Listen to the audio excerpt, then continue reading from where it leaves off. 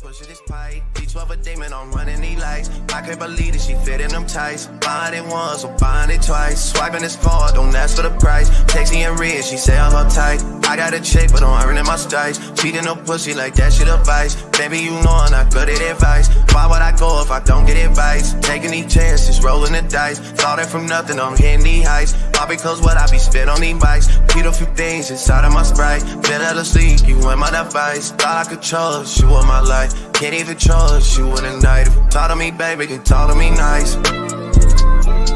You talk to me, baby, you talk to me. Talk to me, baby, you talk to me. Talk to me, baby, you talk to me nice. You talk to me, baby. You talk to me, baby. You talk to me, baby, you talk to me nice. You talk to me, baby, talk to me, baby. You talk to me, baby, you talk to me nice.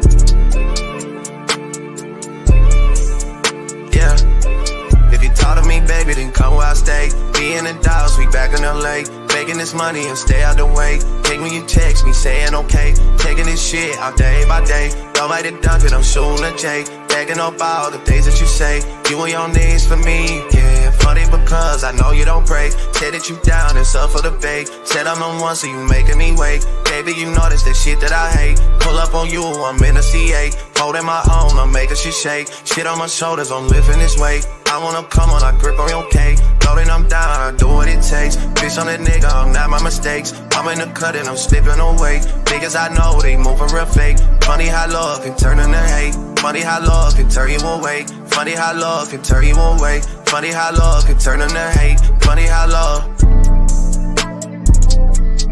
Funny how love can turn you away. Funny how love can turn you into hate. Funny how love.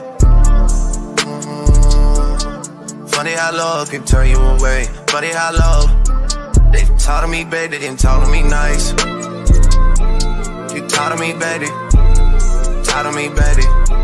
If you talk to me, baby, then talk to me nice. Talk to me, baby, then talk to me nice. Talk to me, baby. Talk to me, baby. Get tired of me, baby, then talk to me nice. Talk to me, baby. Talk to me, baby.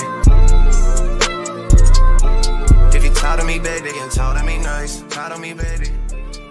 Talk to me, baby. Get tired of me, baby, then talk to me nice. Tired of me. Tired of me.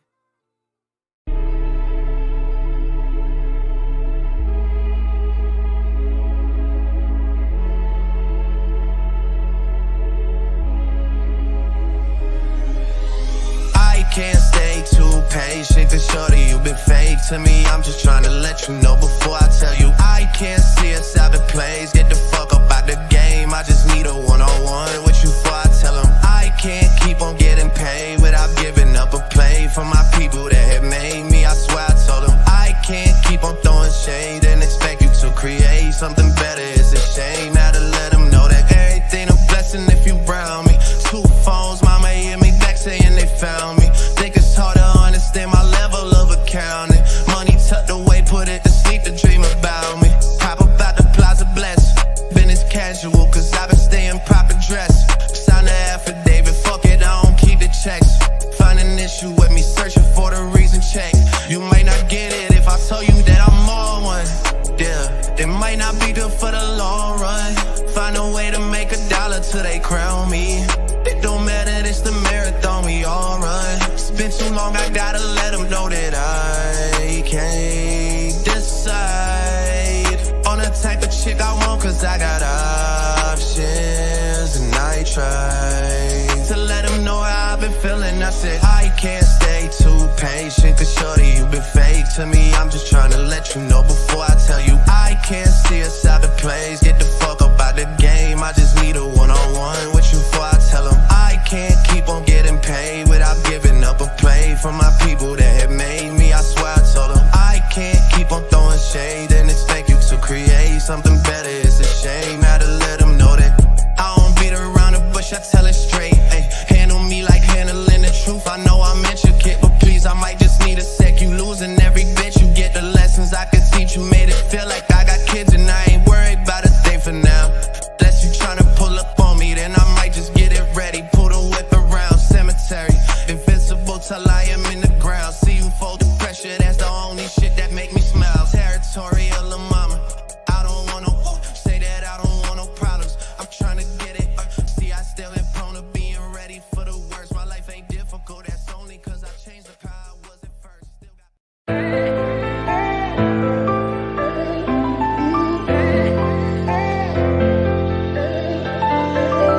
Yeah, we done came from the bottom, mad that we up, but I don't hear him talking. Started with knowledge inside of my noggin. We took a dream and then we started vlogging. Put my city on the map now. I'ma say how it is and I don't back down. On the road to 100K, we finna act out. We gon' show them that we not just in the background.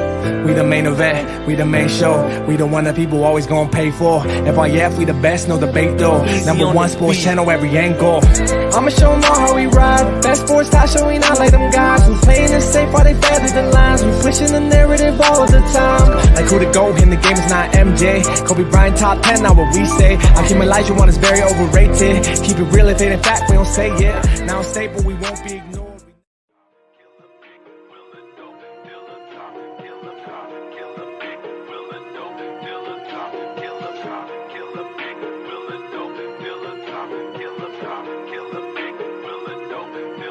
It's facts over feelings, you talk about listery. Boys, you Scooby-Doo talking in mysteries. You is a puppet, the ticket, that's misery. Said that you body bang, boy, know your history. It's facts over feelings, you talk about listery. Boys, you Scooby-Doo talking in mysteries. You is a puppet, the ticket, that's misery. Said that you body bang, boy, know your history. All in your feelings, you gotta be kidding me. Beg for respect, but you only show jealousy. Wanted some status, but you making enemies. Talk about bro workout like you burn calories. Calling a bait cause he come with the cavalry. Caught another L, rated, took another casualty. Now you on the 2, talking like you had a strategy.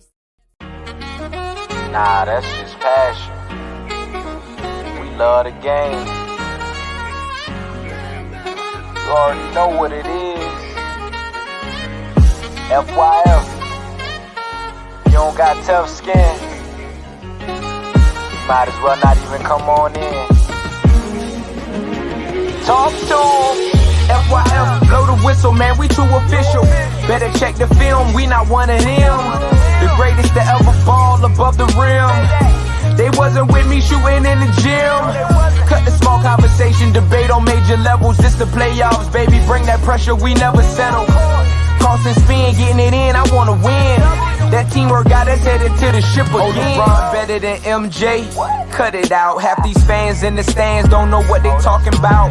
Half-court jumpers, crowd going wild. FYF ranked #1, you better say it loud. Intellectual talk, but fuck your feelings. Olajuwon too overrated, Kobe still a realist. Top 10 all time, now how they cut the line. Magic Johnson, Draymond Green, one in the same kind.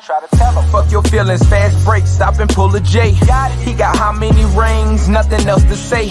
With the team, live streaming, play by play. This the dream, full steam on the road to 100K. FYF, blow the whistle, man, we too official. Better check the film, we not one of them. The greatest to ever ball above the rim. They wasn't with me shooting in the gym. Cut the small conversation, debate on major levels. This the playoffs, baby, bring that pressure, we never settle. Cross and spin, getting it in, I wanna win. That teamwork got us headed to the ship again. Started small, then turned into big dogs. They treat me like the GM, I just make the call. No matter who my op is, I'ma stand tall. Then pull up to the game, fresh like I just left the mall. 100K, 100K, 100K, check the score. We gon' bust the shot clock, fans running to the floor. All I hear is go this and go that. Man, your team suck, hang it up like a coke rack. I love the game, I admit it, I can't quit it. Step in front of me, man, your ankles gon' get the business.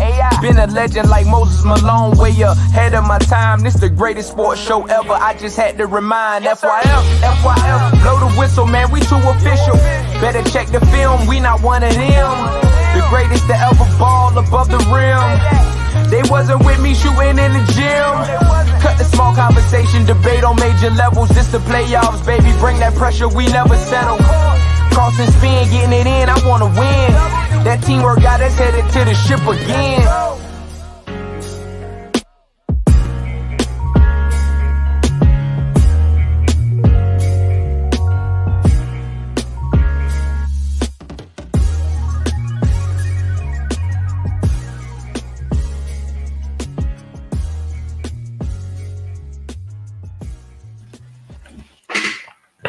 FYF Sports, man, it's Lamar, we back. Got a good show for you guys today, man. I was thinking about some things, man. I'm hearing all these people with the GOAT conversation talk. Max Pinchinat says, "Why does DreamerPro hate you, man?" I look, Max. It's for actually his hate stemmed from this very same topic. I didn't per se do anything directly myself, but a question about Michael Jordan, a trivia style question at that, was posed to DreamerPro by Legend of Winning, and he asked, he asked DreamerPro, who did Michael Jordan defend? And DreamerPro proved that he absolutely knows nothing about Michael Jordan's legacy. He did not watch, he didn't understand, and he only is driven by nostalgia and the hate for LeBron James. These trivia questions show a lot because you guys, look, I've been telling you guys, all of these so-called Bulls games that these 90s fans claim they were watching, they were in the moment. Remember, they get on so many young fans because they say, were you there? Were you in the moment? I watched. I was there. But then when somebody like DreamerPro, an avid LeBron James hater, somebody that's also avid about Michael Jordan being the GOAT, when he's questioned about one of the most simplest elements of Michael Jordan's game, who did Michael Jordan defend? And he could not even answer that single question. He said Charles Barkley. And so it just leads me to believe, right? I have to think back to I have to think. Do Jordan fans know the game? Do they understand the game to any significant degree? I have a plethora of questions, trivia questions at that, man. We're going to be bringing people up and we're going to be putting people on the big screen. And I primarily only want the Jordan fans really coming up here. And again, look, if you're a LeBron fan, I don't mind if you come up here. But I really want people like Brandon Katz, right? I want people who are the so-called avid Jordan fans to come up here, and we are going to expose. And look, you guys, this is not me. This is not my personal take. These are just trivia questions, right? You're going to have 10 seconds to answer the question. And we're going to give you 3 opportunities. We're going to test, right? If you can answer 10 of these questions correctly, then you're a trusted Jordan fan. You're a trusted source. If you can't even get to 10 questions without getting the wrong answer, I don't know if you an avid, because remember, it's the Jordan fan base. These are the ones that claim, look, we watched, we're all expertise. We were there. They have all the knowledge. They have all the moments. They talk about the scoring titles and the championships and the shots. All we're going to do, remember, this was a memorable time in sports history. It was extremely memorable, y'all. This is the 90s, man. We're going to find out today, man, if they live up to the billing of being a Jordan fan. Are they reputable or trusted sources when it comes to talking Jordan? That's why I put the 3 faces on. People like DreamerPro, Jason Whitlock, Carcino for life. I would love to get those 3 up here. But we all know that those 3, for whatever reason, man, they've really have a disdain for FYF Sports, man, over the last 6 months or so. So the likelihood of these characters coming up on the panel is extremely slim to none. So we need people like Brandon, people like Jared, right? We need those people to come up here and do their bidding. The Larry Carter, no, they're not gonna have with the questions that I have. They're not going to have time to Google. They're going to have time to type that fast. And just like, just like the locker room was able to expose, you can hear people punching on them keyboards trying to Google and type real quick. Because not all of these questions are just type it in Google and get the answer type of questions. He says, you ever checked out the dude Scap Attack? No, I've heard of him, but like I said, I can't be bothered with everybody. It's just so many LeBron James haters and hate channels out there, because that's generally what it is. There are very few Jordan channels that are just pure Jordan channels. All of the Jordan channels are just LeBron hate channels because they spend more time just talking about how LeBron isn't the GOAT.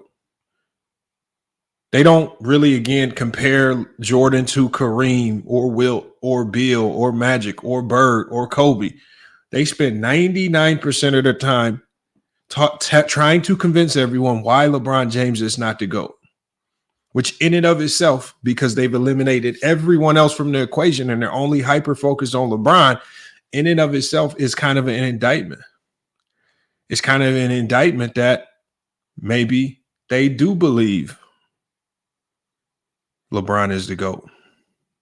We got Brandon Katz in here. He's trying to answer the question for Dreamers Pro. He says, Jordan guarded Drexler, Magic, Isaiah. I wish you was here to help Dreamers Pro. Well, see, Brandon, man, again, I'm not even a believer in your knowledge, right? So, I mean, we know that you're a Google expert. I'm not even a believer in your knowledge when it comes to Michael Jordan. And see what's going to happen, you guys, and I'm telling you guys what's going to happen before it happens. Some people are going to be wrong, and they're going to be like, no, I'm right. I'm still right. I'm still right. And they're going to push back against the facts. And they might put up a hissy fit, and they might start crying and whining. We're going to have to kick them off. Come on, y'all. We got to lock in today. I really want to see who has it in them to get through the gauntlet of Michael Jordan questions, man. Who can really get it done? Who can get it done? And look, y'all, I'm not going to start off with the cupcake questions. I'm not starting off with the cupcake questions.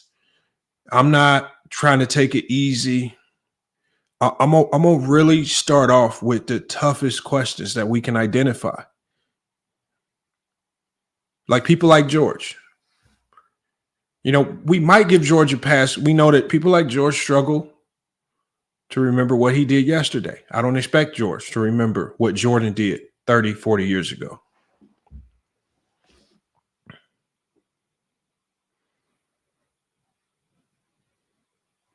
Hey, and you know what, His Airness? We can do some LeBron James questions. See, what the problem with the LeBron James question is, and this is something that I've said for a while, I believe that LeBron James fans are more knowledgeable than Jordan fans. That's the one thing when you listen in these debates, the one thing that's easy to see is that the LeBron James fans, when it comes to basketball, are more knowledgeable. When it comes to pulling up information and data and being accurate, they're just more knowledgeable there. And the Jordan fans have really proven themselves to be narrative-driven, nostalgia-driven, and hyper-focused on championships, one of the easiest things to remember. Hyper-focused on the 10 scoring titles. Anything else that is the makeup of a great player, they don't really consider it. He said, we're going to start a war. No, we're not going to start a war, but what we are doing is we're going to expose a lot of people today. Let me get this link up, y'all. And look, y'all see it, man. We got a hell of a stream for you guys today. And I look forward to getting some of you guys up here to get some of these questions answered. I'm about to drop the link in the chat because, like I said, we're not going to waste too much time. We're going to start bringing people up here. Instinct says, have I heard of Too Raw for Sports? Yes, I've heard of Too Raw for TV. I've actually done, I think, one reaction video on Too Raw. It's just very, I don't know. I don't like doing reactions to Too Raw because I think Too Raw's content is just kind of boring to me. And I don't think he says anything that is, I mean, I guess piques my interest enough that requires a reaction. I mean, I think your guys' reactions is good enough. I believe that he intentionally says things about LeBron James just to try to garner viewership or shock value. So people can say he said this about LeBron or that about LeBron. Because when you listen to him talk, one thing you can hear out of Two Raws, he doesn't come off as somebody that's a dumb basketball analyst. But sometimes I think, man, when times get hard and you're really, you've been on YouTube for, close to 20 years. And you have to cater to a fan base that's potentially going to help you grow. And I think he's went down that avenue because I think he feels it's going to be beneficial for growth. He says, Lamont, you got to do exposing all these fan bases. I mean, we're going to get to all of them. We could do a pop quiz on all of them. I mean, we could put a poll in the chat to see what fan base we do next. Sports and fitness rants. I've heard of it, but I can't remember them right off top. Like the channels with the worst takes are the ones that stick in my mind. Pootie says Two Raw is a historian of the game. I don't believe he's a historian. Pootie, when I did my research on him, and when I see that he's reading verbatim scripts from websites when he's talking about players, literally verbatim, it's hard for me to say that you're a historian. You're just a good reader. This is one of the reasons why he doesn't have his face on the screen and he just talks on a picture, because he's actually just reading verbatim from other websites, literally verbatim, word for word. So when that happens, you guys, when that happens, and like I say, you just kind of lose a little credibility with me. We got L Key. I don't even know how you know my name. I've never seen your name or your profile on this channel, and you're calling me by my first name. L Key says, Lamont, you're a flaming bronsexual. Unfortunately, this video is about Michael Jordan today, and you come in here and you're bringing up LeBron James. I really question who's the flaming bronsexual when you're talking about LeBron in a Michael Jordan video.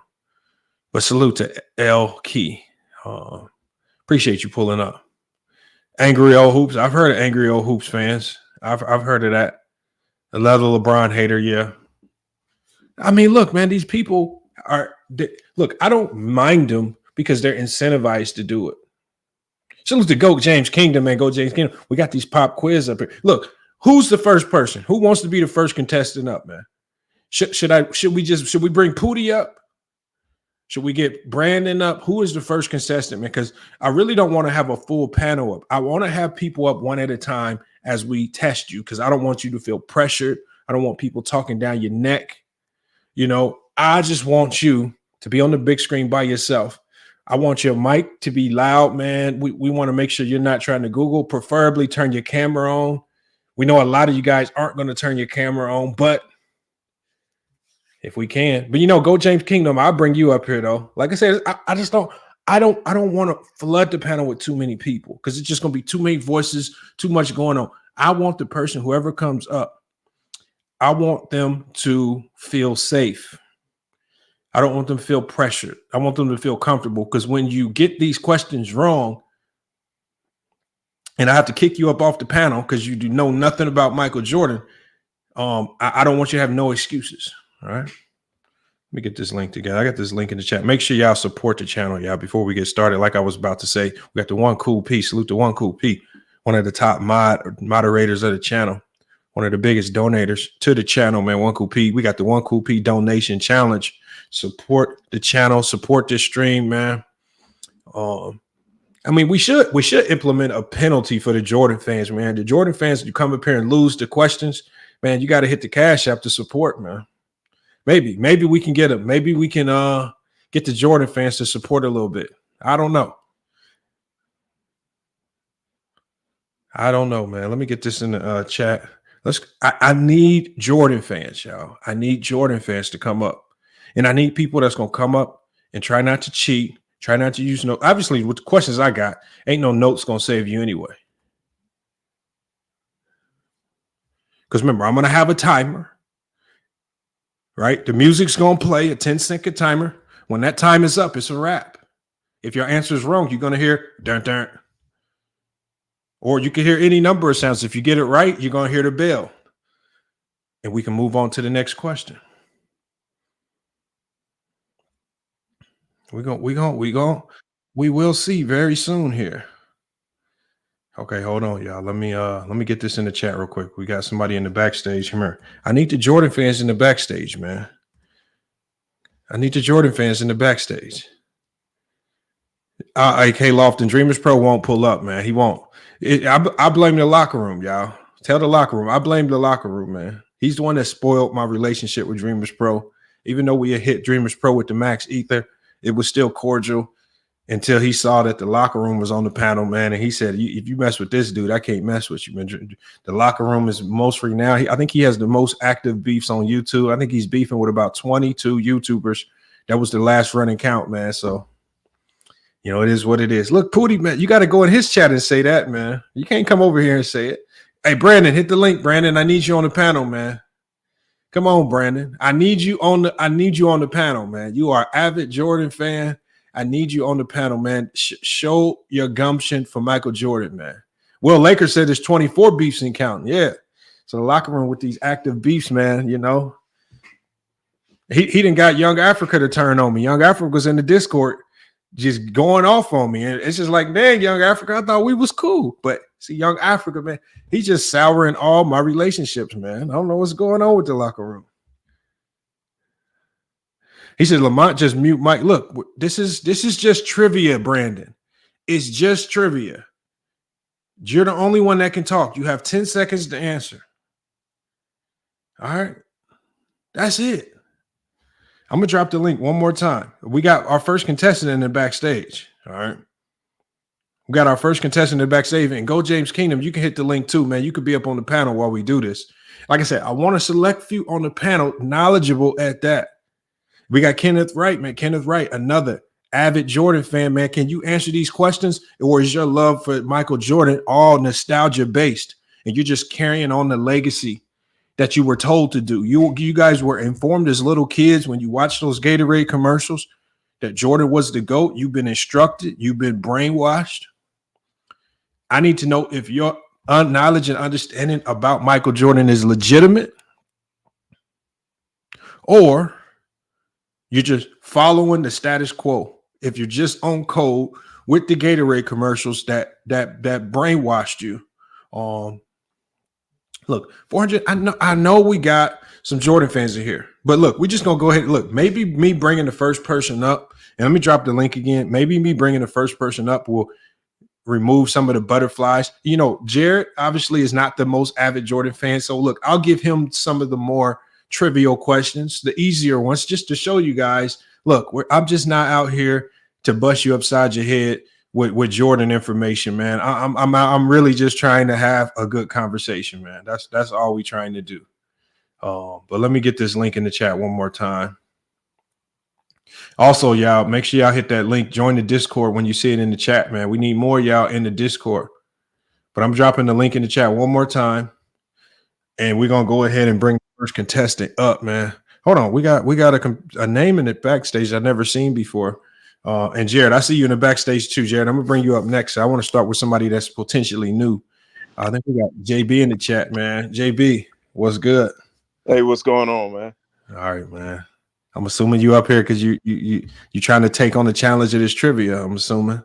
Yeah. I just want to see what the questions are. You know what I'm saying? I'm a big MJ fan, man. You know, I was born in ¡82, so you know I came up in that era. So that's perfect timing, man. So if you came up in the era, you watched. I cannot take it easy. I just gotta hit you with the questions that gonna really make you think the most right out the gate. We gotta test your knowledge. All right. All right. We're gonna test your knowledge. So what's gonna happen is when I read the question off, the music's gonna begin playing. When the music's up, you have to have your answer ready. All right. All right. If your answer's right, you're gonna hear the buzz. You're gonna hear the, you're gonna hear the correct sound. But if your answer's wrong, we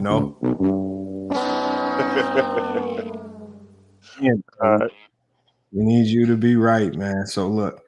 Okay. All right. So we got we got a Jordan fan here, born in '82. So he's seen it all. I'm sure he was watching WGN or NBA on NBC. Yes, that's right. That's right. I know. You know, he definitely didn't see the game in HD. It was probably a little bit grainy, but hopefully, man. Yeah, we had the cable box, man. Hopefully, he had to get the new cable boxes. All right, so yeah. all right, so maybe you was more, you know, maybe your income level in your household was a little bit higher than most. So you might get some of these right. My pops was military, so okay, so yeah, he was doing y'all right, man. He had the cable box. He had the setup right. All right, so hold on. Did y'all have the floor model TV, the big wood TV that just sat on the floor? Yeah, Toshiba. See? Yeah, see, that's what I'm saying. See, you might crack the code on these questions. Then. Okay, let's start with some of these questions. All right, first question, man. And like I say, when I run off the question, the music will play. First question. And I'm gonna put you on the big screen when I read the questions. All right, let me put you on the big screen because we want you to feel the pressure, man. Let me remove this comment off the screen, you guys. All right. First question we got. Michael Jordan was known for clutch performances. Against which team did he score 40 or more points in every game of this series in the NBA playoffs?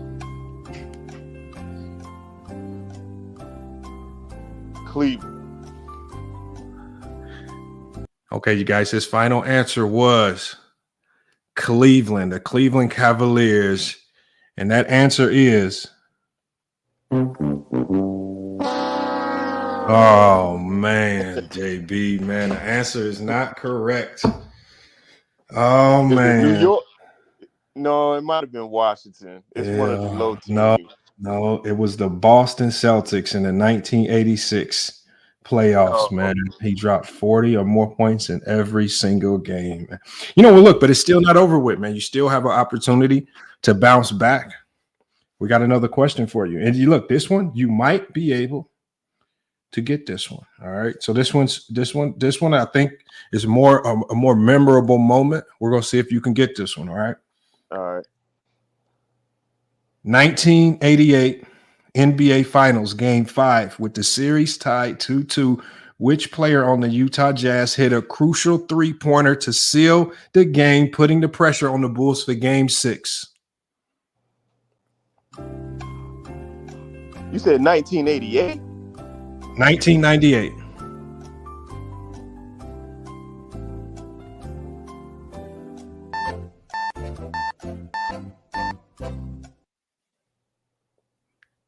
Hold on. You said a series tied 2-2. Oh man, it does sound like you have an answer for it. Oh man. Repeat that question again, man. Okay, we'll give you one more try. Hopefully the chat don't give you the answer. Don't tip the answer to you. But look, you know, we're gonna give you one more try. 1998 NBA Finals Game 5 with the series tied 2-2. Which player on the Utah Jazz hit a critical three-pointer to seal the game, putting pressure on the Bulls for Game 6? Yeah. You see, look, you got it. You know, but look, you know, I believe that maybe that you got to get it right within the time frame. But like, we'll watch that question. You know, a lot of people in the chat are spamming the answer. But I'm not even. Well, I'm on my phone. I can't see the chat. Okay. Yes, that Jeff Hornacek is the correct answer. All right. Yeah. All right. Okay. Tied 2-2. Okay. See, I think that's what was messing me up. You said the series was tied 2-2, right? The series was tied 2-2. Correct. And Jeff Hornacek. You said the Utah player that hit the basket to send it to Game 6. Well, the series was, so the question is, with the series tied 2-2. Yeah. He hit a crucial three-pointer to seal the game, putting pressure on the Bulls for Game 6.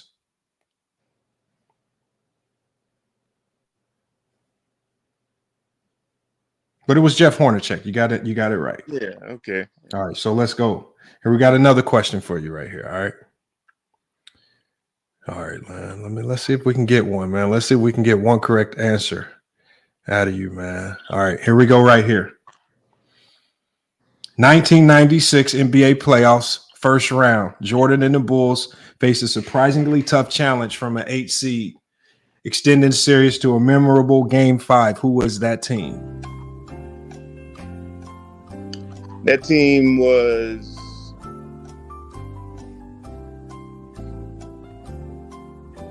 Orlando. Uh-oh, the answer he gave is the Orlando Magic. Is that the correct answer? Unfortunately, it's not the correct answer, man. It was the Miami Heat in 1996. The Miami Heat, man. The Miami Heat. Okay, was that the was Miami the first Heat, Florida team. Close. Right state, wrong team. Right state, wrong team. All right. Yeah. All right, let's give you another one, man. Let's give you another one. I think you can get this one. I think you can get this one right here.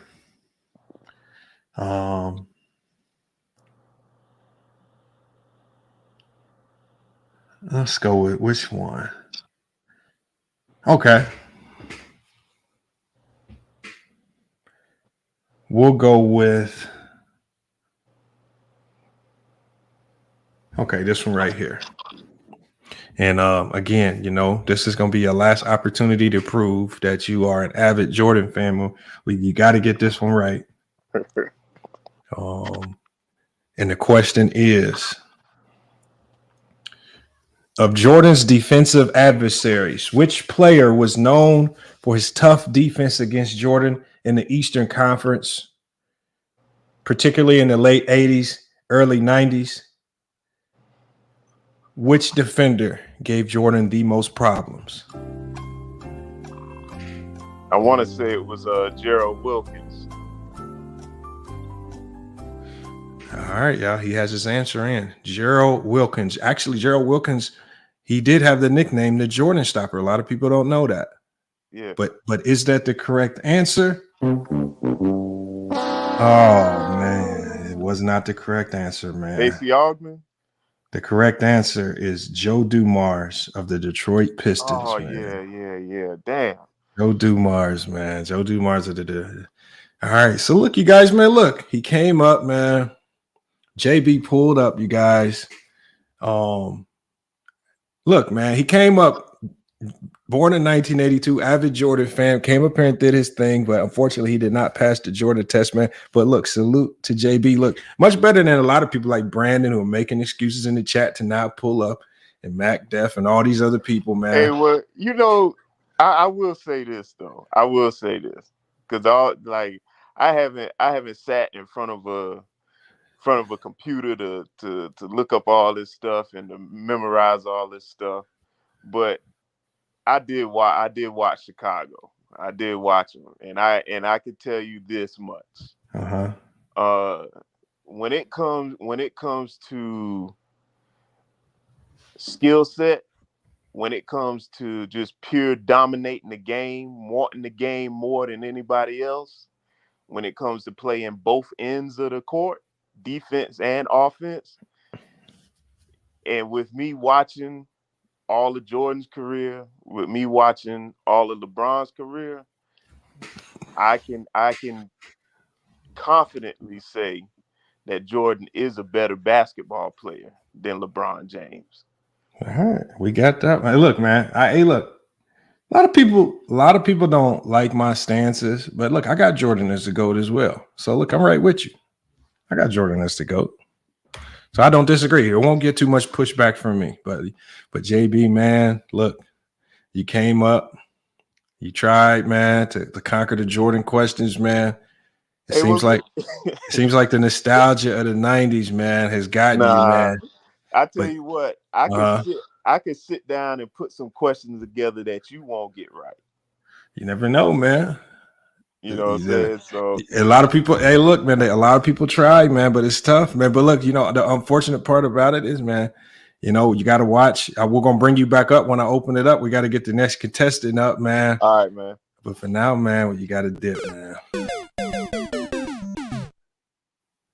All right, man. That was JB, you guys, man. JB got, the Mario 1. Mario 1, I think came out in 1981, man. I think he's familiar with that sound. JB didn't pass the test, man. Let's get Jared up here, man. Jared, man. You ready to take the challenge on? Lamont. Yeah, I'm ready. Are you ready to take this challenge, though? All right, Jared, man. Jared. Yeah. All right, so we got Jared pulled up, you guys, man. Can Jared pass the test, man? Can Jared pass the test? Now, look, Jared's been a student. I don't know. He's probably not been the most astute student on FYF Sports, but student nonetheless. Has he learned? We're going to give you, we're going to take it easy on you, all right? We're going to take it easy on you, Jared. All right? So, Jared, let me put you on the big screen, all right? And we're going to hit you with some questions, all right? Don't be looking at the chat for answers or help, all right, Jared? Eyes got to be up, man. Yeah, there we go. Because we can see your screen in the reflection of your eyeglasses, so if you typing, we're going to see. Uh-huh. All right, so look, here's the first question, Jared. You ready? Yeah, I can hear you, yeah. All right, first question is going to be,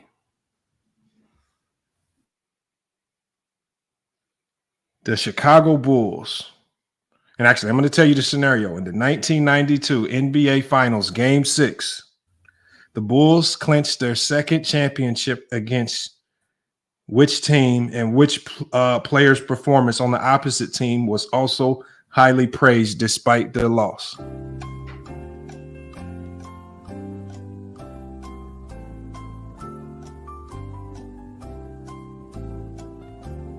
Can you hear me, Lamar? I hear you, Jared. Time is up, Jared. You got to answer for us. Oh, so what was the question? Come on, Jared, man.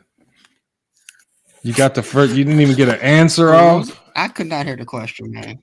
Oh, this is a bad look, I couldn't Jared. hear the question. Man. That's my fault. Okay, let me All right, Jared. let me do the All right, second look. question. Okay, so look, the question was 1992 NBA Finals Game 6. The Bulls clinched their second championship against which team, and which player's performance on the opposing team was highly praised despite the loss? And the answer is Clyde Drexler and the Portland Trail Blazers. All right. Oh yeah. Okay, So you missed yeah. that. All right, Okay. you missed that. Go ahead, Look, Jared, look, we get some where we can't get them all. Can't get them all. But like I said, Jared, we're gonna take it easy on you.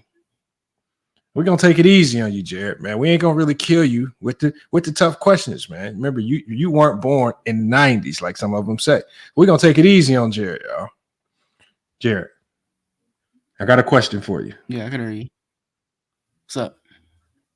Which Hall of Fame coach did Jordan play under in the 1984 Los Angeles Olympics?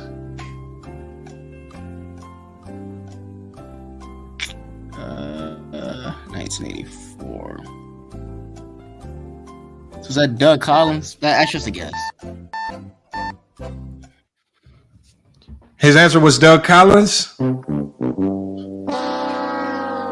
Unfortunately, that's wrong, Jared, man. The correct answer is Bobby Knight. Bobby Knight was the head coach in the 1984 Los Angeles Olympics. But look, Jared, you still got an opportunity to survive, man. You got an opportunity to survive and stay on the panel, man. All right? Yep. I'm going to give you this one right here because I think you can get this one right here. All right? Jared, if you don't get this one, Jared, this one's going to be bad, all right? This is going to be bad. How many times was Jordan named NBA Finals MVP?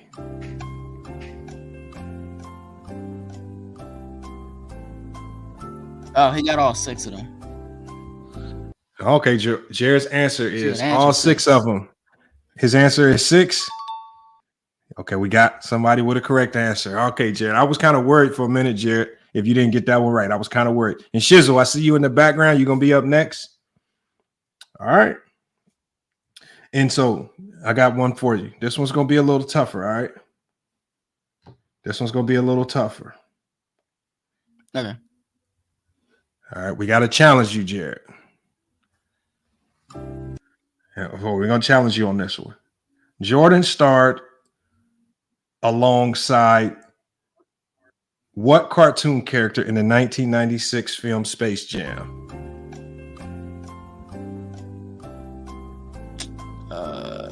Space Jam. Is that Bugs Bunny? You got it just in the nick of time. Your answer was Bugs Bunny. The correct answer is Bugs Bunny, man. You got that one right, man. Okay, you got that one right, man. So look, y'all. Hey, look. Jared with 2 correct answers right here is on the leaderboard, man. Don't you see, Jordan fans?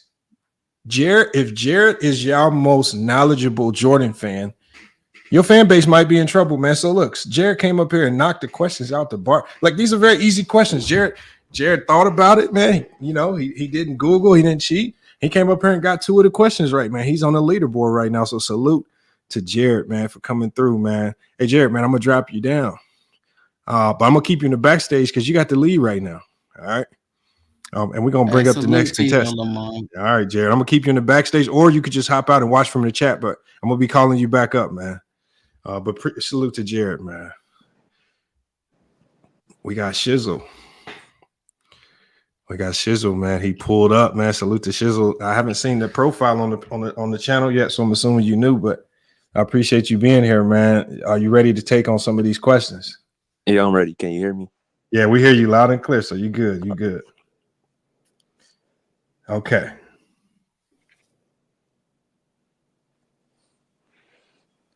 Here's a question, man. We're going to be talking about Michael Jordan. You know the rules. I'm assuming you know the rules from listening prior, and I'm going to put you on the big screen. We're just going to get right to it.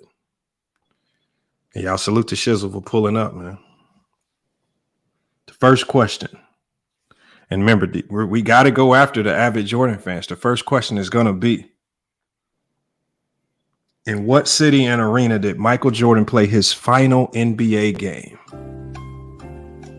It was against the Sixers, but I don't remember the arena. His answer was the Sixers. And that's the correct answer, man. All right, man. Shizzle came right out the park, man, with the correct answer. I see if he can go 2 for 2. See if he can go 2 for 2, y'all. In the flu game in 1997, how many points did Michael Jordan score? 38 or 7. 38, 7. I need an answer. I'm going to go 38. All right. His answer was 38. That's the correct answer, man. Shizzle, man, knocking him out the park, man. All right. Can he go 3 for 3? This one. We're gonna ramp it up on you. We're gonna ramp it up on you. Which player was drafted immediately after Michael Jordan in the 1984 NBA draft? Into what team did that player go to? Barkley to the Sixers. His answer was Barkley to the Sixers. Man, you almost had it, man. It was Sam Perkins that was drafted right after Michael Jordan. It was Sam Perkins, man. And one of the best drafts that we've ever seen, but it was Sam Perkins, man. You know, I'm gonna give you one more. You knocked 2 out. I'm gonna give you one more. We're gonna see if you can get it. Like I said, we're gonna ramp up the questions because you know a lot of people. If you're saying he's the GOAT, man, you got to really come with it. But let's hear it. I'm gonna give you one more opportunity, and I think you might be able to get this one. Against which team did Michael Jordan score his career high 69 points? Oh, the Cavs. Okay, his answer was the Cleveland Cavaliers. He got that right, man. He didn't even hesitate, man. He did not even hesitate, man. All right, man. So look, since it sounds like you know a little bit about Jordan, so now we got to ramp it up and get to the more particulars, man. How well do you know Michael Jordan? How well do you know him? We about to find out right now. 1992 Barcelona Olympics. Jordan was on the Dream Team. How many points did he average? 18 points. No, 16 points. All right, his answer is 16 points. Nope, unfortunately, that's not the answer. Close. I But know it more wasn't of the fancy. on court like actual game stuff. Like Yeah, look, the dream team I think that's a big part of his career. He averaged 14.9 points per game with the dream team. He did his thing, but I don't even think he was the leading scorer on that team. yeah, Barkley. I don't even know nobody points per game for the Olympics. I don't really pay attention to it. All right. Well, hey, look, man. Sometimes, man, you got to get versed in these things, man. You got to get versed in these things, man. But look, Shizzle's on the leaderboard, y'all. Man, Shizzle did knock most of these questions out the box. Jerome said that was a tough question. Look. All right. Look. Okay. Look. I'm not even gonna do them like that. We'll end it on a more game oriented question. All right. A more game oriented question. How about that one? So we'll do this right here. Let's give you this question right here to close it out for you. This is gonna be your final question of the night. And we'll see if you hold down on the leaderboard for the night with this question right here. All right. Here it is right here.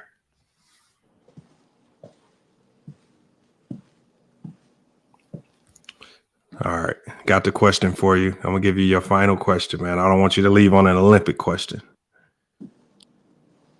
Jordan scored 55 points in this game.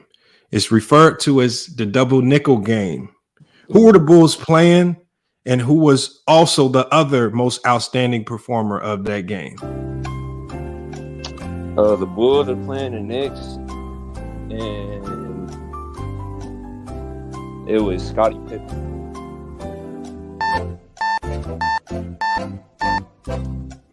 He says that Jordan's double nickel game was versus the Knicks, and the other performer was Scottie Pippen. Is that the correct answer?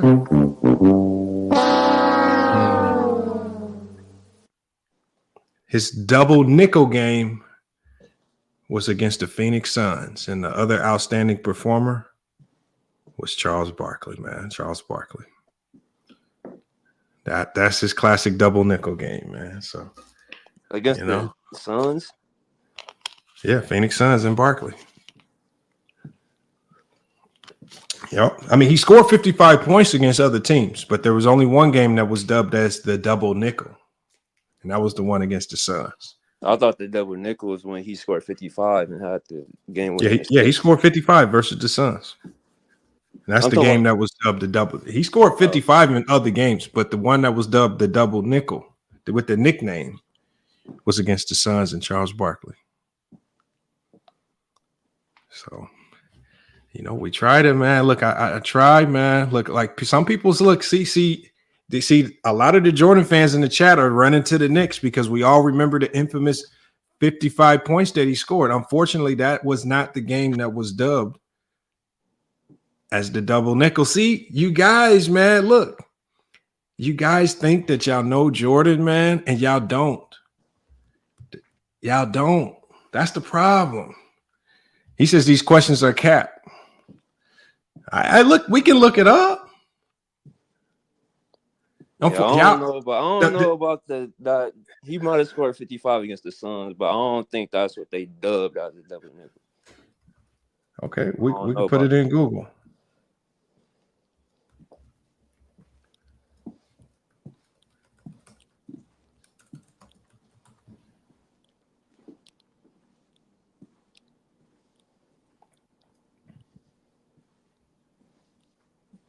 Whenever I hear about the double nickel, when he had the 55 and then he had the game-winning assist.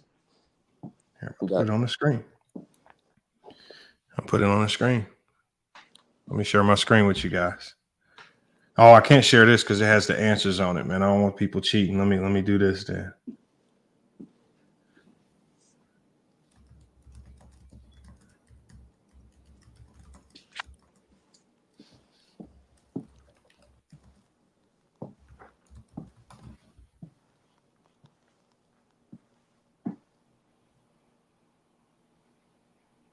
All right, here. I'm about to put it on the screen for y'all.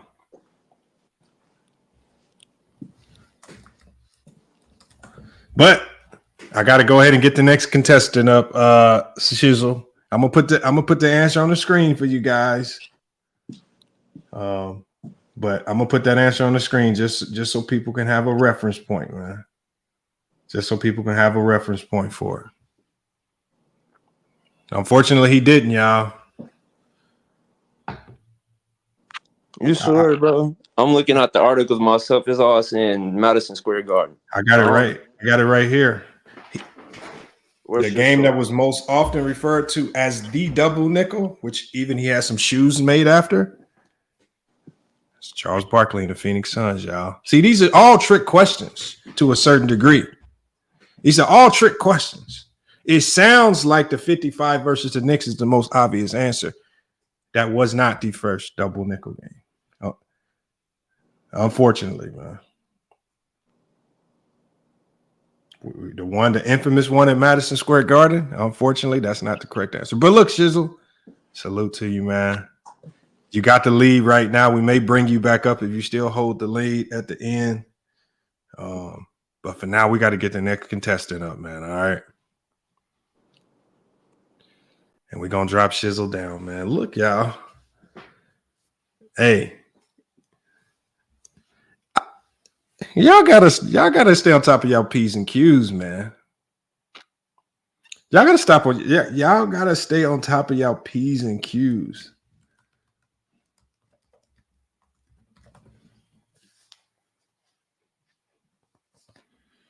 Here it is right here. I'm gonna tell you. See, I see y'all be thinking, because see, when y'all get to Googling and y'all gotta realize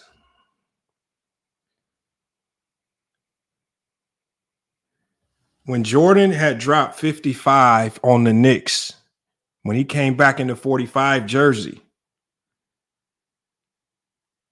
that wasn't the first double nickel game, y'all. Do y'all research.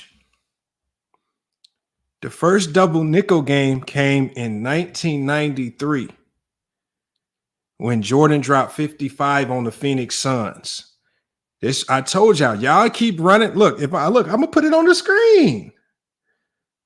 I'm going to put it on the screen.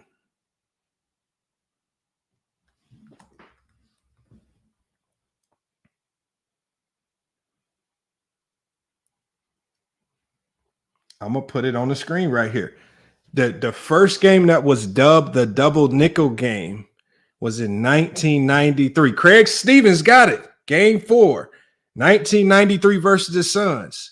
That was the first double nickel game. Look, I even have it right here on the screen. See, y'all run to Google and y'all try to type in the first thing y'all see. I'm going to show you right here. I'm going to screenshot it, actually. I'm going to screenshot it because they actually made some shoes about it.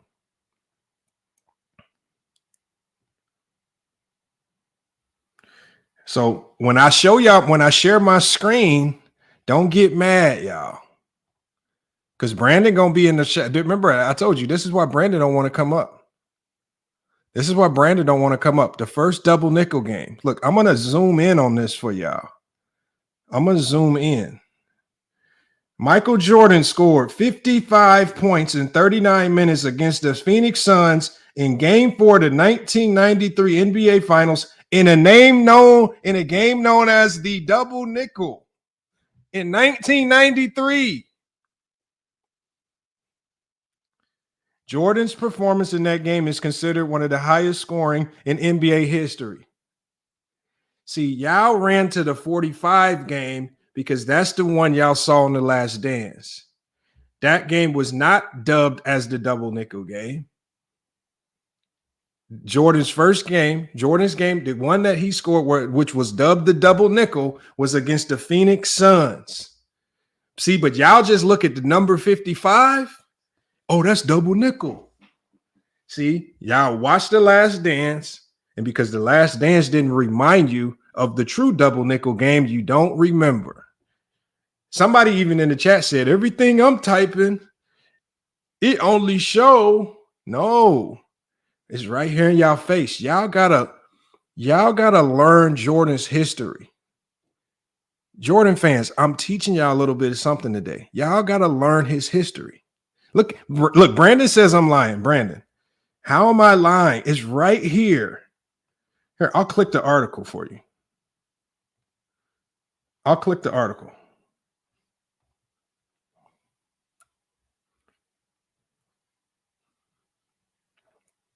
And it just said this was the double nickel. That's what this name was good, right?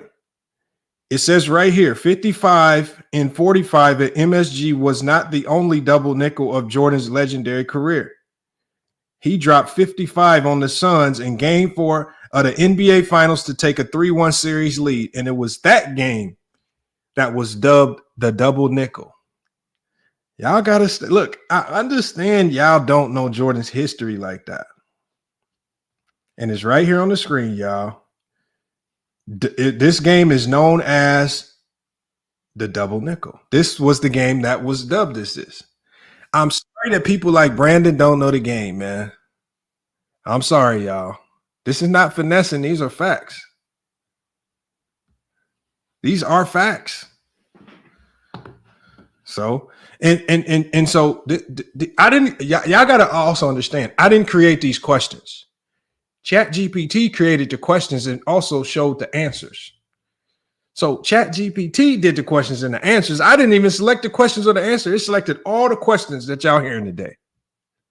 So y'all need to go get mad at ChatGPT. But let me take this down. Do we have any more people? Because I see we got JB back in the backstage. I might have to just open it up to the panel because it seems like we're running out of people bold enough to take on these Michael Jordan questions, and they really don't want to expose their knowledge. So far, Shizzle is the most knowledgeable. So far. Okay, so we got Brandon. He says Jordan had 10 games where he scored 55 points, but only one of those games was dubbed the nickname the double nickel. Remember the question, y'all. See, I didn't say which game Jordan scored 55. I said Jordan scored 55 points in this game, often referred to as the double nickel. Who were the Bulls playing, and which player from the opposing team also had an outstanding performance? Of all of Jordan's 55-point games, the one that was dubbed the double nickel was the one versus the Suns. I'm sorry. I know. See, and I told y'all what Brandon would do if he was up here. He would fight against just the pure truth, man.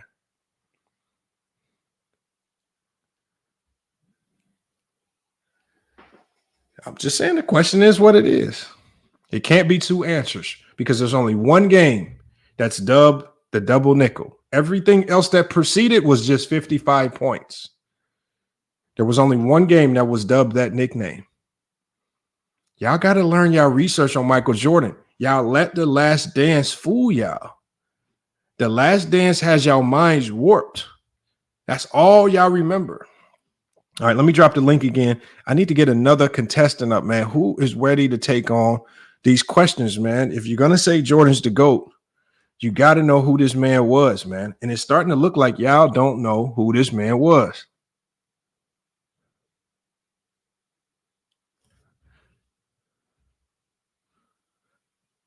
Come on, y'all.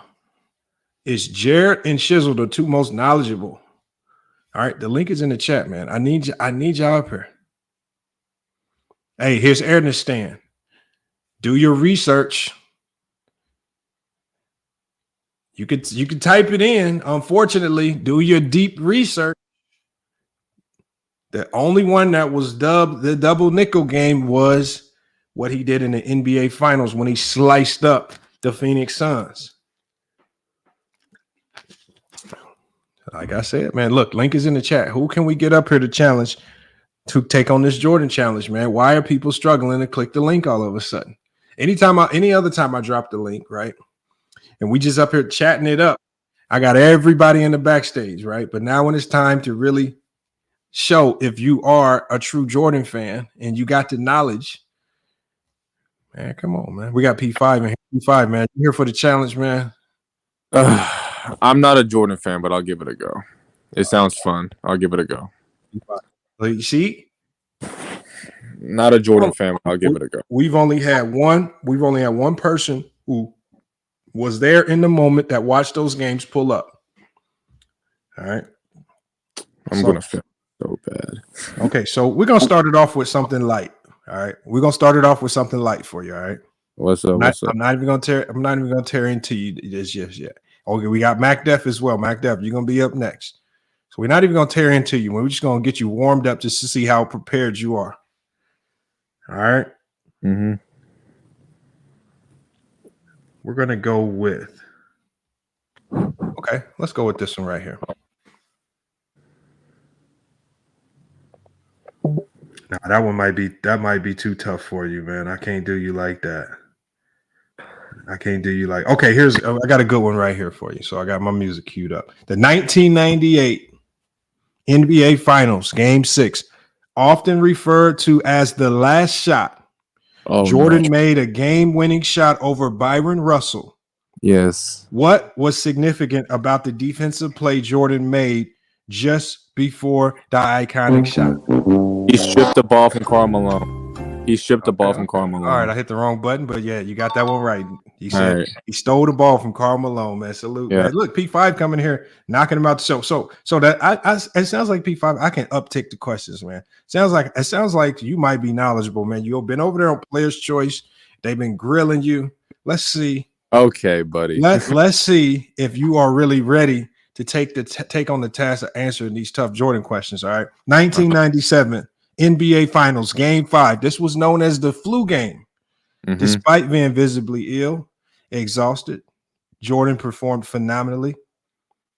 How many points did he score, and what player provided the iconic assist for his final three-pointer? Was it 35? And the assist was by I don't know who the assist. I don't know the assist. See, these are iconic moments, y'all. These are the moments that make Jordan who he is. Remember, I don't know. He scored 38 in that game. It was 38. Yeah. And the assist who got the assist? And the assist came from none other than Scottie Pippen, man. Scottie Pippen, man. I thought about guessing him, but I just didn't want to guess. So, okay. All right. So look, I'm gonna give you one more, and we got a couple people in the backstage. I'm gonna start bringing people up. We got Goat James Kingdom, Dante, and MacDef. We're gonna just go ahead and bring everybody up after this last question, man. So let's hold on. In P5 for this last question, I forgot to even put you on the big screen, man. Put you on the big screen, P5. Type shit. Let's get to this next question. All right. Yeah. What's up? We'll take it light on you with this one right here. 1996 NBA Finals, Game 6. The Bulls clinched their fourth title in this game. Jordan's emotional reaction on the floor is a memorable image. Why was this victory particularly monumental for Michael Jordan? 1990.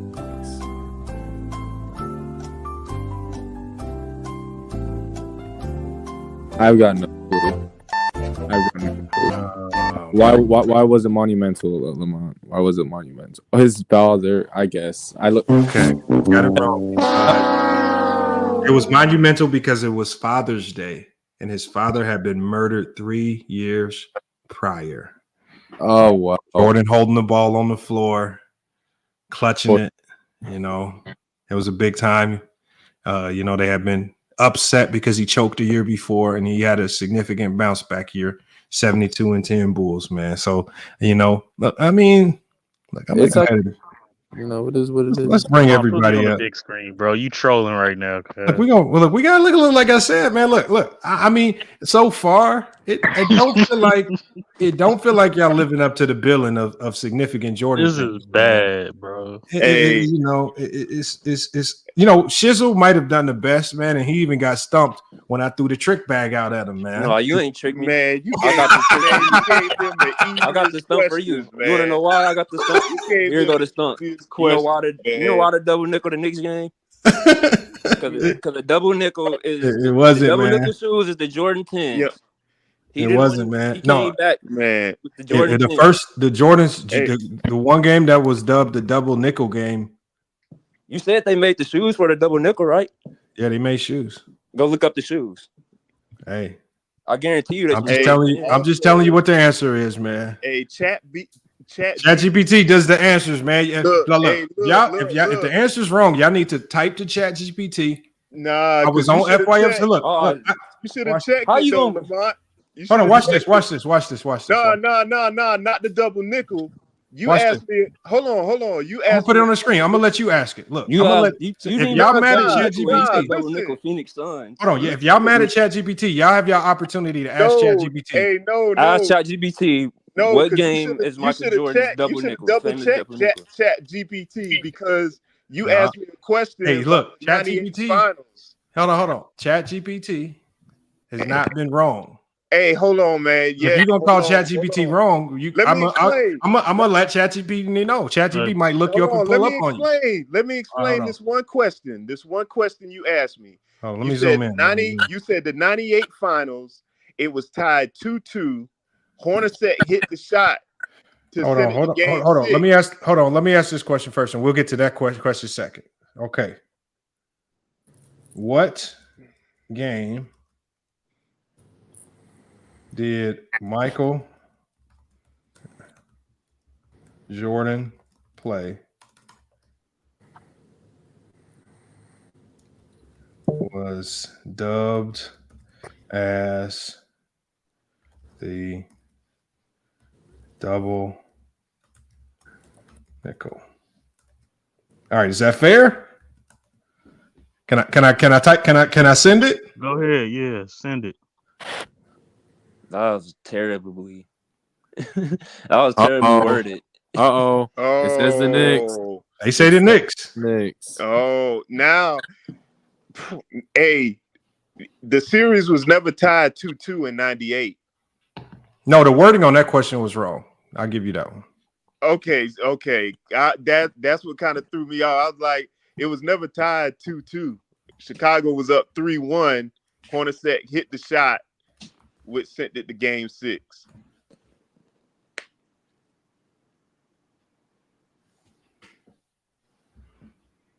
Dang. So look, hey, ChatGPT gave some confusing answers, man. I thought it was right though. He got all his questions right. You got to make your own questions, your own research. But the answer, the first double. Hey, y'all, we got to go with the first answer because the first answer, if it kept you on your P's and Q's, you would have probably said both. But the correct answer was the first answer that ChatGPT gave me was this one right here. See, man, you 1993 to come up with that article from 2002, man. All That's right, late. so hold on. Are Mac Def, are you ready? I thought you don't. We still going with the trivia? Yeah. Well, hold on, man. What about? Hold on. We can get to the because I want to make sure everybody gets their opportunity to be under the Jordan fire. Yeah, I didn't go. Everybody went on the panel, right? Yeah, I went. All right, so give dude with the Pistons. He got all his questions right then. No, he got. He's still K Cunningham with the K Cunningham the Olympic one wrong. I mean, yeah, I got the. He still got that Olympic one don't count. It do count. I got that draft and Olympic one wrong. All right, there was 2 of them that he got wrong. So you still I said to be approved, you have to get 10 right. 10. All right, come on. Lamont, you trolling though, bro. Oh. All right, hold on. We're gonna do put this. Me on. I'm ready. Okay, so hold on. Let's put you up because we know. And you look, y'all. We know Mac Def gonna try to finesse and Google stuff, but we gonna still get my opportunity. Man, I'm on my Obama phone, flip phone, man. I can't do nothing, man. All right, hold on. Okay, so are you ready, Mac Def? Yeah. All right, Mac Def. First question for you. Jordan, known for his competitive nature, played another sport. What is the name of the team that he played for? The Chicago Barons. What? He said the Chicago Barons is the name of the team. Is that the correct answer? Oh, it's the wrong answer, man. The White Sox. The name of the team, and you were close, Mac Def. Yeah, the White Sox, but they're the Barons. It's the Birmingham Barons, a Chicago White Sox affiliate. No, you said the Chicago Barons. That's wrong. I'm right, bro. Give me my point. They're the Barons. Birmingham, bro. If I say the Indiana Knicks, That's wrong. I didn't say that. You said the Chicago Barons. Trolling. This the bit. All right, go ahead. That's wrong, Mac Def. You gotta own it. You were wrong on that, man. I told y'all gotta come correct on these. All right, y'all gotta come correct on these. Okay. I got another question for you. Wasn't no Chicago White. You should get this one, Mac Def. All right, because remember, if you don't know this, that means you really don't do significant research when it comes to Michael Jordan. All right, come on. What is the name of the autobiography Michael Jordan co-authored with Mark Vansell? Oh shit, I do not know. How I Made $1 Million Off of Michael Jordan. Okay, How I Made $1 Million Off of Michael Jordan is his How answer. I Won. That's the wrong answer. It's called Rare Air by Mark Vansell, man. So you got that one wrong, Mac Def, man. So Mac Def, 2 in a row. 3, you just automatically strike out. So you still got one more opportunity to go ahead and knock this one out. Okay? What does that have to do with the game? So hold on. Okay, well, this next one has something to do with the game. So we'll get back to it. I know some people they're not gonna like the questions, but remember, Jordan fans, y'all should know about that book. I didn't read a lot as a kid. All right. Next question, Mac Def. In which year did Jordan win his first NBA All-Star Game MVP award? Ooh, I'm gonna say 1988. Mac Def says 1988. That's the correct answer, man. Good job, Mac Def. All right. I got lucky, man.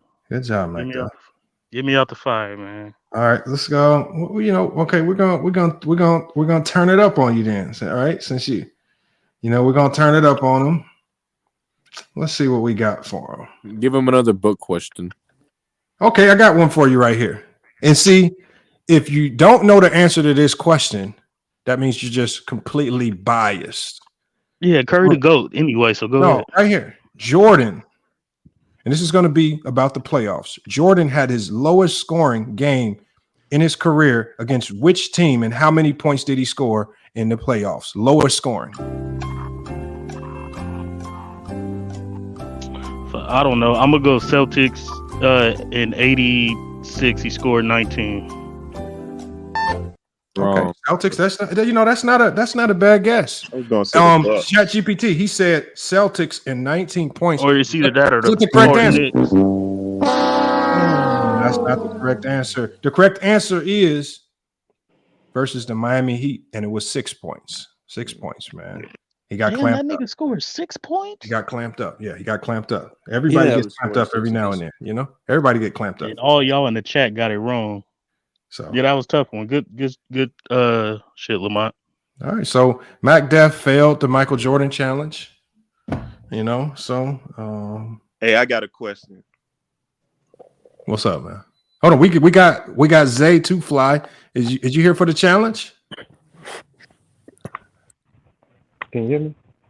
Yeah, we hear you. We hear you, Za or ZA to fly. What's good, man? You here for the challenge, man?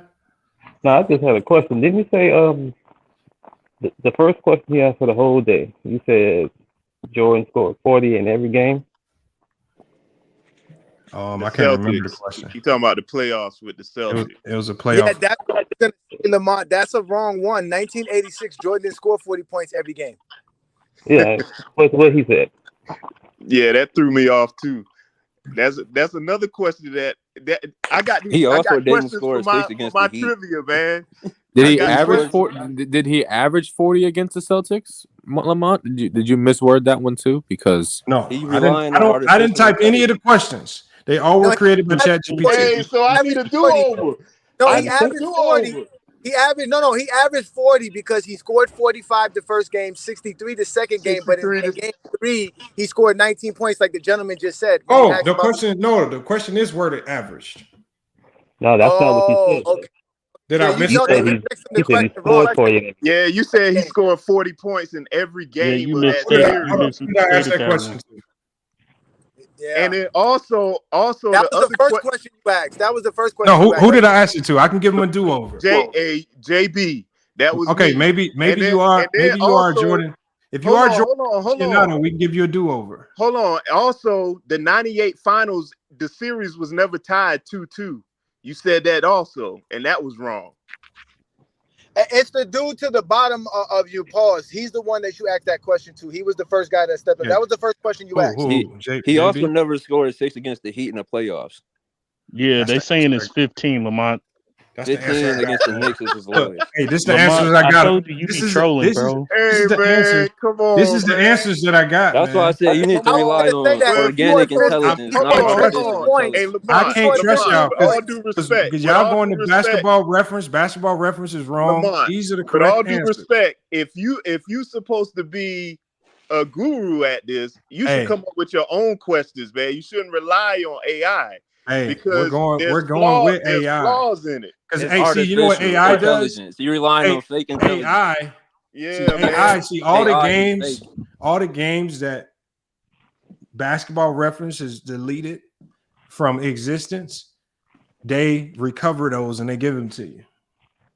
Are you making that up, or can we actually find that? It sounds like you're making that up.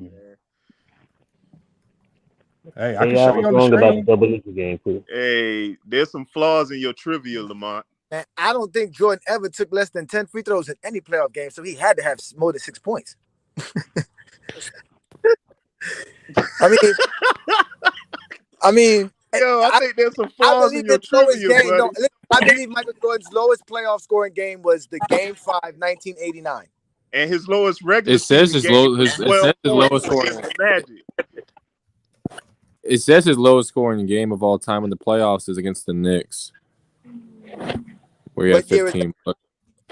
Hey, I just wanted to show proof that Lamont's trolling. That's all. Yeah, just throw the whole trivia. I can share away, my man. screen. Throw the whole trivia away, man. Share your screen. Drop the bomb on him. I don't think I've ever heard Jordan scoring 6 points though. Yeah, that's what the Jordan fans don't want to tell you. They will never tell you this. You never heard of the 55 finals game.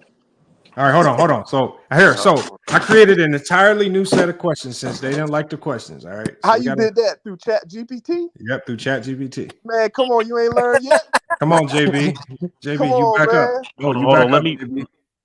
Hey, JB, you ready? Let me ask a Jordan question real quick to y'all. Yeah. All right. Hey, So somebody here it is. fact check behind Lamont too, man. Okay, so hold on. Here's the question. All right. It's ugly.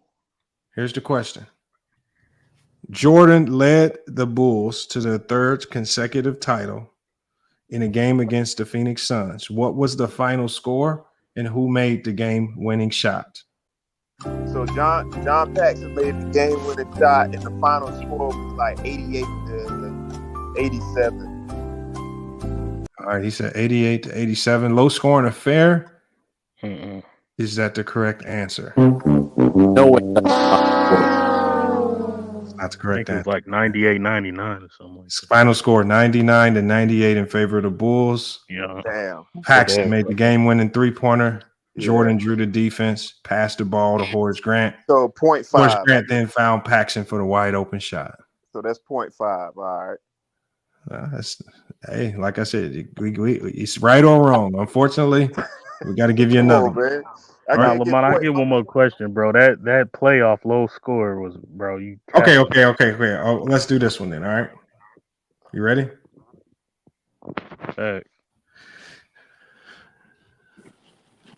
1998 NBA Finals, Game 6.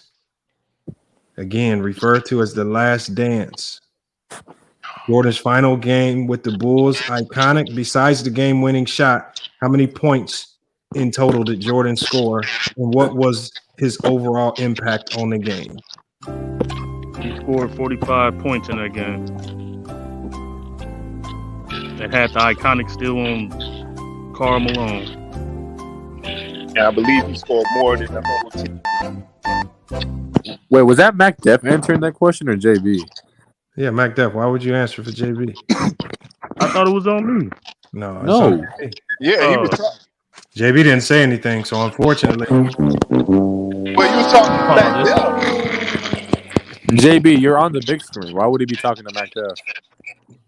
Because Mac Def was talking, so that's why I ain't saying nothing. That's Mac Def's fault. I'm not gonna lie to you. That's Mac Def's problem. I don't know what he was doing. All right, let's just do this one then. All right, let's go here. Go ahead. It's on you, bro. All right, so JB, we'll answer this one. This is one I think you can get. It's on you, JB. 1996 NBA Finals, Game 5. Facing the Seattle Supersonics, the Bulls were on the brink of securing the championship, but faced a setback. What was Jordan's performance in this game, and how did it set up the stage for a dramatic Game 6? Game 5, I believe Jordan had like 21 points, and I think his field goal percentage he shot a low field goal percentage that game. He said Jordan had 21 points with a low field goal percentage. Is that the correct answer?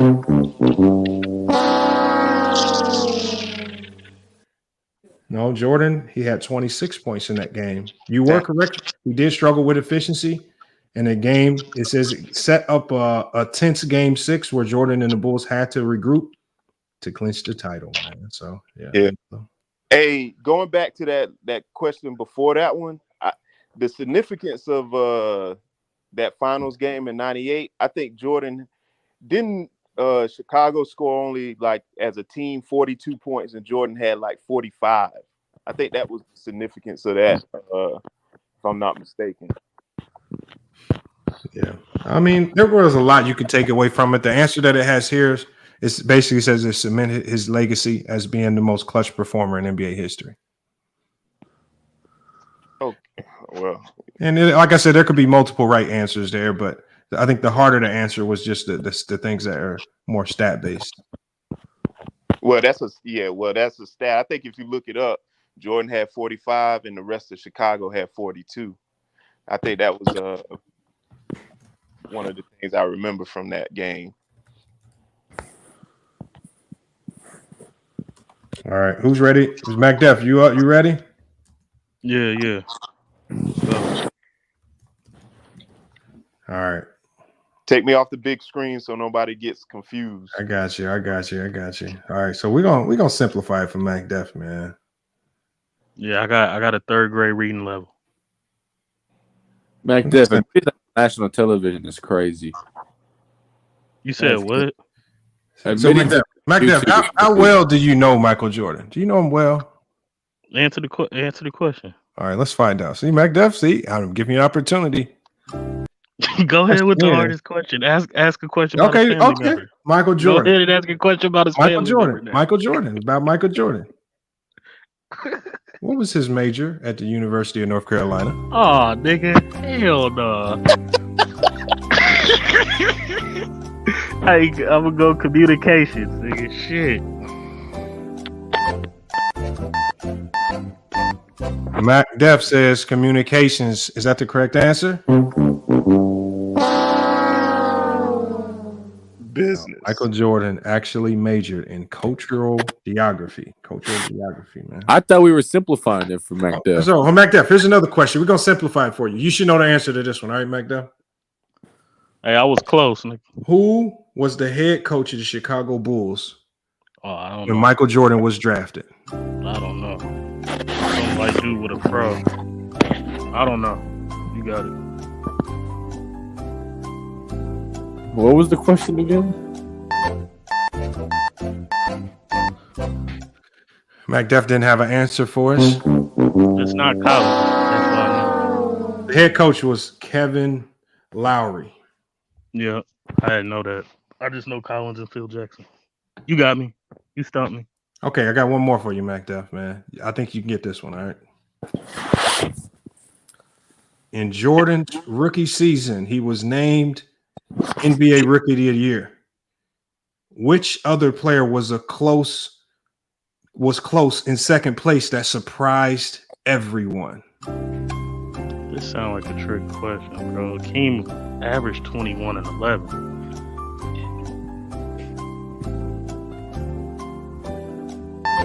But I don't care. I'm going with Akeem. He averaged 21 and 11. I don't care. I'm surprised. Oh, he didn't fall for the trick bag. Correct answer, man. Akeem Olajuwon. Bro, he said surprised everybody. That's what I'm use a troll, cuz I'm done with you. Take me off the Hey, bro, take me off the big screen. Lamar the troll, bro. He tried to trick a nigga, bro. Oh, man. All right, go James King, man. What's good, man? The nigga gotta have a lawyer dealing with Lamont up here, man. Oh, that's hilarious. Oh, that was funny. Good job, Lamont. That's funny. That was good. That was good. Peace, y'all. Nigga was about to say John Stockton. Hey, I ain't gonna lie. I said John Stockton too in my head. I said John Stockton. Bro, Keem averaged 21 and 11, bro. That's crazy. Oh, man. We need to see how much they know about LeBron James, Lamont. I bet you they know more about LeBron James. Oh, I know. Hold on, you got some questions for us, Go James Kingdom? I got a question. Not tonight. I'm here watching this. This is great, Lamont. Epic. This is classic. I got a real quick question for Jordan fans. Besides the number 23, something's going on with your mic, man. Go ahead, Mac. All right, so for Jordan fans, real quick, besides the jersey number 23 and 45, what Bulls jersey number 12. did 12? That's easy, bro. And what? Hold on, first. Okay, and what team? 12. What team? Bulls. No, nigga, versus Orlando. what team? He played Orlando. All right, He stole his jersey. All right, y'all got it. Yeah. I can't believe you tried that, man. All right, y'all on y'all P's and Q's. Okay, y'all not gonna know this stat one. It's cool. Okay, so how many times did Michael Jordan average 40 points per game in a playoff series? 5. 4. 5. That's your final answer. Counting the finals too? Yeah, in the playoff series. Yeah. No, did you do that twice or I think twice? I want to say whoever said 5 got it. 5. It's technically you 4. You went back to photo. I ain't gonna hold you on that. No, it's technically 4, but it is 5. I got a question for y'all. Yeah. I got one It's for y'all. 5. I got one for y'all. In 1986, when Michael Jordan broke his foot, when he returned, he was restricted to a certain amount of minutes per game, and he was only allowed to play those games for the last 17 games, or the last 9 games of the season. What was the minutes restrictions placed on Michael Jordan? I want to say the minutes was like 15. I thought it was 22. Hell no. Hold on. Look. I got some good questions, man. But I don't remember. I know there was a minutes restriction. I don't remember the exact. It was low as hell, though. I know that. Well, it was 15. It was 15 minutes. Whoever said 15 minutes was right. Yeah, that's what Base I thought. Kev put that in the chat as well. He said 15. Liddy got it right in the chat. He was the first one in the chat. Who wants who needs another good Jordan question? I got a good one. I got a good one, man. This is a question for one of the vets. You got to be a Jordan vet to get this one. I need a Jordan vet to answer this one. All right, go ahead. All right. Who is that, JB? Yeah. Don't get it wrong. JB, the question is, before the NBA fame, Jordan hit the game-winning shot in the 1982 NCAA championship against which team, and who was the head coach of the opposing team? Georgetown and Paul Silas. It says Georgetown and Paul Silas. ChatGPT, is that the correct answer?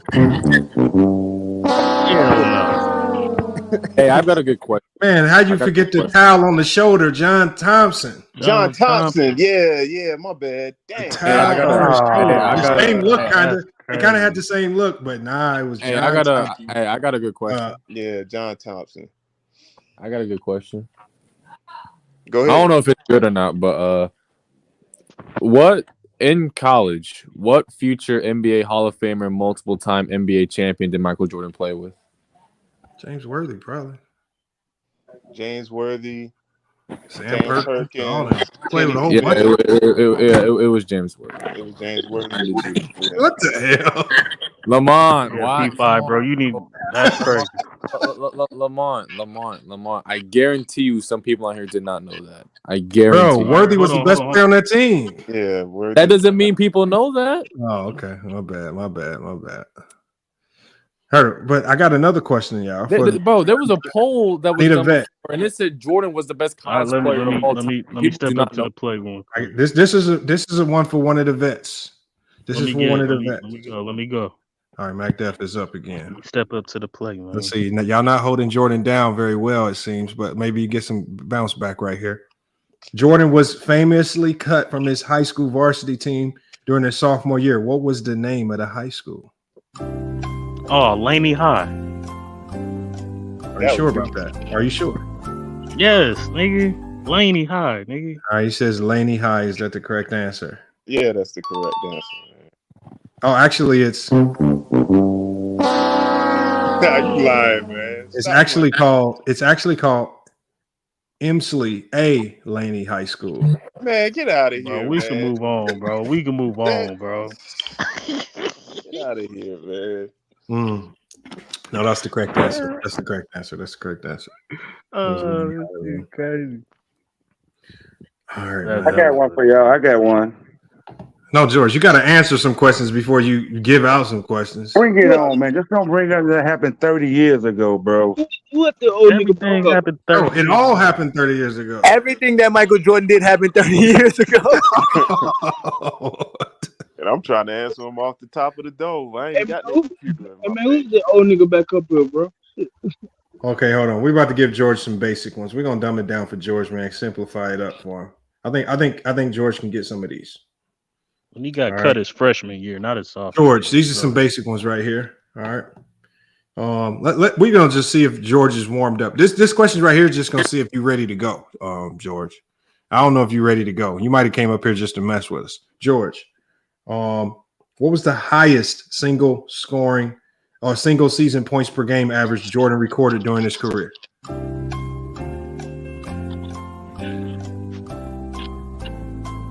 I know that one.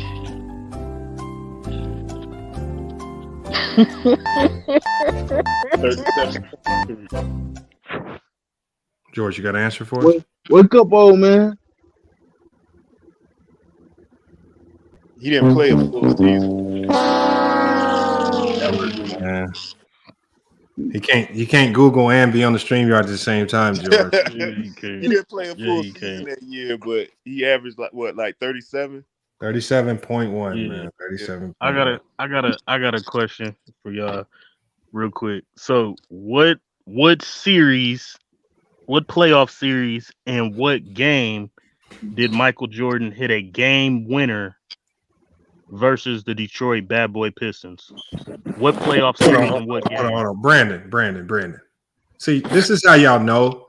This Brandon's answer here is 1,000% reason why I know Brandon never played high school basketball. Brandon's so stupid, bro. Brandon, if you don't make varsity and if you're not a freshman and you don't make varsity, you got cut. And that means you get stuck on the JV team. Playing JV is not a good look if you're a sophomore on up. Don't nobody want to be sitting there on the JV team. So did he get cut? Because everybody after their freshman year, Brandon, is vying to make varsity. Don't nobody want to be playing in that little boring game before the varsity game that ain't nobody watching. They want to be playing in the varsity game when the stands get packed. Brandon, you got to stop exposing yourself. Bro, he got cut from the varsity. He was pushing for varsity. He didn't cut it. So they sent him down to JV. They cut him from varsity and sent him down to JV, man. Yeah, I think it was his freshman year. He was cut, man. Jordan even said he got cut, man. Look, he said he was not cut. See, Brandon, that's how I know you never played, bro. Hey, Lamont. Don't worry It's the about worst it. feeling in the world to not make You got the game right, but not the year. Hey, trust me. I know I was a sophomore and I was on JV team, but you know. Bro, but like I said, only somebody that actually played and went through getting cut from varsity going to JV would know. Cash Money J said, I'm scared to let him up. All right, Cash Money J, I'm gonna drop the link, man.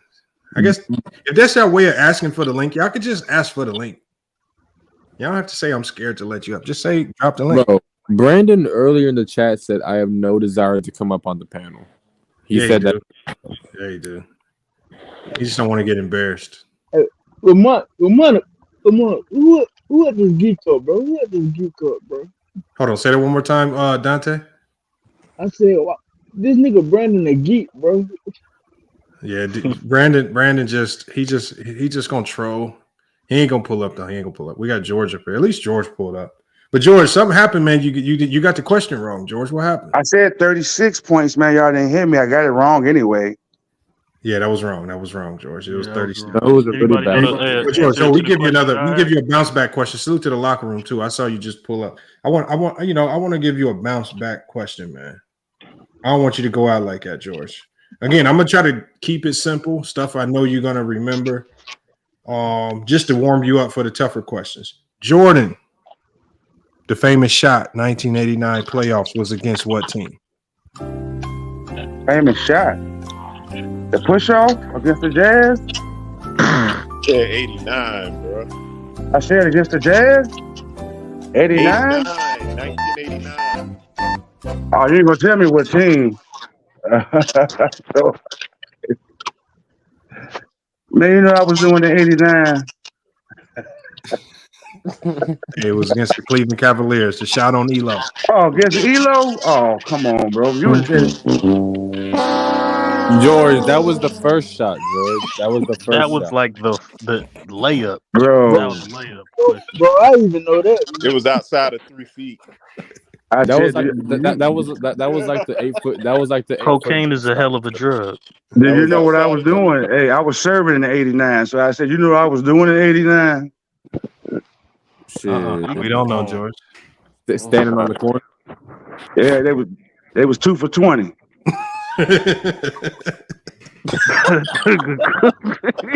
George is wild, man. George is wild.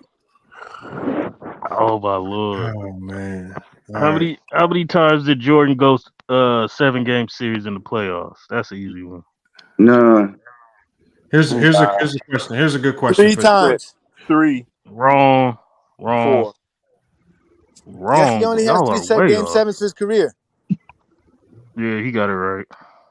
Thank you. Whoever said Go 4 James was crazy. Kingdom. All right, MacDuff. We got a question for you then, MacDuff. This is another one that could be potentially a trick bag. A lot of people will get this one wrong. 1987 slam dunk contest. Jordan dunked from the free throw line. Who was his main competitor in that contest? Oh, he lost that one. Dominique Wilkins.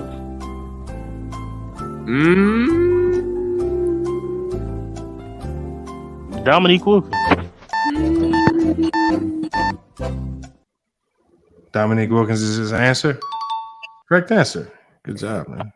And he lost that one, to tell the truth. Yeah, Didn't real Jordan- real time. If you is look that at the the dunk year- contest, he did lose. Is that the year that? Is that the year that Jordan did back? Is that the year that Jordan did back-to-back free throw line dunks, or am I tripping? Because I'm pretty sure he did it twice. 87 was his first one. I don't know. I thought I remember watching it, and Jordan did it twice in a row. No, he did it 2 years back to back. He did it again in Yeah. 88 and won it in 88 when he did it in 88, but he lost in 87. Oh, well. No, he didn't lose in 87. He won in 87? Didn't he lose one to Dominique? No, he never lost. His rookie year, He cheated. He cheated Dominique. His rookie year, he The one lost. that was in Chicago. They cheated Dominique. Yeah. Okay. Yeah, Dominique should have won that. Dominique really won. In Chicago. That was the one in Chicago, right? Both of those dunk contests were the most overrated of all time, anyway. Oh, come on. We ain't asked all that. Exactly. At least he won them. At least he got. Brandon, you do realize that you still have to try out to make the varsity team, and you can get cut out from. You can get cut. How that works, Brandon. But Bro, this is what Brandon. All he needs to know is when the rosters come out, and if you're not on it, it's a list for varsity. If you ain't on it, you cut. That's in every sport, high school sport. Brandon, making JV ain't no accomplishment. Brandon, you try out for the varsity team. If you don't make it, they run it to the JV. Don't How give it him works. a second, bro. I got a trick. I got a question for y'all. Y'all gonna get it wrong though. It What is happened to the me. highest? What is this for everybody? Who think they gonna get this answer right? Because I guarantee you gonna get it wrong. Who want to go for it? All right, go. Just put it out there. Put it All out right. there. What is the? And this is for the chat too. What is the highest scoring playoff game that Jordan had in regulation?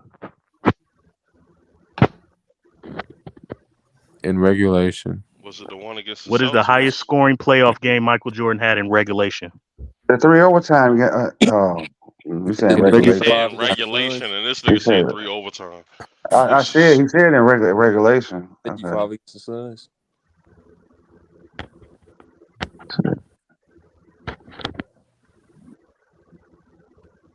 I said Well, was it playoff one of game. those double nickel games?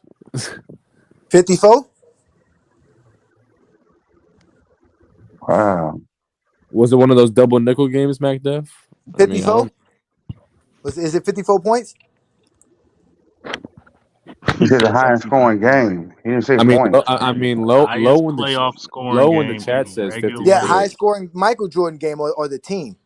He said game, the Low whole in the It game. said Jordan. Oh, the Trivia. game. Oh, okay. Oh, no, that's a good What is question. the highest scoring playoff game that Jordan had in regulation? Yeah, that Jordan had in regulation 54 points. No. The chat's saying 56. Is that right? Shit, the chat saying everything. 56 versus Miami. 69, 63. It was a trick. It was a trick question. Where's who got it 56 versus first? Miami. Yo, shoot the ball. Michael Jordan's highest score game, J 63 Mar points. That was overtime. J Mar got the number right, but he got the.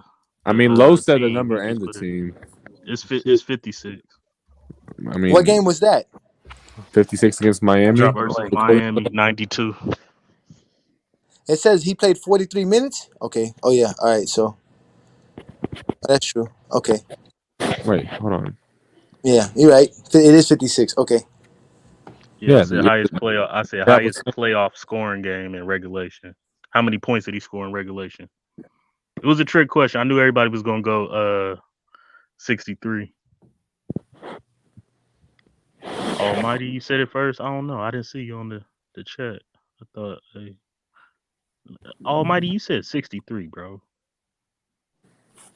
Hey, Lamont, when you doing the Kobe one, so I can come up here and dominate the panel? No, I think you should do a Curry like that, me personally. But You said who? I mean, there's a pretty big Curry fan on the panel right now that I would like to see how they do. J-Mar got it right, but he got the game wrong. Hey, Mac, if you heard me, podcast. I want to see how many of these Jordan fans know about LeBron. That's what I really want to know. I want to see how many of y'all know LeBron. Since y'all were failing, that's what you got, Lamont. Hey, Question I passed the Jordan one. I only didn't know the draft one or the Olympic one. Yeah, that draft and Olympic was hard. Well, Lamont said you got to get 10 questions right. 10. 10 of them. Yeah. That's a lot, Lamont. You tripping? Now you trolling. That's trolling. We need aficionados, man. We don't need slouches up here, man. We need people that know what they Only talking me and bro with the JB and bro with the Jared. what you would call it, Avatar, the K Cunningham Avatar got the most. We need somebody that can be informed, man. You see, George ain't ready. Coop Jockey, you think you can handle? I ain't never ready. I can't remember back that far. All that stuff. Jordan, I told you I'm not a Jordan fan, bro. But I mean, I'll take a stab at it. All right. I was amazed. I was amazed at all that stuff. Okay. Let's see what we're gonna do here. Hey, somebody mic is horrible. Who is that? Is that Dante? No, it's not. Okay, it's fine now. It's fine. Yeah. I got a question for y'all. No, this is one that Hoop Jargon should know. Hoop, you should know this, Hoop. All right, let's go. All right, you should know this one. All right, let me put him on the big screen. All right, Hoop Jargon. In the famous flu game, 1997 NBA Finals, Jordan wore a distinctive pair of shoes. What model and colorway were these sneakers, and what's their significance in the shoe culture?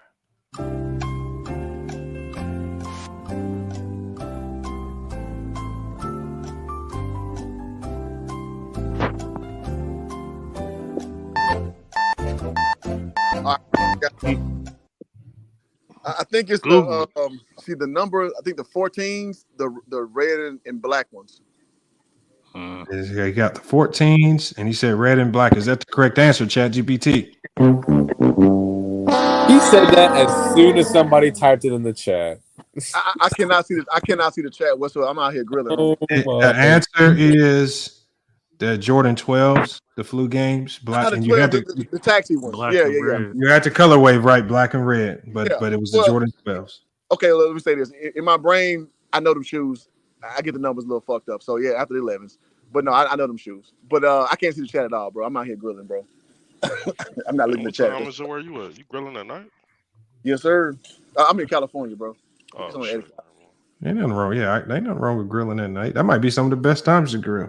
I'm saying, well, this shit is like damn near 12 o'clock here. I mean, is it cold over there? No, it's not cold today. It's been cold. Because it's cold over here. Shit, wow, man. Yeah, it's cold everywhere else but here. Shit, I wish I was over there then. Okay, here's another tough question right here. I know y'all gonna get this wrong, but I'm gonna put it out there. Who's the aficionado, man? I need a vet again. I got another vet question. Let me get it. All right, MacDef, if you get this one wrong, Step up man. to the plate. All right, MacDef. Oh, trick question. Final in Jordan's last All-Star game, a memorable moment occurred involving one of the youngest stars in the league. What happened and which player was involved? He had a game winner. Oh.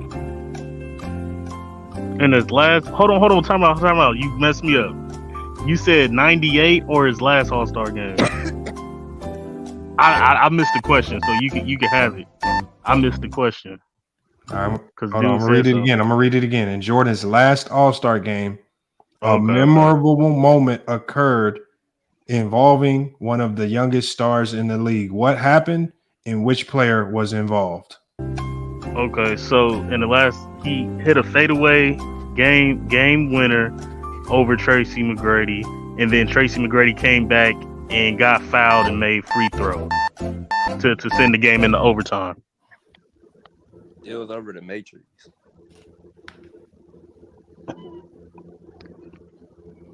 I don't know. That's not the answer I have, and I don't think that's what happened. ChatGPT's been wrong on a few things. We'll fact check it, but according to what I have right here, that answer is. I didn't say it was a game winner. Oh, it was over Sean Marion. The answer that I have here is Jordan hit what appeared to be the game-winning shot in overtime. Yeah, but it says, but Kobe drew the foul and made two. I thought it was T-Mac. I got everything wrong. Send the game to a second overtime. I thought it was T-Mac. So it was the other Kobe was the young star, man. So man, you guys, man. Man, Kobe wasn't young by 2002. If he was young in 98. What are you talking about? He was 22, dummy. Bro, you don't know none of these questions. Nigga, I know more about Kobe and these niggas know you. And that's when Kobe said he gonna have to come take it. He ain't gonna give it to him. Bro, you don't know no question. That's what That's not a pause. You can wear my shoe. You can't fill my shoes, dog. That's not a pause. You are really ugly. Oh. Then that's when Kobe dropped 55 the next time he saw him. Why you ain't got What did Will Chamberlain average in his rookie year? How many points did Will Chamberlain average his rookie year? Hold on, I'm gonna drop the link. The panel 35-4. You gotta drop somebody. Hey, Lamont, shoot me if you gotta bring somebody up, bro. Okay, I got you. I saw low in the chat. I was trying to bring him up. Hold on, I'm gonna drop you real quick. Rebrand. I'm gonna see who else is trying to get in here. Hey, I just want to listen. Roger. Hey, Lamont, I went to that Sixers versus Nuggets game, bro. Yeah, you watch Joel Embiid destroy Jokic. Nothing, bro. I mean, So Jokic destroyed him on the Bobby was glass. in the passing lane, Uh-oh. deflecting everything. Low. That's why he didn't get them assists. We got Low up here, Low, man. Are you ready to get in the fire, man? No, I really want to know first, what does it take for somebody to be a casual? Like, how many basketball games on a year-to-year basis do you think somebody needs to watch? I think what makes you a casual is how you watch, not how many games you watch. Right? I think casuals pick up on certain things that if you're a student of the game, you're gonna see it completely different. And I think that's where the clash comes in when people start having these debates on YouTube, when casuals start debating with people that are almost students of the game. And anybody could be a student of the game, former players, people that study film, anything. But people who are students of the game just see it different from casuals. Can you give an example, Lamont? I don't understand. If you only watch like 12 games, the Lakers are a perfect example. The Lakers, the casual Laker fans will look at the Lakers and say Austin Reeves is the problem. That's a casual. Okay, so Ghost Town. A student of the game will look at this Laker team and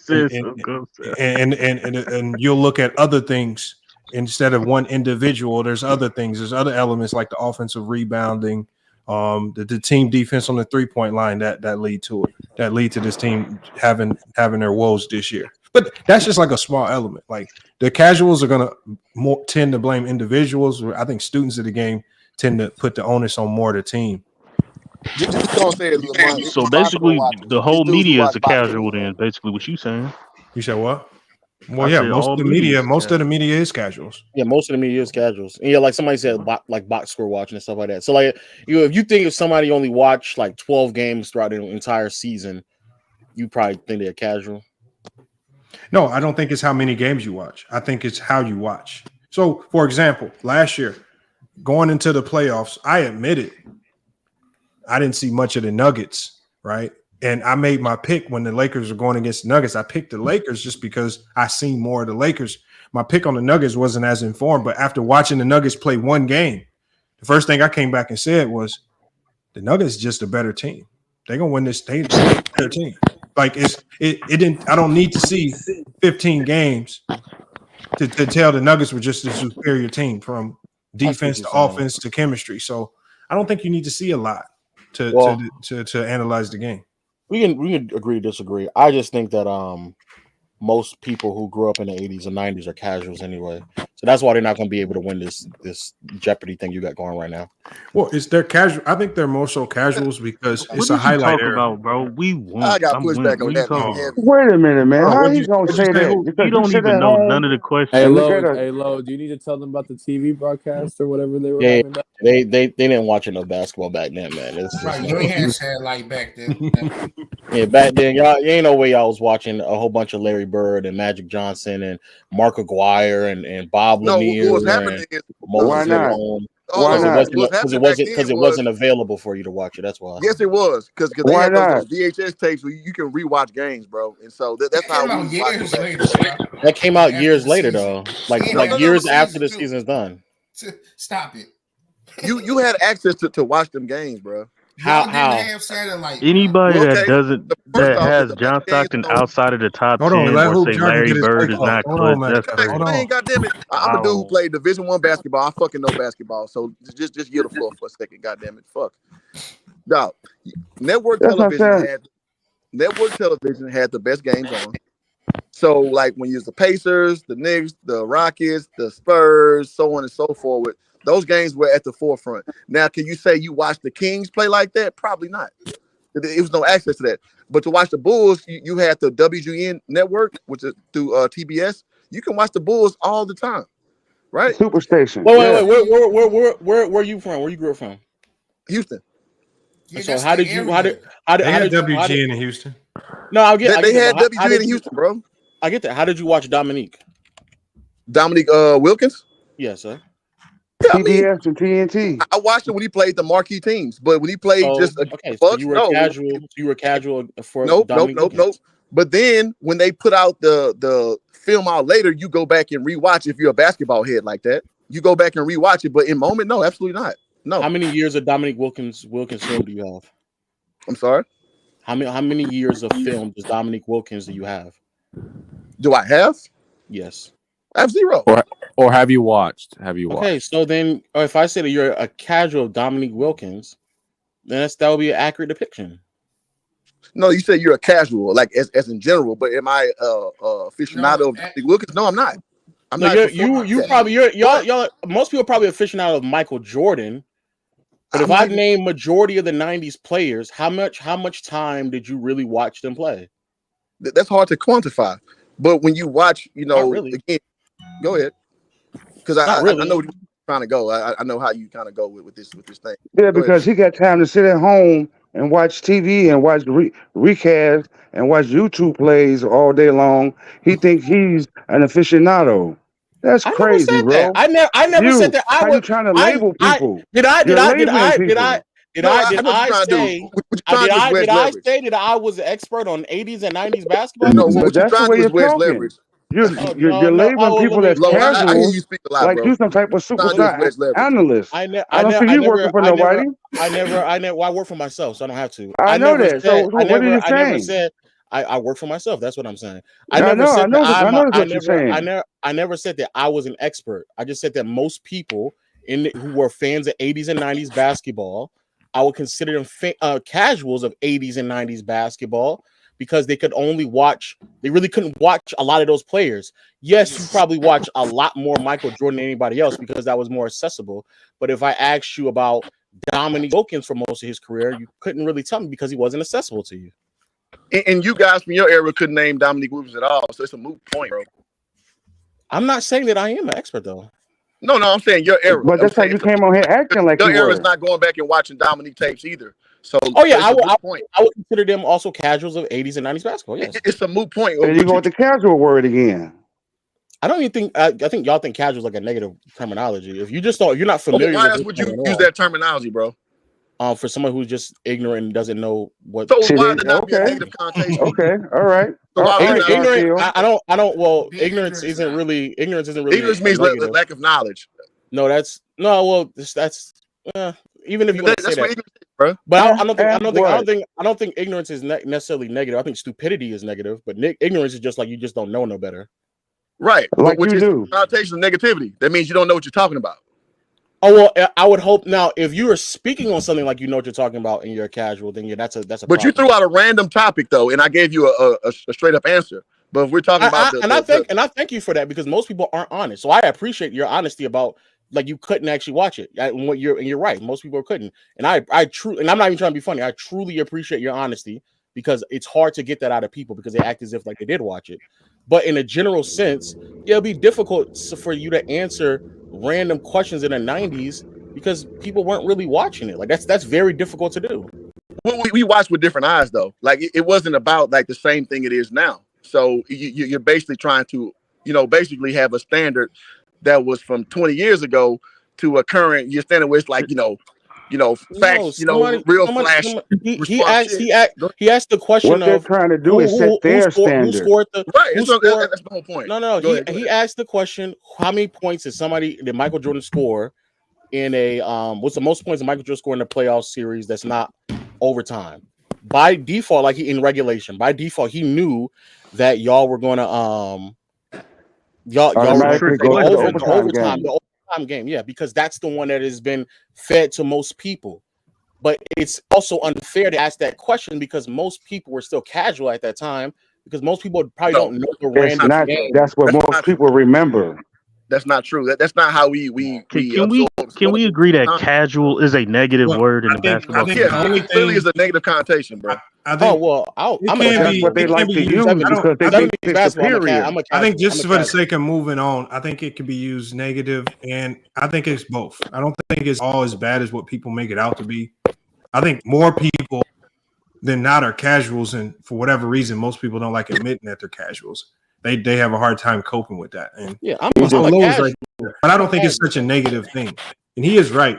Like some of us are casuals through certain teams, like just because we don't see them as much. And he's kind of right there. But it is kind of used as a negative connotation sometimes in the basketball talk. Can I just get my to lean on the Lamont shield that I know basketball? So it's not like I'm just trying to say I know more than less. But I'm not going to sit here and acquiesce to low standard. like I don't know what I'm speaking about. Can I lean on you, Lamont, on that part? Yeah, go ahead. Lean on you. Huh? Hold on, go Nothing. ahead. Go.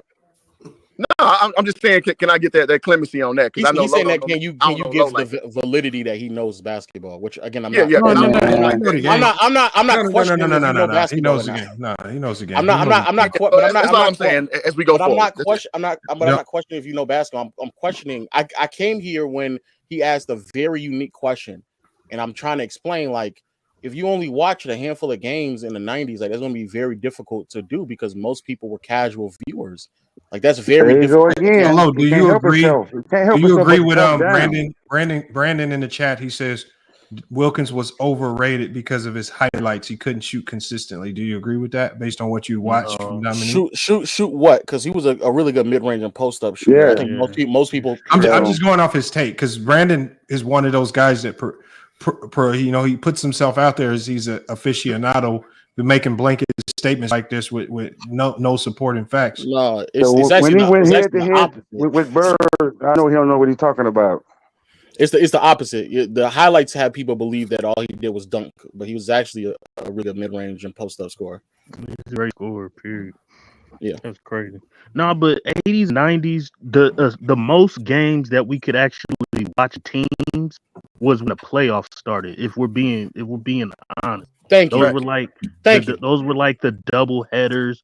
Then we can watch the East and the Western Conference teams. Like that's when we really saw all the teams play. But no, if you're staying in Cali.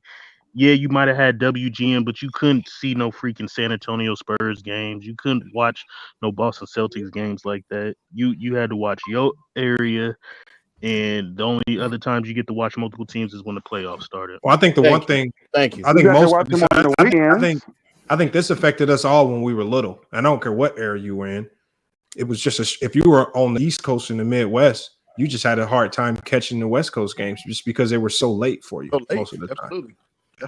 If you little kid, you got to head to school. You're gonna miss them late Laker games or Sacramento King games, so you might really miss out on even Portland Trailblazers or whatnot. So I think for me, that's one of the reasons why I was so intrigued by the Blazers and ended up becoming a Blazer fan because I didn't get to see them as much. So I'm playing with them on video games, trying to figure out who they are. I'm not able to watch them play as much. So there's a lot of things that go into it. But the one thing I disagree with Lowe, I just don't think you need to watch a whole bunch of games to understand who a player is. I think I think you can identify talent and who a player is very quickly. Especially if you played or if you coached.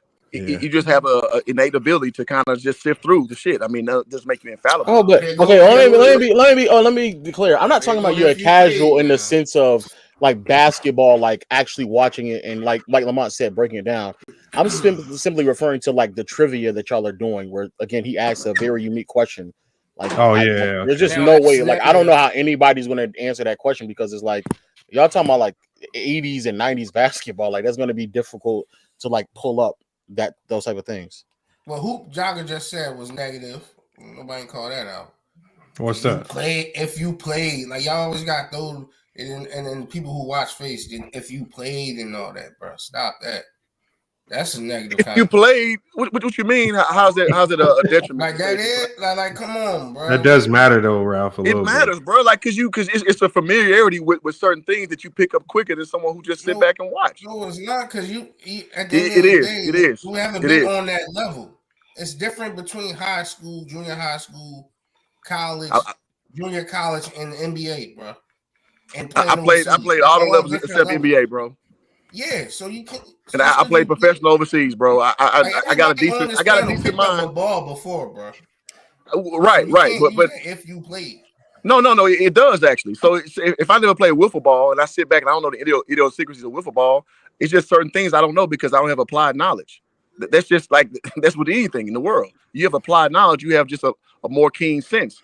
Does that mean you are the governing body over everything related to? No, but it kind of gives you an insight to understand things at a more applied level. That is true. So so would you say our all-time rankings is kind of skewed because we didn't get to watch those players?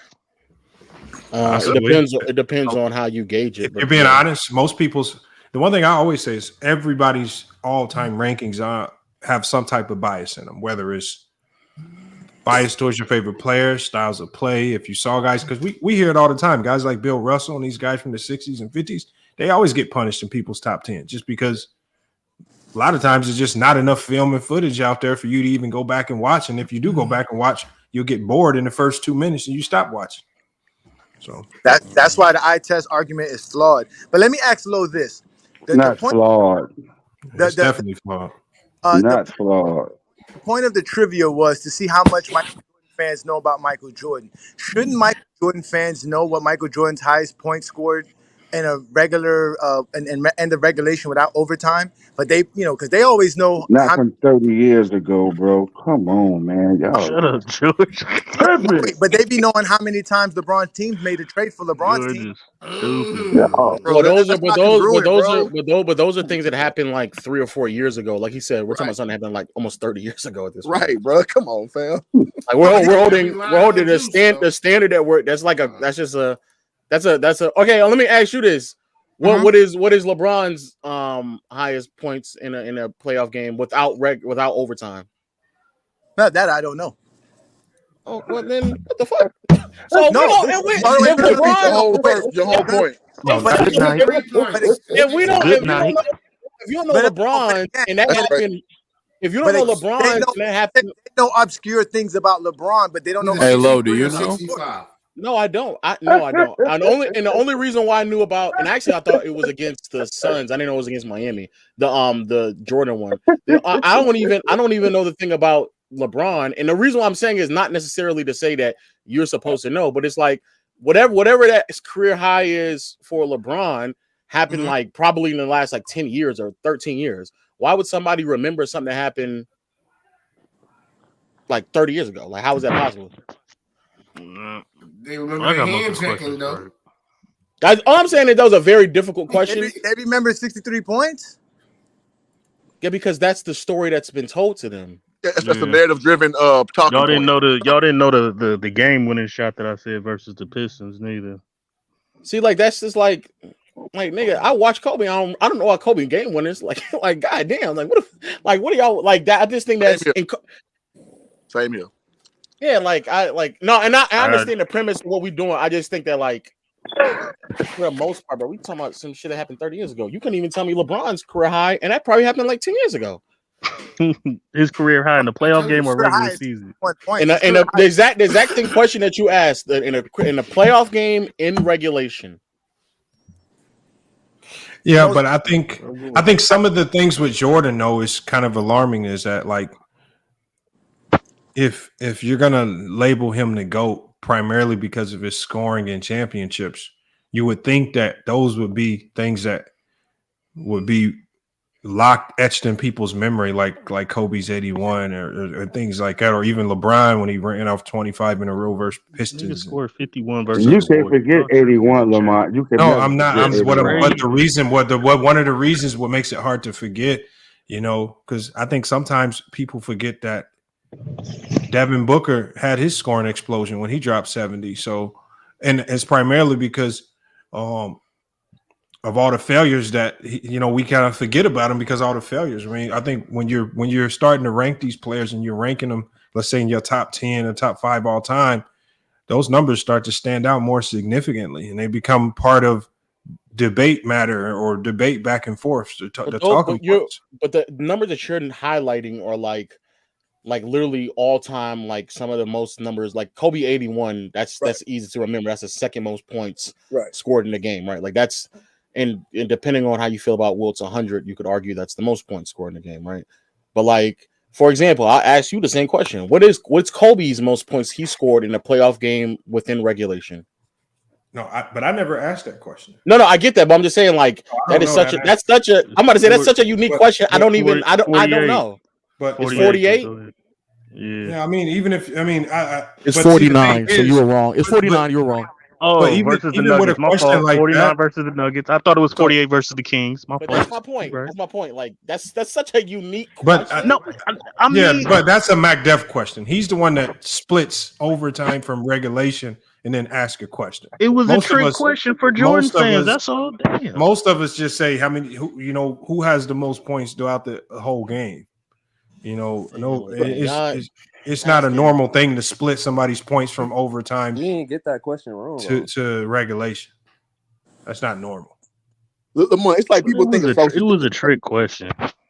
Yeah, but people think associatively. So when you attach it to a storyline, then people tend to remember it better. To Lowe's point, This man asked me the averages of Olympic games. What? Like, come on, Yeah, it was like a trick shit like question. that, like, Somebody what are we should have about to known do? that, bro. Jordan fans be saying they know all this stuff. Mm-hmm. But then I blame and it's to fair to you and Go James, I do blame them for doing that because they put themselves in this stratosphere of like knowledge where it's like, bro, let's be honest, y'all don't really know it because y'all weren't really watching that often back then to really even know, and it happened 30 years ago. We lived If it. the We dude know ain't it. That's the point. Oh, We we know the lived it. 90s era. What are you Lo, talking you're about? right. Oh That's the thing. man. But Lo, I'm you're right. answering That's the thing. questions and asking questions, man. They know more about Kobe's career and LeBron's career because we actually all saw those careers. Most of us never saw Jordan's entire NBA career, so we don't really know. We really You haven't. missed it. It's not our fault.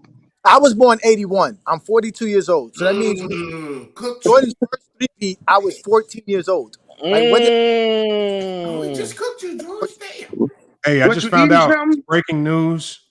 The Dallas Cowboys are getting sued, and this is real. This is real too. They are Getting sued. Yeah, a Dallas man. This is crazy. Like I thought it was fake, but it is real. Why for Dallas telling man is suing the boy? Cowboys because the security at the game.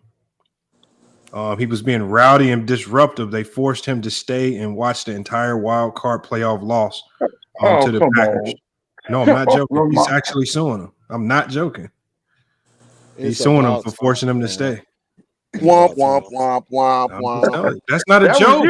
It's not a joke. Like I'm not trying to be funny. This is real. He's actually. That was you, Lamont, wasn't it? No, it wasn't. No, that's not me. No, I'm not trying to troll or be funny. This is a real story. He's actually suing him. Anybody I can would sue have tried anybody. to leave too. Bro. You can sue anybody for anything, bro. Watch that abomination of a game. If I was a Cowboys fan, isn't that kidnapping? I mean, if I were there, I would love to stay and watch the Cowboys get me personally, but it is what it is. All right, first y'all chill. Fuck the Cowboys. All right, chill. Like a personal problem. Chill out.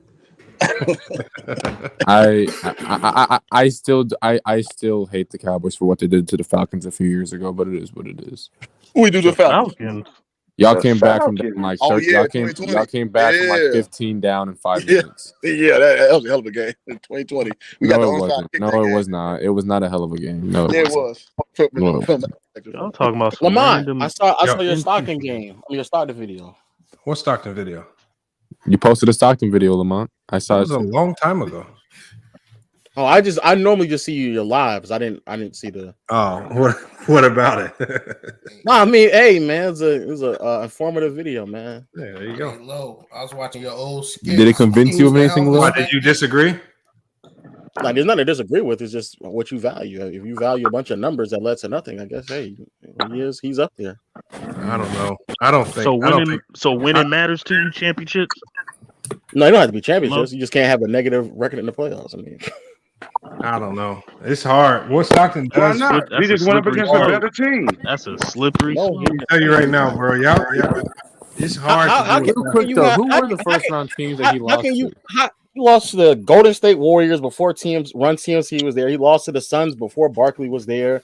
How can you have a better team if at that point in NBA history you have the greatest power forward of all time and who y'all consider a top 3 point guard all time or top 4 point guard all time at that point in NBA history? How is that possible? Didn't they have other good scorers on that team? Yeah, they had other great scorers on that team. Thurl Bailey, Jeff Malone, they had a DPOY candidate recipient as well, and Mark Eaton. How is it possible? But you don't knock the like. I know a lot of people try to. I mean, rightfully so. Some people discredit Stockton, but I'm not both of them. I'm not game. I think what I'm saying is his game. When a new coach came in. his game changed because the coaching style changed. When? And so the style that people wanted him to play, like the Kevin Johnson style, where he's more so the scoring type first and also playmaking along with it, his scoring went down because the style of play asked him to do something else other than score. When? So if you look at Stockton's numbers early in his career, when he had these big time explosions in points, crazy numbers, but then under Jerry Salone, what crazy numbers of points, Lamont? In the playoffs? In the playoffs. Hold on. Let me pull it up. He when they needed him to score, he could go ballistic at times. And Shaq can hit all his free throws that time, I guess. I mean, you said early on. He has two. When you say ballistic, what are you saying? What are we saying right now? He didn't start scoring in the 20s. I'll pull it up for you. To 89, bro. So you guys saying that Stockton couldn't shoot? No, that's not what they're saying. That's not what we're saying.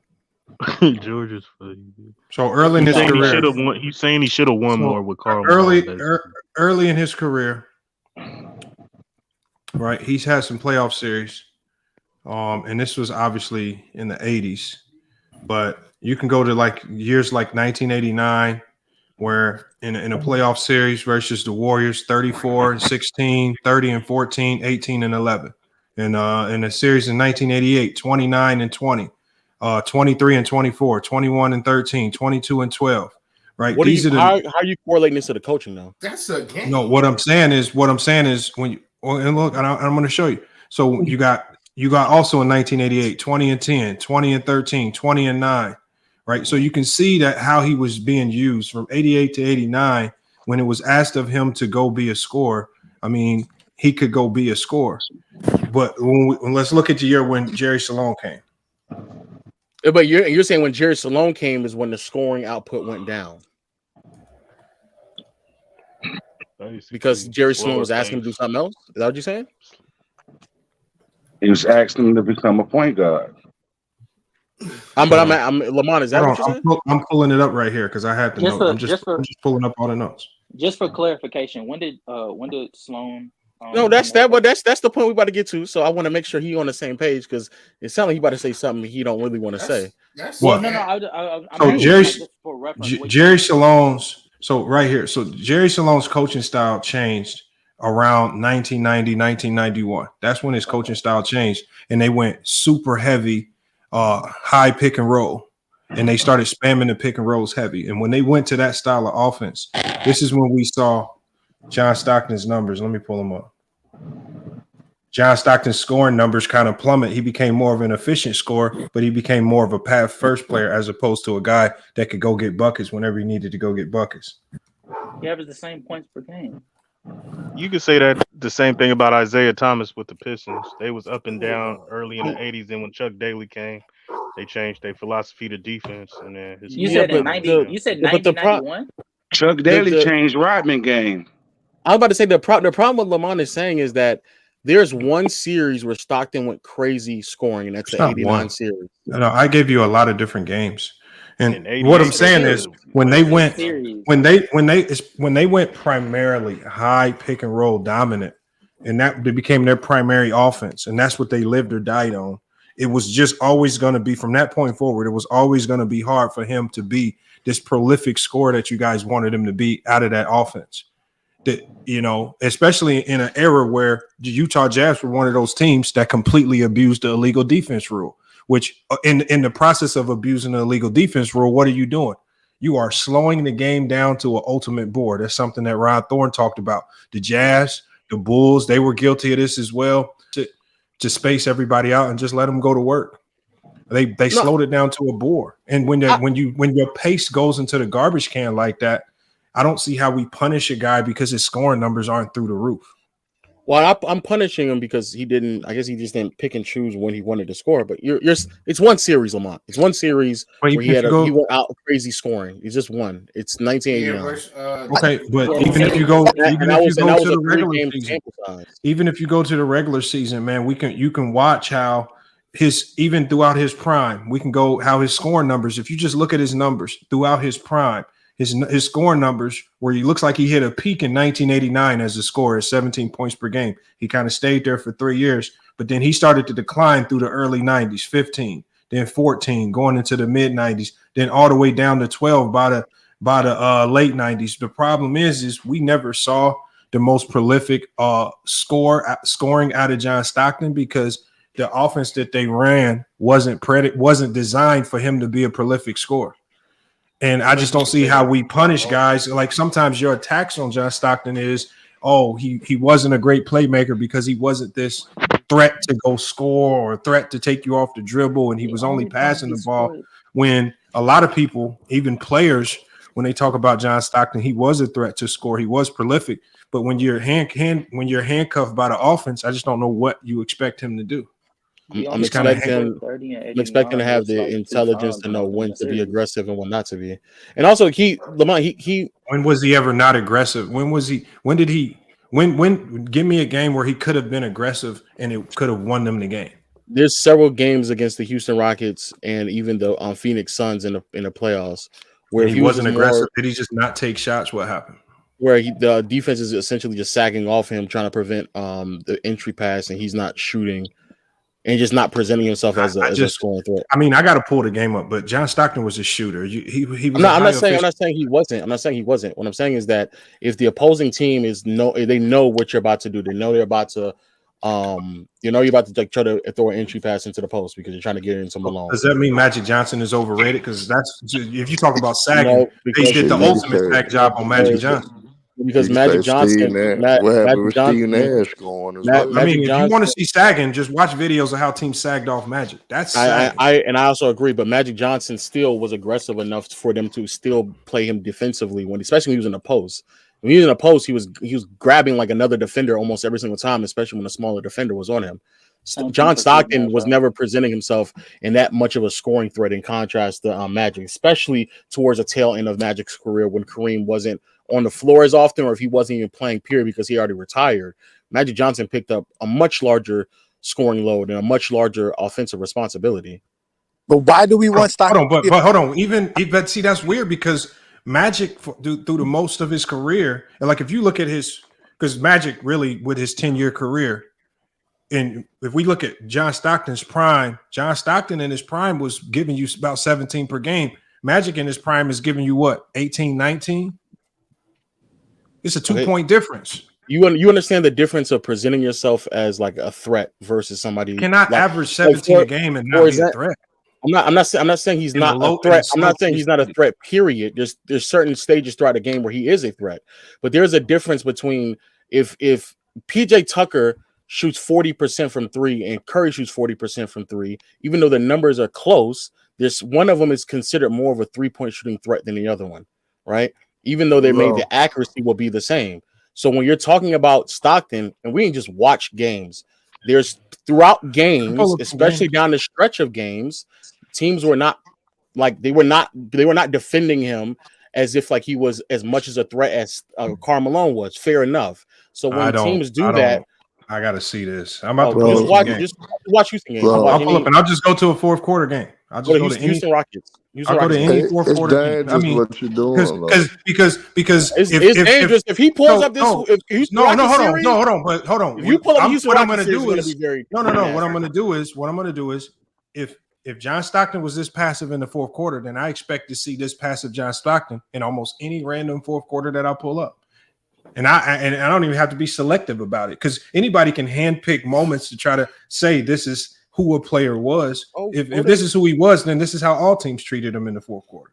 Asked to be the leading scorers of their teams back then. No, Lamont. The reason why I say it's dangerous what Lowe was doing because even though a guy Steve Nash can actually score. You gotta look at his moments. Why he didn't take over a lot of games. All right, so here's a random game. This is Stockton later in his career. This is Stockton later in his career. I'm just going to go to the end of the game. This is 1998, right? This is old John Stockton, right? Which game is this or which series? I don't know. I just clicked the first game that I saw, Game 6 versus the Jazz. I'm I'm just going to the end. I'm not watching any footage. I don't recall how many points he scored. They are the Jazz. What No, Bulls and Jazz, 98 finals. Oh, okay. So I'm just gonna go straight to the end. I'm gonna go straight, and I'm going towards the end of the game. About to share my screen. I just want to see how the Bulls, the best defensive team in the league, did they sag off John Stockton? Did they treat him like this cone or this guy that wouldn't attack? And I respect Phil Jackson's mind. If Phil Jackson did it, then I respect it. Hold on, y'all. Somebody got an echo too. Somebody got an echo.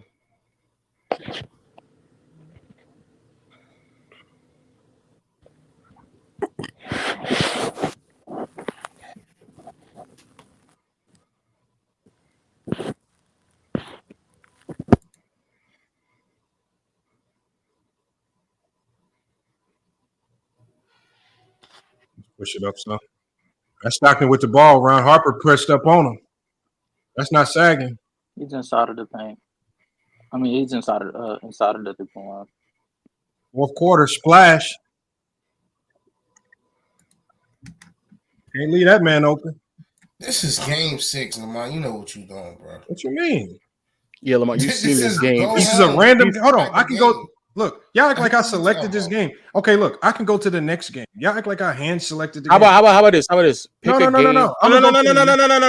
No. The same way I couldn't. No. The same way I could. No. The same. No. Stop, Lamont. The same way I couldn't pick Houston. Don't pick a Bulls game. Because the Bulls, to be fair to you, the Bulls with Ron Harper and BJ Armstrong, they Utah Jazz versus who? I could just go Utah Jazz versus Dallas. Matter of fact, in the chat, I'm gonna go Dallas Mavericks. Chat, pick a number between 1 and 7. 1995. Let's go 1994. In the chat, I'm going to random game. In chat, chat. Okay, here go a random game. No, he said 4. He said 4. When they swept the Lakers. 1994. The Utah Jazz was Seattle Superstars because Gary Payton is a great defender. They see how Gary Payton defended John Stockton. Come on, bro. Here, look, I'm just going Utah Jazz. Okay, right here. Hold on. Here's the Houston Rockets right here. 94. Is this good? 1994. This is 94. You want me to select it? Go to a full game, not no highlights. This is a full game. Okay, so look, I don't know the outcome of this game. I don't know nothing. We're just going to scroll to the end. We're going to go straight to the fourth. What? Just play the first few possessions, Lamar. No, we're going to the fourth because you said late game. Didn't he say late game, y'all? Oh, let me be clear. I'm talking about periodically throughout the entire game. But if you want to, but I'm talking about we can sporadically go to different parts of the game. Wait, can I see this? Okay. There you go. It's kind of fuzzy, y'all. Low quality. Damn, that nigga Jay Leno old as hell. Ain't Conan O'Brien. Damn, they just said Stockton hit 3 in a row. Hold on. But did he pick? I need to share my audio so y'all can hear that. He picked game 5, of course he did. Bro, I didn't pick anything in particular. No, go. I want to see it anyway. I just clicked the first thing that popped up. Well, was John Stockton good in game 5? I don't know. I don't know. I just picked any random game. He was not good. I want to see it anyway. I'm just saying. I just want to see it. All right, we're going to let it ride. Look, I just picked a random game. I don't know what happened. Just let this Utah's down. Okay, look, pressed up beyond the 3-point line. That's not sagging. That's deep. So I don't see. He's wide open, Lamont. He went under the screen because they were doubling him alone. He's wide. Is that not what I just said? Is that what I just said? They view Malone as a much bigger threat, so they sent help to Malone. But that's fine. That's fine. No, stop. No, because now we about to do film breakdown. Lamont, we're here. Hold on. We can do film breakdown because that's what I do. The one thing you can't confuse, y'all, is defensive lapses or defensive breakdowns or weak closeouts. You can't confuse that as the strategy that's used to guard these players. So because he was lazy on the closeout, because he cheated, right? Even though they really had a triple team that way, defensive mistakes don't mean that's how they guard players. It's just a defensive mistake. Okay, we'll watch it. We'll continue.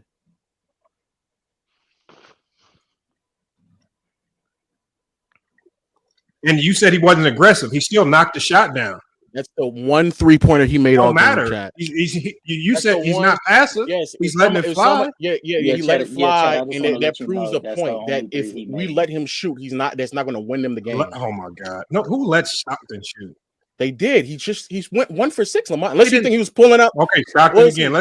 Let's see where they pick him up at. They're not sagging. He just pulled up off the dribble. Jesus Christ, that nigga's terrible.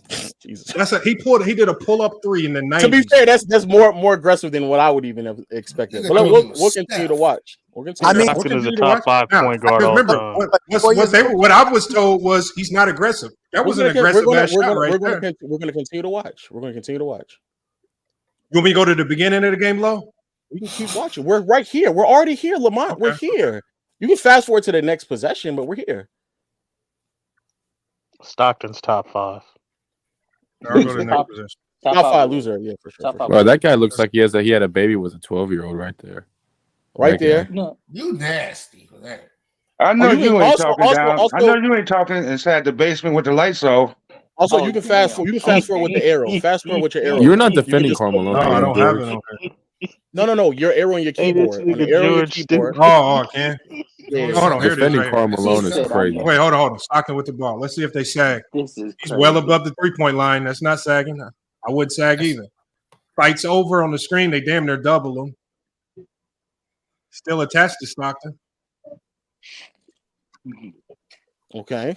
All right. So we got to fast forward a little bit more. You don't want to put it on like just use the arrows. Just use the arrows. Oh yeah, you're right. Stockton is better than Russell Westbrook. Y'all tripping in the chat right now. I probably would rather have coming back. Transition Stockton.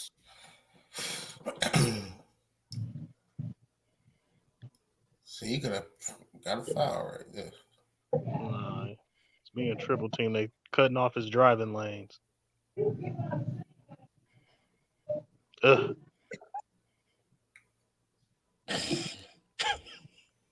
They just triple teamed him. That's a triple team?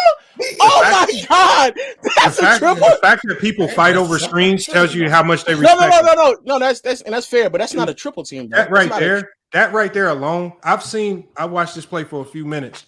Every time there's a screen, they fight over. That tells me right there they respect his mind offensively. To fight over the screen and run them off and jump. Because if they didn't respect them, they would be going under. Unless he missed a quality mid-range. He missed the shot. I'm just talking about how. And that's fair. So we'll continue. And he took the shot. It's not like he was passing. And that is fair. He did take the shot. Yes, that is fair. Okay, I'll fast forward. Yeah, we can fast forward.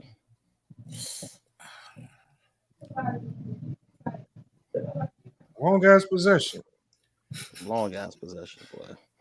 Also, Dan, I wish we also should watch some of this floor spacing that y'all love to brag about in the 90s, because Jesus Christ. The floor spacing there was no floor spacing in the 90s. I mean, not the floor spacing, the offense, and what provided the floor spacing was the illegal defense of that team. I thought they really played through the fouls back then. I don't know, bro. It was a slow ass game. They hacked. Man, be quiet. This is the best quality basketball y'all gonna ever see, man. Enjoy it, man. Wow. 90s. Facts, man. 90s ball, man. This is hoops. Man, bro. This is real hoops right here. It's a man's game. Right, here Look at that Let's get another possession. Hand checking with right the ball. Yeah, they're grabbing of the jerseys, yeah. Yo, he's slow as hell. Run the play, Stockton. I'm about to take his ass off the dribble. Get off me. Yeah, screen. That's a horrible switch. Is that under? Is that under? Is that under? Can we establish that was messed up? He messed up. So this is what I mean. Under. No, just because you mess up on defense, we'll continue. Don't mean you intentionally. Whenever you go, because we just watched a play where they went over the screen like 4 times. And I agree. So messing up isn't showcasing how they defend him, and it almost cost him a bucket. He just missed a shot. Let's continue. 2 shots. Yes. But that happens. I ain't gonna lie. To be honest to the chat, this is also a really bad Stockton. I don't think Stockton was this bad, because the game that we're watching right now was. He's not bad. No, I'm letting it be known that even though this game may show him missing a bunch of shots, I don't think Stockton was this. Even I don't think Stockton. Well, players miss shots. I mean, we can pull up games of Jordan where he missed 9. I know, but I'm just letting controlling the whole entire offense. I'm letting everybody know that Stockton shot poorly this game. Yeah, so this isn't the most accurate depiction of who Stockton is. That's all I'm doing. That's all I'm doing. But let me ask you this. Hey, Lamar, going under. Lamar, do Utah versus Seattle? Hold on. What'd you say? Go James Keenan. Yeah, When somebody goes the under on aggressive defense, that automatically means you're just not a scorer. You're not a shooter. That's why So what happens is, teams have philosophies defensively. You talking about 96? So going under screens, if you go under screen, with Gary Payton if you see it consistently, it's basically by design. But from when I'm watching here, it's by design. These Houston Rocket guards are on screens with Stockton. They're always trying to fight over. Now, on one of those plays, we saw the guard mess up and he didn't fight over. And they almost blew the coverage. He almost had a wide open jumper. But what they're doing is whenever you have a shooter, this is just basketball 1-on-1. Whenever you have a shooter, you always go over on the screen because you're chasing them off the 3-point line. And the goal is to run them into the big that's in the paint. It's called icing the screen. You need your guard to fight back to get in front when he chases over. But the big shows. But back in those days, you're not going to chase a shooter because there weren't too many people shooting off the dribble like that. So that's what I'm trying to say. No, you chase over the screen. Stockton, as we've seen in this video, if you give him that shot, if you mess up the screen or you go under, he's going to take the pull up, make or miss. So he just say when nobody's shooting off the dribble. Did Stockton miss a game off the dribble in transition? No, talking about for 3-pointers. But that's rare. That wasn't. So yes. In the 90s, let's finish. In the 90s, they hunted mid-range shots a little bit more. They weren't hunting threes as much. Running the offense, man. Yeah, no. What I'm saying quality looks every time down court. Every time, man. Such quality. Look at the pace of this game. We're late in the game, and look at the score. It takes some time, but they're getting the pace. It takes some time to get the looks, but they're getting the good looks. Look at the pace. Look at the style of play they're playing, y'all. Look at the tough defense. Look at Hakeem Olajuwon, man. Oh my god. There's 9 people in the paint. Y'all don't forget. Look at the hand check. The most important thing is the hand checking. Yeah, the hand checking. Oh man, how aggressive they were when they. Check out the hand. Look at the 9 players in the paint. Look how much space. But my whole point is that nobody's sitting there going to just sag off Stockton. They're going to guard him straight up, just like you see right now. Checking. All right. Who is that standing at the top of the key? Yo, Lo, you gotta admit, Lo, that was a great pass, Lo. That was a great pass. I think he's a great passer. Yeah, he makes great passes. No one ever denied that. Quality look every time down the court is what I see. Every time that contested hook shot, quality look. Oh, hey, Lo, let me ask you a question, Lo. Would you rather a player average 20 points per game or a player get you 13 assists per game? It depends on what's on my roster. Wow. I tell you what, you give me a guy give you 13 assists per game, you can put anybody that's gonna get you 20 Stockton points. again, Kenny Smith. That's not guarding them tight on the perimeter. They kind of went away from the pick and roll. That's guarding tight, right? You think that's guarding tight? That's why you the all-time leader in turnovers. What they just did right there when they go away from the so when that go was back more, on the arrow, go in the arrow, just go back on the arrow. What they did right there, y'all, is they went away from the pick and roll and they ran what is called a Princeton cut. So I'm gonna show you. And Malone was not a good enough passer for them to run these type of sets. Well, Malone could get this off. I mean, obviously the goal is to get Malone the ball in different ways outside of the pick and roll. So that was the goal there. They defended it well and forced him to pass. That's what you got to give Rockets credit. So right here, so watch Malone. You're going to see the guard come over and set the guard to big screen. What they're trying to do is they're trying to create a switch, hopefully. No switch. They did a good job. And so he got a hand on the pass. That's what blew it up. Kenny Smith Kenny Smith got a hand on the initial pass, tipped it, and that's what's bought him time to recover defensively. Because if that was been a laser right in, it would probably been a bucket. Or you got him coming across, tip pass, and that's what blew the play up right there. Stockton moving off the ball. That's part of Princeton offense, though. What? What's that? The move, the cut after you throw the ball into the post. Stay in front of him, Stockton. Stay in front of him. Stockton actually doing more hand checking, or at this point, he's more forearm checking. Stockton on the break. Let's see how they defended. Take it. Double. Get it back. They're still guarding them tight. Run off. That's not tight, Lamar. Bro, Get off me. Get off me, Akeem. Bro, they're guarding. Hold on, get off me, Akeem. They're not letting him get open. He can't shoot this ball. Like right here. Like when we go right here. I'm gonna show you. It's Stockton right here. So right now, if Stockton takes this shot, it'd be a bad shot. It'd be 4-on-1. Right? I agree. I agree with that. I agree. Right here. He drives in. He got 3 Houston Rocket defenders. He can't make this play. He kicks it out. That's what you're supposed to do. Agreed. He gets it back. When he gets it back, he's still getting guarded well. You said tight, though. You said tight. You said tight. Is that being guarded tight? Hell no.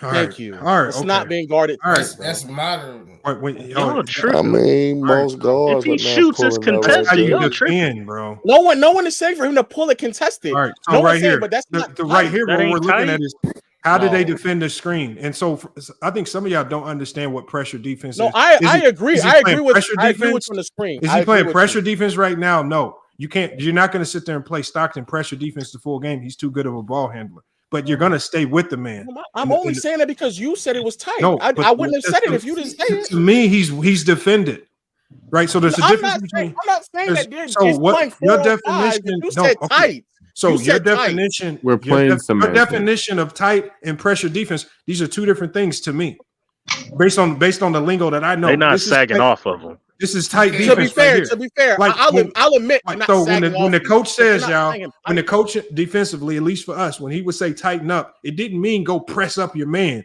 It meant stay with your man. Stay with your man. So when we say play tighten up, play it right here. Play it right here, and let me see how Stockton defends him. Let me see how Stockton defends. Yes. So right what now, is this? What is hold this? on. So Stockton right now, what is he doing? If you ask me what's tight. Okay, hold on. He's playing a man. Hold on. So hold on, Low. Let's what did the ball handler do? He had to put his back. Okay, so this is back to him. So he hold on, Low. We gotta over. talk. We're talking real basketball. So what happens is when you turn your back to the defender, what are you supposed to do? Whenever you turn your back, a good defender is supposed to do what? He's supposed to take the space that you give him, because when your back is turned to the rim, the one thing you can't do, you can't score. So good defenders, as soon as you turn your back like this, you have to. On the play before, Stockton didn't have his back turned. He was faced up to the rim. So the defender couldn't go shoot and close out crazy hard. Right now, this has always been a defensive strategy. When you turn your back, you take the space that the defender gives you. So John Stockton right now is showing why he was one of the better defensive guards of the 90s. And I agree with that. But so now we're gonna play it. And where that's for? I guarantee you, if anybody faces up on him, he's not going to guard him like that. Let me ask you the question. Where's that forearm at? Could you not? His forearm is on his hip. Could you not argue that part of the reason also that he is defending, and part of the reason why Kenny puts his back to him like that is because how high up he's picking him up. He's picking up Kenny well above the 3-point line. Because guards back in the 90s were hyper focused on running offense as opposed to being hyper focused on how they can get their own bucket. If this was Gilbert Arenas does not turn his back at the 3-point line. He's going to face up. And if you give him this whole empty side of the court, you see this whole empty side of the court, which we call an empty set. Gilbert Arenas is going to take that whole empty side of the court and eat you alive right there. So again, in the 90s, when they were hyper focused on running sets, getting the ball to Akeem, yes, you will do that. Just like I said, John Stockton, they were so hyper focused on getting Karl Malone the ball that guards would not take these shots, but it was by design, not because these guards couldn't go get buckets. Before you can say, I will say this: my depiction could have been a bit overzealous, because sagging off sounds like it's Ben Simmons, to be fair. But I think we can all see the difference between how Stockton is defending Kenny versus how Kenny is defending. Because I can let this play, and there are going to be other plays when he matches up. Like if he matches up. Okay, let's play it. He's not going to guard everybody like that. Only when they turn their back. That's fair. Well, let's see. Great defense by Stockton there too, as well. The help off like that. Top five. Hold on. It's that same play. So I was gonna say he just sagged off as soon as Kenny let the ball go. He left Kenny by himself. Yeah. Which is crazy. But I'm talking about more so on ball. Get shit out. Get out of here. Oh, look at Robert Horry with the defense. Get your ass up, Horry. Faking an injury. He's flopping. Oh no, not flopping in the 90s. No, he's not. I ain't gonna lie. He might have really got hurt. They hacked the shit out of him. Hold on, we're gonna bring it up. Ooh, that he shit fell might have hard. hurt. That shit might have hurt. I ain't gonna lie. That was Benoit. You know he's Haitian. 90s era, we leave it all on the floor. All on the floor, man. Boom. All the guts and heart on the floor. Blood, sweat, and tears. Hold on, we're gonna go. We're gonna. Yeah. Damn, they got so many breaks. I know you ain't talking. And he's still in the game. Remove Cat's comments. Still in the game. Oh, my bad. Again, pause it. Do y'all see the difference? Do y'all see? Y'all cannot tell me y'all don't see the difference. Hold how on, let one me go player back. go back with the arrows. Go Thank back. you. Y'all Go cannot back. tell me how one Hold player on. is being defended differently than the Okay, other hold on. one. Let's slow it down. We're gonna go. We're gonna play. Okay, so Stockton. So what happens, y'all? He has his back to the rim. He was defending him. Hold on, y'all. Hold on. The ball handler has done what, you guys? If the ball handler doesn't face up to the rim, your job is to automatically to go eat that space up. You're supposed to take the space away, and now you're going pressure defense. Why are they not defending Stockton that way? Hold on, because Stockton is staying more faced up. Stockton. So whenever Stockton turns his back, you'll see the guards go take that space and don't have that forearm up on him. But whenever he faces up, nobody's going to crowd him. He's too good of a ball handler. You're going to get cooked. Is treating. Hold on, wait. Are you saying? Wait, low. This is why I was going to ask you that, Lamar, because at the end of the day, Kenny Smith is not going to burn nobody. He's not going to get past Stockton. Stockton just pick him like that all game. Y'all. Look, it's like this, y'all. This is the time of the game, bro. Well, he's not going past him now. He's sticking him 90 feet. He can't get past him sticking him 90 feet. Lamont is right, man. All Stockton is doing is playing his assignment.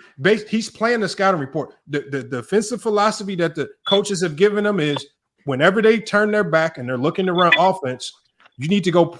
Now you're all out, full pressure, and what you're trying to do is you're trying to disrupt the play.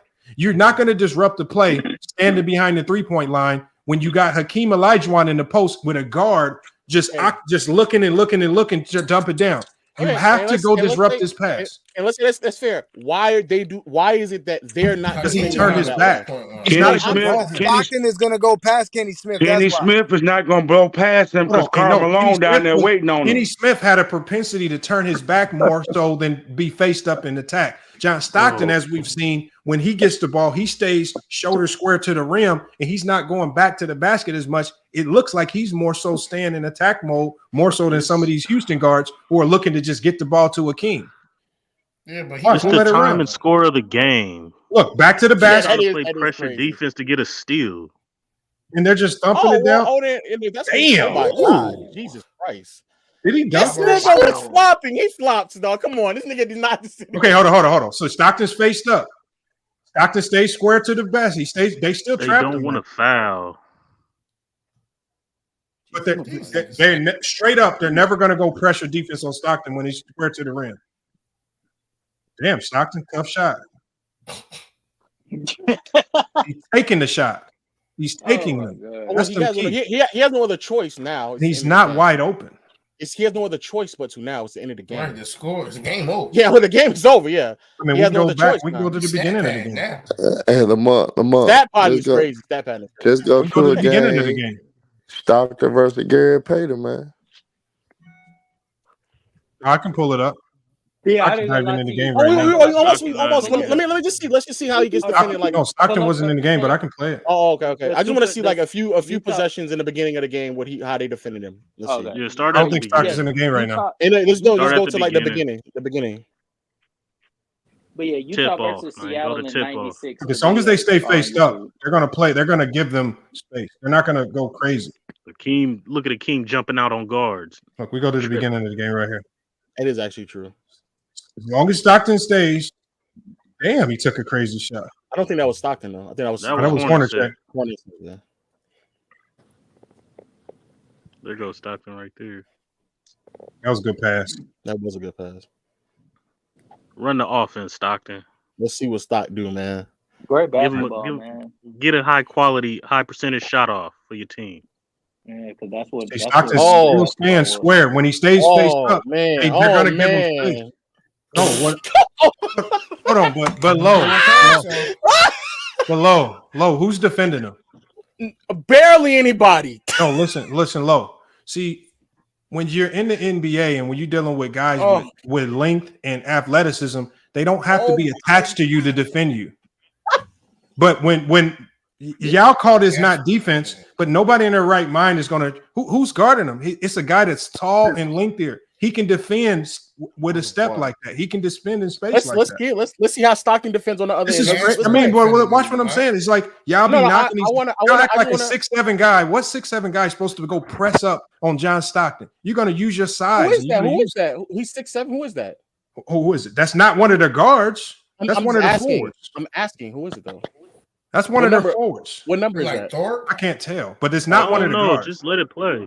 I can't tell. That quality is horrible, bro. That's Ori, ain't it? That's what I thought. It looks like Smith. High quality look. Hey, I can't help it if a nigga miss a layup. It's a high quality look. That's a guard, Lamont. It's a guard. I just said it was Smith.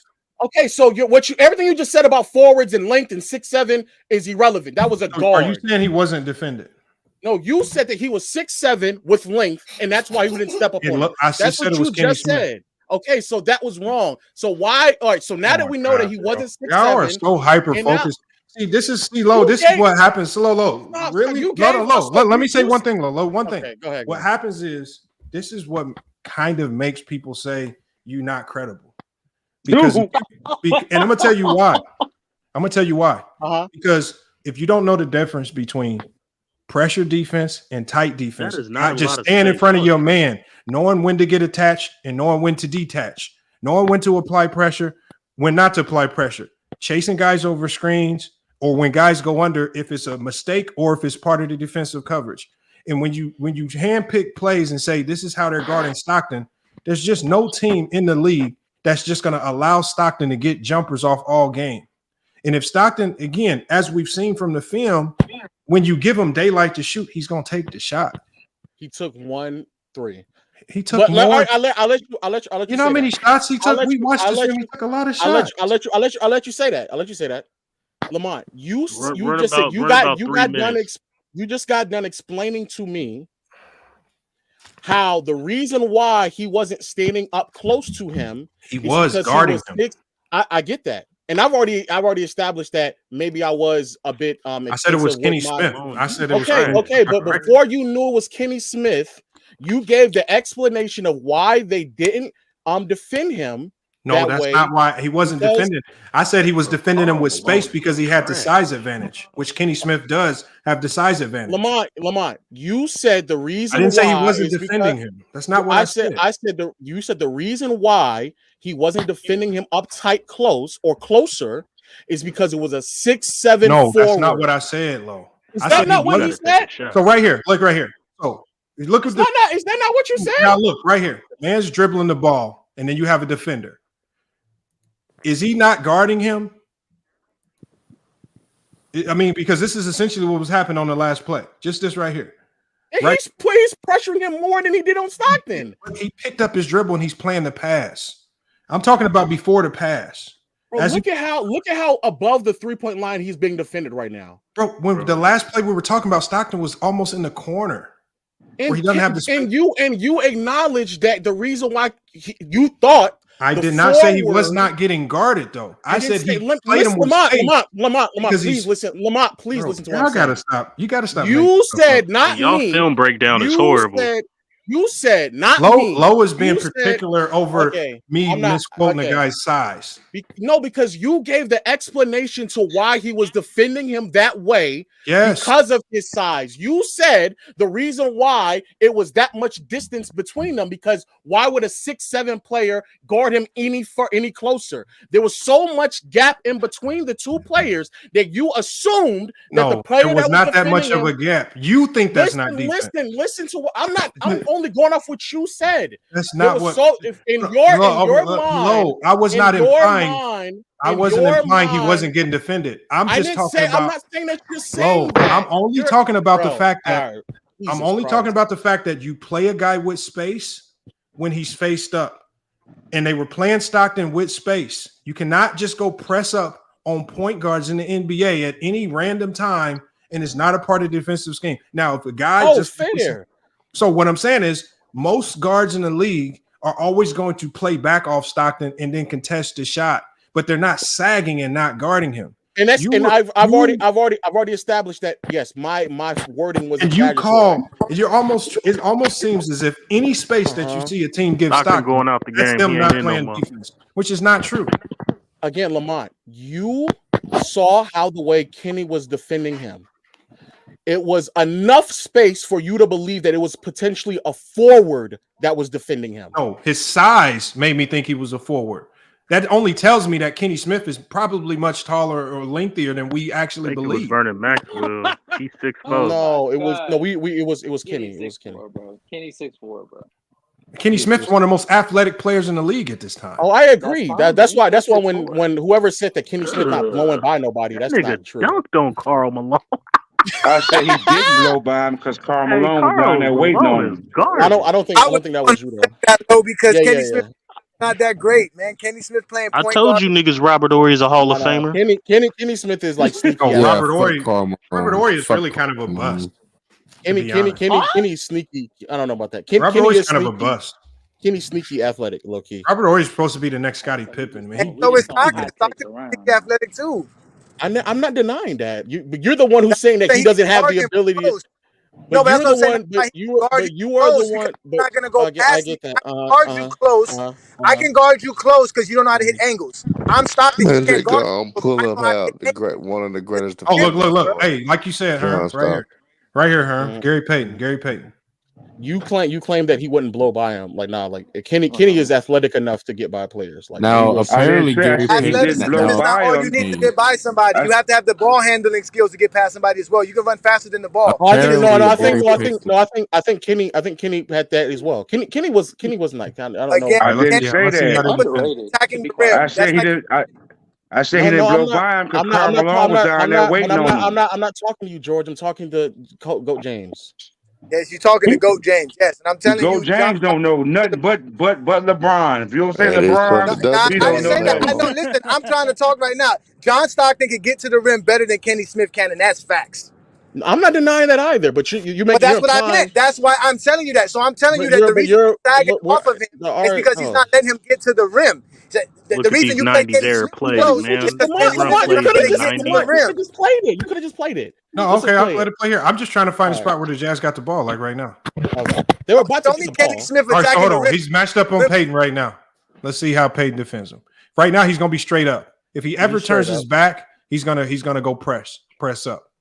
Damn, why they keep stopping the goddamn I don't know. The game back then, my goodness. Bro, the 90s, bro. The 90s is ridiculous, the 90s. It was illegal. Shut up. The greatest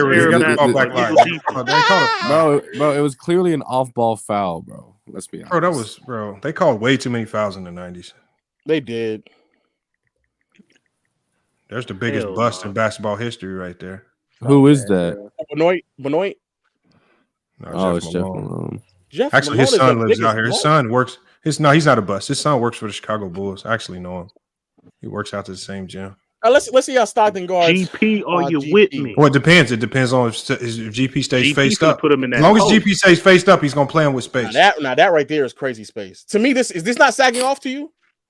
That's sagging off. Well, again, that's sagging off because what Peyton was known for what? Not being able to shoot. Peyton could get to the rim. Because Peyton could get to the rim. Peyton was much more of a threat to drive than to shoot. He was a much. Thank you. He was looked at as a scorer, not jump shooter. Yes. Well, look at that great defensive sequence. All right, let's just Lamont, just play. Okay, let's see. That was elite level defense by John Stockton, sagging off. No, he's just playing the scouting report, y'all. I know. I'm trying. Get a good shot. Get a good shot off. Great pass. That was a great pass. What type of defense do you think that was, Lamont? Because also Herm because Herm said that he would be pressuring him a lot more. I just want to see what y'all consider that. Hold on. I'm trying to see how they defend the pick. He didn't even really fight over the screen. Kind of just died on the screen. They switched it. They tried to switch it. Whichever it was bad defense. I got to watch more of the game. I got to watch more of the game to see what their strategy is on pick and roll defense. But that right there, something Look was at all blown. 9 players. Look at 9 Bro, players. it's only 37-28 going into halftime down there. Oh my god! Well, this is one of the reasons why he never averaged 20 a game, because the pace was ridiculously slow. Now get a good look, Stockton. Get your team a good look. Now he's icing him. He's icing him. Double team. Ooh. Well, they're still playing Stockton tight on the perimeter. Great playmaking. They double team Stockton right there. Yeah, that's great playmaking right there. Here, let's take it past halftime because it's about to be halftime. God damn, long ass which call? All right, hold on. That's not Stockton with the ball. Not Stockton. Let's fast forward. He's not in the game. Even in the game. Yeah. You can clearly tell that wasn't Stockton with the ball. All right, he's probably in the game now.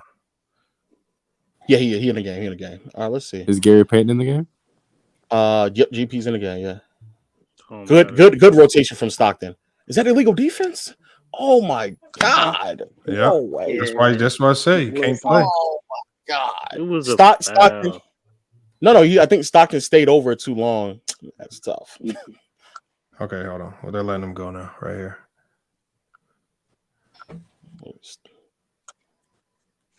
No, defensively, Stockton is way better than people give him. Can't get to the rim. Yo, that dude Eaton moves so slow, he would not be able to play in today's NBA. Fucking God, they keep. All right, let's see. Here we go. Be quiet. It's a physical game out there. All right, hold on. They're playing them. They're gonna always play him like this, man. Nobody's really gonna let Stockton get loose on him. Look how tight they play. GP. Yeah, right. Yeah, to deny that's offensive foul. That's offensive foul. He pushed off. That was still a weak ass call, though. Jesus, let him play, bro. No, the '90s was tough, but they didn't call fouls. I know you ain't talking about no weak ass calls. That was a weak. We're watching it right now. We're watching the weak calls right now. We're literally watching. Bro, we can't even watch. We can't even try to identify what we're looking for. Can we acknowledge that he was just getting a hand check? Oh, where? Look at the hand. What? Look, what he about to drive right now? Is that Nick McMillan? No, his back is to the basket. A lot of these guys couldn't handle the ball. Look at hand check. I think that was Nate that was getting a hand check like that. This shit is Nate McMillan. Bro, look at that elite level 3-point. Bro, Nate McMillan is lengthy, bro. I didn't know he was that no. Run the offense. Stop double teaming Stockton. They're doubling Stop double Stockton. teaming. They're doubling. Hey, Nate McMillan is second all time in defensive box plus. I mean, apparently, according to he was Gary Payton, Stockton was like the hardest player he ever. They double team. That's illegal. Double team Stockton off the ball. That's crazy. Fake defense. They doing deny ball. But let Low tell you, nobody cared about Stockton. I will. Because this is a completely different. To be honest with you, the only time I've seen GP match up with him was in '96. This right here is I've never seen someone double team Stockton to this degree. So to be fair, this is different for me. This is young GP, man. But to be fair with you, Low, Gary Payton said Stockton's the best point guard he ever played against. I believe him. He played in the '90s. He's supposed to say that. Oh, he said he's the hardest player he had to defend. No. Yeah, he said defended. Period. Not even point guard. He said player. Period. Damn. So Stockton's harder to guard than who? Jordan. That's crazy. Yeah, that's what he said. That's what he said. He said he's harder to guard than Jordan. He said he's harder to guard. So they got Stockton off the ball for whatever reason. Sorry, he gonna get it. But if it's the low, all you got to do is sag on Stockton, and you did your job. Yeah. So Stockton. So ball not on the hands of Stockton equals bad offense. And Perkins stretch big. One of the first big. That's how Jordan won a championship in college. Okay, Stockton. Utah's getting blown out, bro. This is crazy. You know what you're talking about. You said that. What? You said Perkins instead of Worthy.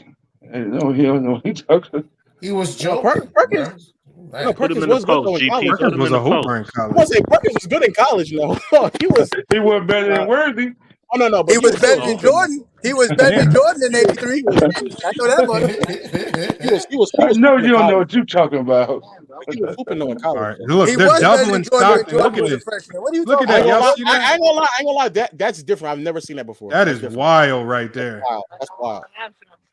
That's like Stephen Curry type. It's working though. Whatever it is working. Wait, Lo, you've never seen them double half court trap Stockton? No. They did that with the Bulls. The Bulls did that in 97 and 98 with Harper and Pippen. Well, they do that selectively. The Bulls used to do that to everybody. Though. That was just they doubling him again. Oh, he split the shit out of it though. That was there. The Bulls used to hard press a lot of teams. They were doing that back in. See, this is what I mean. If they would have let Stockton go to work right here, and the stupid coach didn't call timeout, Stockton would have worked the shit out of him. Watch this shit. Watch how he. Because look, there was a horrible double. He split the shit out of it. Watch this. I ain't gonna lie though. Why does GP needs doubles though? I don't know. They were that worried about Stockton because he's playing against the top. That's interesting right there. You need doubles, GP. That's no, Lamar. He used to own. I mean, low. I ain't gonna lie. That's tough. I mean, according Utah to ain't Gary got nobody Payton, else that can score. I mean, according to Gary Payton, Stockton was cooking him though. Apparently, you told us to go here to see how GP defended him. We're seeing how GP defended him was with someone else. Oh, GP almost got beat back door too. You see that? Watch him ball watch. Look at this. Look, ball watch. Nah, below. Man, you trying to expose GP, God damn, but I exposed you though. I exposed you though, because I knew that Seattle did a lot of double teams and traps on Stockton. All right, so pull up. Good shit. Good shot. That's a great shot. I wanted to show you that they top five, bro. Stockton is top five. We can move on. Is he better than Curry? That's facts. Top 5 See, hold on. Look again, y'all. Gary Payton doing what, y'all? Got his back to the basket. What does Stockton always do when that back go to the basket? He gonna press him every time. He always gonna press up. He gonna kill that playmaker. Look at them hand check. Exactly. Look at that physical defense out there on the perimeter. Oh, look, get to the rim. That's what Kenny Smith couldn't do right there, Lo. That's right there. Hold on, right there. He scored that layup only because of the illegal defense. He only scored because of illegal defense. If that was in this era, somebody would have sent that to the second row, man. I don't want to hear that. Yes, it was. That's all illegal defense. You go in strong or don't come at all. Also, the look at makeup this. of the this dude's walking across the lane because he knows his man has to go with him. If that dude, because normally what you would tell your defender is you want your defender to stay ball side if the ball's over here, because that guy's walking to the weak side of the floor. But see, because of illegal defense, this man can't stay on the strong side of the floor. He has to go follow his man. On Malone. Look at this. He has to follow his man. Payne is literally isolating. Look at the back screen on Malone. Bro, look at the spacing at the free throw line, bro. Like that. Hold on, Lamont. Look at the free throw line on that play. That's insane. Illegal defense made it real hard to do what you needed to do. And to be fair, Stockton defensively, Stockton is like moving around, passing the ball. What the fuck? Passing the ball. Golly. Yeah, I was saying the same thing, Lo. Yeah, guard. Carmelo, man. That man had to drop. Carmelo was known to be a ball stopper, though. That's why I said Carmelo wasn't as good enough passer to like really execute out of those post plays up until like the late 90s when he got a little bit better at that. He got way better at that. Ooh, look at that. Wow, players getting better with Stockton looking like the best player on the court. I ain't gonna lie. Oh, look at that pass. Oh, well, Stockton looking like the best player on the court. I ain't gonna hold y'all. Hold on, Stockton, they're getting okay, face up. Look. Man, Eddie Johnson out there, boy. What you talking about? Damn. Oh, bad. This nigga Carmelo. Y'all just gave low ammo for Peyton. Oh my God, Carmelo is Lo, now you see why he's second all time in turnovers. Yeah, Carmelo. Hold on. Who said Karl Malone was a better playmaker than Stockton? Hold on. Who said that? But I'm not gonna lie. I was watching that. Hey, I'm not gonna lie. I was watching that. It was net. I saw 4 players standing at the free throw line. That was I crazy. just want to expose these niggas, man. Niggas respect the Stockton, man. You did say that top 5. Top 5. We saw how GP defended Stockton. He needed somebody else. So 2 players on Stockton for GP. Doesn't sound like an all-time great defender to me if you need 2 players to defend somebody in half court line. Nah, but Lo, the reason why I did that, Lo, because I knew that Stockton always had great success against Seattle, and that they respected him because Stockton was killing them offensively all the time. So when you was but when you kept saying that nobody Stockton really wasn't a threat, I was like, you lied because he owns Seattle. But they lost that series. What are you talking about? You look like a top 5 point guard to me. I don't know. It's still, but I'm just saying your premise of him not being the threat offensively. I just wanted to show you he was. That's all. Oh no, he wasn't a threat offensively. I'm talking about scoring, but yeah, sure. I think his points were down primarily because Utah played a crazy slow pace, and they just it was net. Also, but he I want Herm. What do you? No. I gotta ask Herm. What do you think when you say he had great success against them? What do you think he averaged in that series? I don't know. I know it wasn't probably no more than 17, probably. It was under 15. I really don't remember off top. It was less than 15. But if the team scores 85 points, that 15 is more significant. This is where you hurt 13. yourself. It was 13. You consider, hey, Lo, you consider Steve Nash a great offensive player, right? Yes. All right. It's a lot of series of Steve Nash's career that you be like, why he didn't step up more offensively? Why he didn't score more for his team? I consider Stockton a great offensive player. I consider him a great offensive player. Yes, I do. Yes, I mean, for Stockton to be a pass, for Stockton to run that system and be a pass first player, I mean, a lot of point guards, if not all in the 90s, had to be a pass first kind of a point guard. That's sort of the system the 90s was in. So you couldn't see the Kevin Johnson. Kevin Johnson was one? Yeah, I think Kevin Johnson is as great as he was. I think his scoring was held back. I mean, I think his highest was like 22, 23 per game. Do you consider Kevin Johnson pass first? Yes, with the system that he played, yes. Okay. He didn't take all the shots. No. He didn't take all the shots with Phoenix. I ain't gonna lie, Malone was a terrible passer in the early 90s. He was a terrible passer in the early 90s. Penny Hardaway and I don't want to say he was Abdul Muhammad was probably the best scoring point guard. I don't think KJ was pass first. In contrast to like everybody else, in contrast to other power forwards, like Barkley stood out a lot as a passing power forward, but like Stockton but I also think they just not Stockton, Malone. I also think they just put Malone in bad situations, though, to be honest with you. No, Malone garbage. That's all that is. No, Malone ain't garbage. He a choker. He a choker as well. He is a choker. I think what happened was I think a lot of people won't say this, but I think the biggest problem with the Jazz was I think Jerry Shalom handicapped them too much.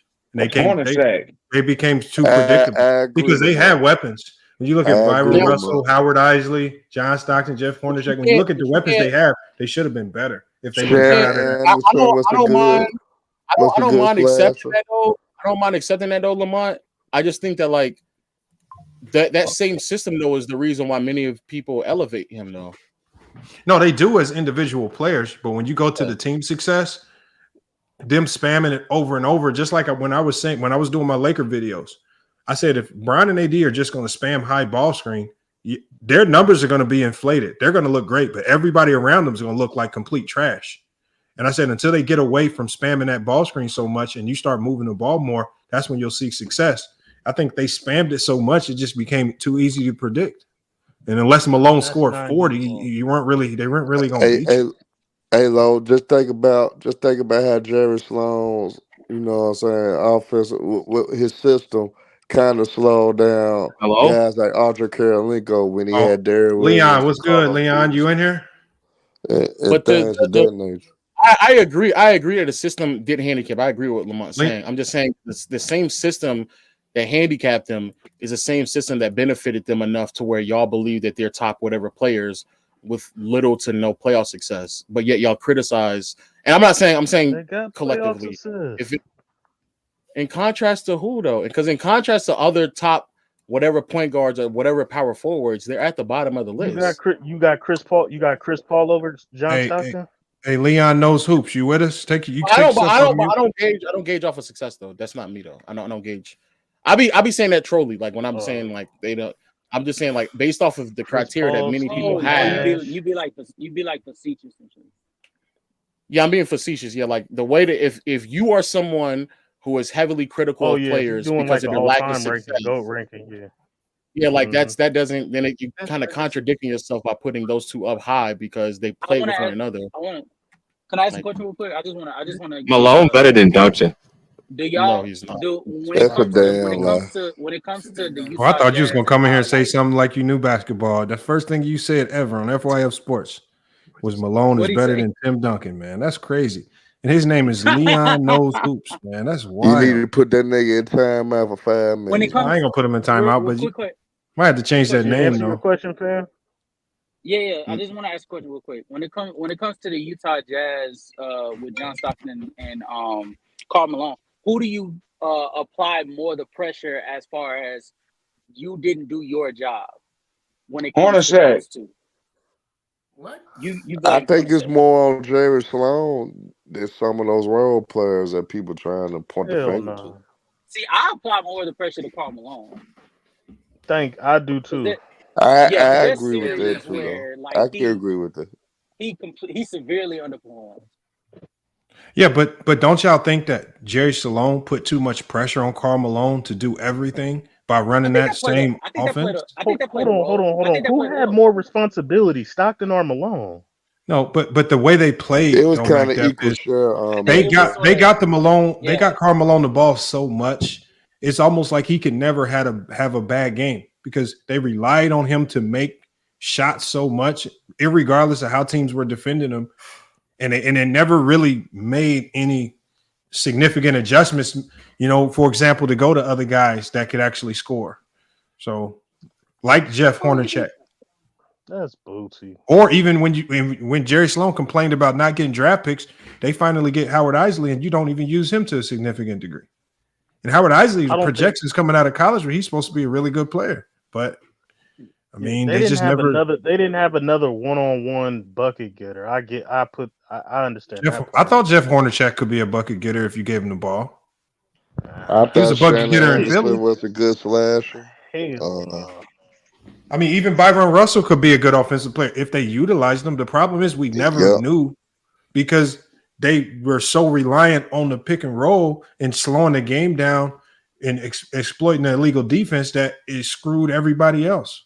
That's what I feel. It's like I would have spread them out. I would have put all 5 guys on the perimeter, bro. I would have had my guards, John Stockton, Hornacek, and everybody going to work. Yeah, but man, I ain't gonna lie to you. I feel like part of that goes back to Karl Malone's lack of ability as a passer or a facilitator. Hear me? There was some.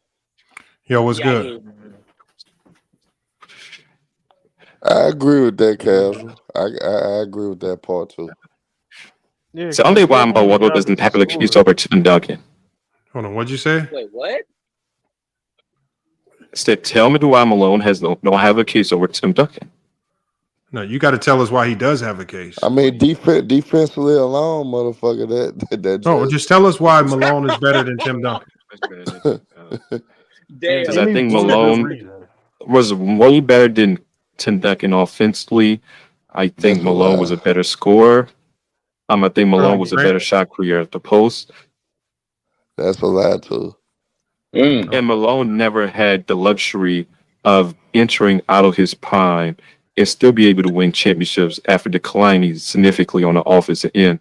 Tim Duncan had that luxury when he was out of his prime and still was able to win championships. And it was still able to win championships while Tony and Manu Ginobili was still able to carry the load as well.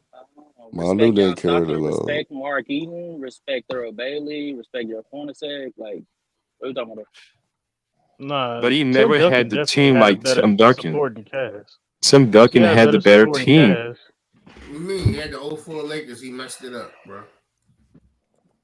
But as far as defense, I just think Tim Duncan was a more complete player. Defensively, Tim Duncan is ridiculous. Was a more complete player. Yeah, but my mom was much better offensively than Tim Duncan. When Tim Duncan didn't have those things, he still showed that he was. When Malone significantly declined, dude. When Malone significantly declined, was he still able to have the luxury, still able to win championships like Tim Duncan? Not with Utah. He had an opportunity in 2004 and then went. So when Tim Duncan declined on the offensive end, and granted, yes, his defense was anchoring at an elite level, he still wasn't carrying nowhere near the load that Karl Malone carried offensively, and it was still able to win championships. I hope you realize that in 2013 that Tim Duncan was my in the God. running and win the Finals MVP. No. He said, "Are we Why are we comparing talking? Manu Ginobili and Tony Parker and to John Stockton?" No. I'm comparing the teams. The teams was much better than what Karl Malone had. Wait, That's a why are we fact. talking about? Why are we talking about Tim Duncan after his prime when literally he showed that he could do what Karl Malone could never? Because in because his my prime. point is to sit there and say that Karl Malone has never had the luxury to get out of his prime and allow a Tony Parker and a Manu Ginobili to take over the show offensively, to allow a Kawhi Leonard to come over You and must have anchor some of watched the the great defense 2002 over there playoff as run well, of the I think and Spurs. still were able to win I think You must have championships. watched I the don't think you. 2002 I don't run think of the you. I don't Spurs. think you watch. I don't think you watch. I don't. The thing is, I don't think you watched and got a thorough understanding of who Tim Duncan was in his prime, in his peak. Go and watch Tim Duncan and what he had on that roster from 99 to 2003. Was it bad? No. But was it anywhere compared to what Karl Malone had during his prime? Absolutely better. not. And he was It still was better than what Karl Malone had. Mac is trolling. Mac Def is he's trolling. Mac Def is trolling. He's trolling. Like young Tony We're Parker, what are you trolling. talking about? Bro, hold on, y'all. Why do y'all do? Why do y'all? I want to ask the Leon guy. Why are you comparing these two guys based on the teams that they had? Why don't you just compare them as just individual players? Yeah, that's not what I was gonna do. I mean, he did. No, not Karl you, Malone is SFM, a not better you. scorer. Karl Malone I'm is talking a to the other better guy. scorer than Tim Duncan. I don't even know if he is a better scorer, but it is what it is. I can have it. In the early 2000s, back then, Tim Duncan was putting. Tim Duncan was getting 40 balls and 20 rebounds and all this shit. Though, so I don't know. I don't know, was a bro. really better post playmaker. He was a better defender, like better rebounder, in my opinion. I think a lot. I don't think y'all give the credit for some of them Utah Jazz disappointments to the right people.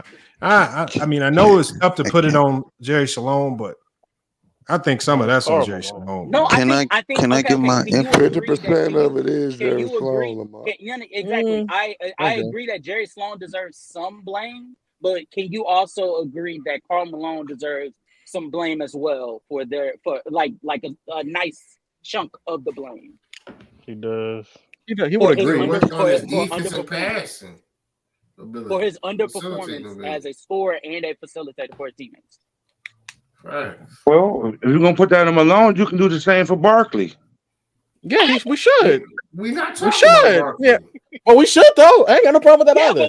But we're not talking about Barkley right now. Well, y'all start doing this, and all these bigs of the '90s gonna go in the garbage can.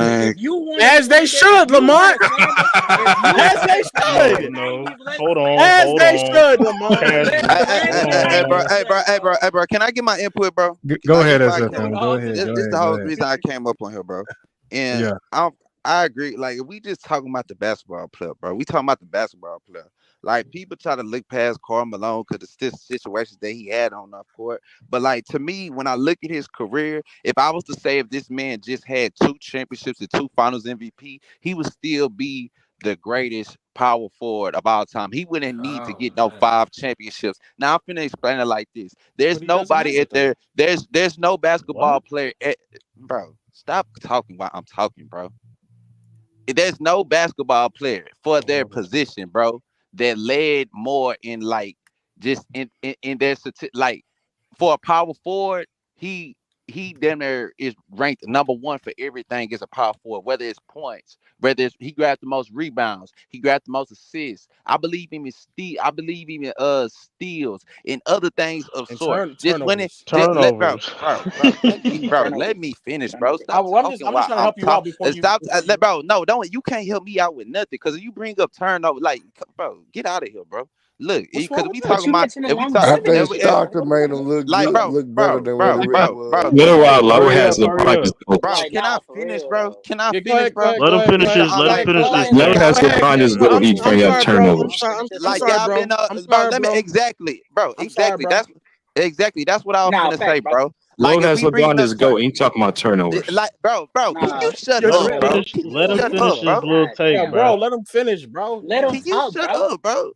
Like, bro, and I was just finna say that, bro. But I can't take nothing from LeBron, even though he's number one in regular season turnovers, and number one in playoff season turnovers, and number one in finals turnovers for career. You can't deny that. But I'm not finna sit up here and say that But I'm not finna sit up here and say that he's not a great playmaker or a top 10 playmaker of all time. I'm not finna say that. But when we look at totality of just being a power forward and clearing every statistical category, just major statistical category, nobody, whether it's point guard through center, nobody has done that more than them in totals for their career than Karl Malone for his position. Just for his position, in terms of defense, no, he's not what Tim Duncan was as a defender. He's not. But was he a good defender at a point in time? Yes, he has all defensive teams. I even believe he has first team all defensive teams. Correct me if I'm wrong about the first team all defensive teams,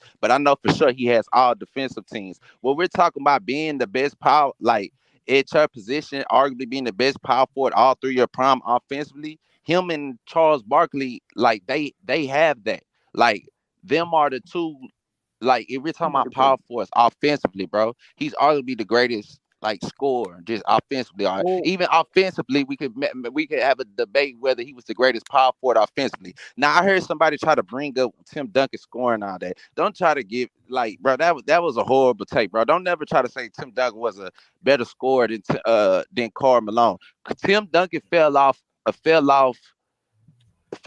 offensively in his prime. He had fell off. He was still in his prime, but he fell off offensively in his prime.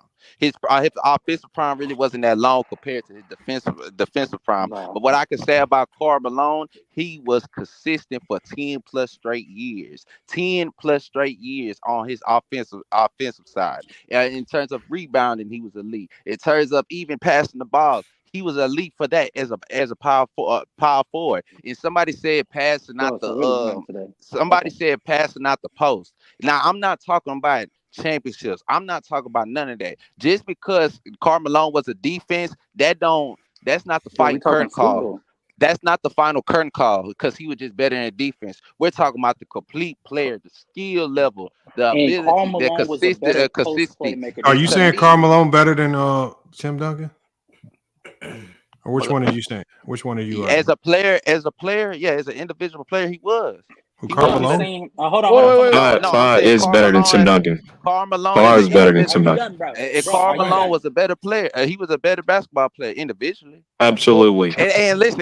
I'm saying this, and I got Tim Duncan number 5 on my list all time. I got him number 5, and I'm saying he in my top 5. I think Karl Malone can do better than Tim Duncan. I think Tim Duncan affected the game on both sides of the floor in a far more significant fashion than Karl Malone. No. Karl Malone did most of his work on the offensive end. He did not do nearly as much as Tim Duncan on the defensive end. Okay. Tim Duncan never did nearly as much as Karl Malone on the offensive end. Let me finish. But let's get this straight. Duncan just got spammed the offense in an era of basketball where illegal defense made it easier for him to score. Okay. Let's get this straight. Let's get this straight. Duncan did let's talk about in the area where there was zone, and it was much harder. Bro, all that's cool. You played in the era that was zone, but you still never, as great as you was. All these other big men that was great on, bro. We can't be all talking at the same time, bro. Yeah, so what is wrong with y'all, bro? My fault, bro. Bro, as great as he was, defensively, I'm not taking too much from him. But let's tell it how it is. Like every other power forward that we consider, Tim Duncan never led the league in nothing majorly statistically. He never, as much as defensive teams that he got, he never won Defensive Player of the Year like Ben Wallace, like Kevin Garnett, like all those. Okay, Lamont, I'm finna let you go. Just give me 40 seconds. And if we gonna tell the truth, let's tell it how it is all the way. Now, the fact is, Karl Malone, you was on a great defensive team, the greatest defensive team, arguably of all time. All right. I mean Tim Duncan. Tim Duncan. Now let's get this straight. David Robinson, all time defender. I believe wasn't he Defensive Player of the Year? Correct me if I'm wrong. Not with Duncan, but yeah, This dude talks too much. Not with Duncan. Hey, bro. My name is Finn, bro. Everybody know this, bro. You ain't gotta say. Look, David Robinson. So you had David Robinson down there with you. That y'all clogged up the paint with each other. The Twin Towers, all-time great defender. Then when you go from there, you look at the perimeter. Who you had? You had Bruce Bowen up there. You feel me? All-time great defender. Was arguably the best defender at his peak as on the perimeter. Then from there, think about this. When Bruce Bowen went away. Now I'm finna let y'all go right this. When Bruce Bowen retired in in 08, right? 08. They didn't make another deep playoff run to the Western Conference Finals until who had to replace him on the perimeter? Who replaced that defense on the perimeter when he came? That's when they made their next deep playoff run. Exactly. Okay. You did not make another. No, they got to the Western Conference Finals in 2012, I believe. Okay, 2012. Okay, 2012. No. That was a rookie. That was a rookie. Kawhi Leonard. Kawhi was on that team. Kawhi Leonard. Kawhi Leonard was on that team. So from then, and he still was great defensively. Okay, yes, he was. Yes, he was. We're not going to put him no grade. Bro, yes, he was. Bro, cannot talk. That's what they listen. That's what he came to the team for. That's what he came to the team for, McDuff. They didn't pick him up because of his offensive ability, Kawhi. They picked him up because of his defensive ability more than anything. Y'all did not see another deep playoff run until Kawhi Leonard. Until Kawhi Leonard came to replace that perimeter defense that y'all needed on the perimeter because defense. Individually, Tim Duncan defense wasn't enough to make y'all make the playoff. That's not what y'all try to do. It is a bad take. It's terrible. No, it's not terrible. No, it's not. There's a lot of things he just stated that were just because you disagree, that don't mean it's a terrible take, dude. I'm about to punishing a player because he was on a good team. No matter how you feel, it's a fact. You just The situations matter, Lamont. I'm about to tell you why it is. Situations does matter. Does not matter. Good players are good players. Good or bad. Yes, it does. All right, but y'all judge Michael Jordan for having Scottie Pippen. Don't never say nothing about Scottie Pippen. We don't judge Jordan for having Scottie Pippen. Some of the things he said was factually I don't want to hear about LeBron. I don't want to hear no excuses about LeBron losing no step. Some of the things he said was just factually incorrect. Some of the things he said was just factually incorrect. Like Karl Malone being the power forward that led in all these categories. That's not true. Points, rebounds, and assists. No, that's not true. Tim Duncan has more rebounds. Garnett has more assists. That's not true. So let's establish that. Tim Duncan also has more blocks. He's led in points, I believe, steals. But those are the two. Never led the lead in scoring. Yes, Tim Duncan never did lead the league in scoring. That is true. Larry Bird never led the league in scoring either. But I don't think that anybody questions who he is as a player because he didn't lead the league in any statistical category. You made the lead in efficiency multiple times. What has Tim done? Larry Bird played power forward. The take is a cat. Let him talk. Let him talk. I'm finna cook him. He lying. Hey, let him talk. I'm finna cook him. Well, let me stop. What did I just say that's not true? I'm looking at it right now. I'm looking at it right now. In assists, Karl Malone has the most career assists by a power forward with 5,248 assists. Second is Draymond Green. Do you believe that? What the fuck? I'm looking at it on StatMuse right now. What the fuck are you talking about? Do I believe that? How many assists? How many assists does Karl Malone have again? Oh, you want me to fact check? No. I want him to say it again. How many assists does Karl Malone have? 5,000. It said 5. You listening? 5,248 assists. 248 assists. So this AO guy, are you trying to argue that Tim Duncan is a better passer than Karl Malone? Kevin Garnett has 5,445. Well, I don't know what you're looking at. I'm on StatMuse looking at right now. It says Karl Malone has the most career assists by a power forward with 5,248 assists.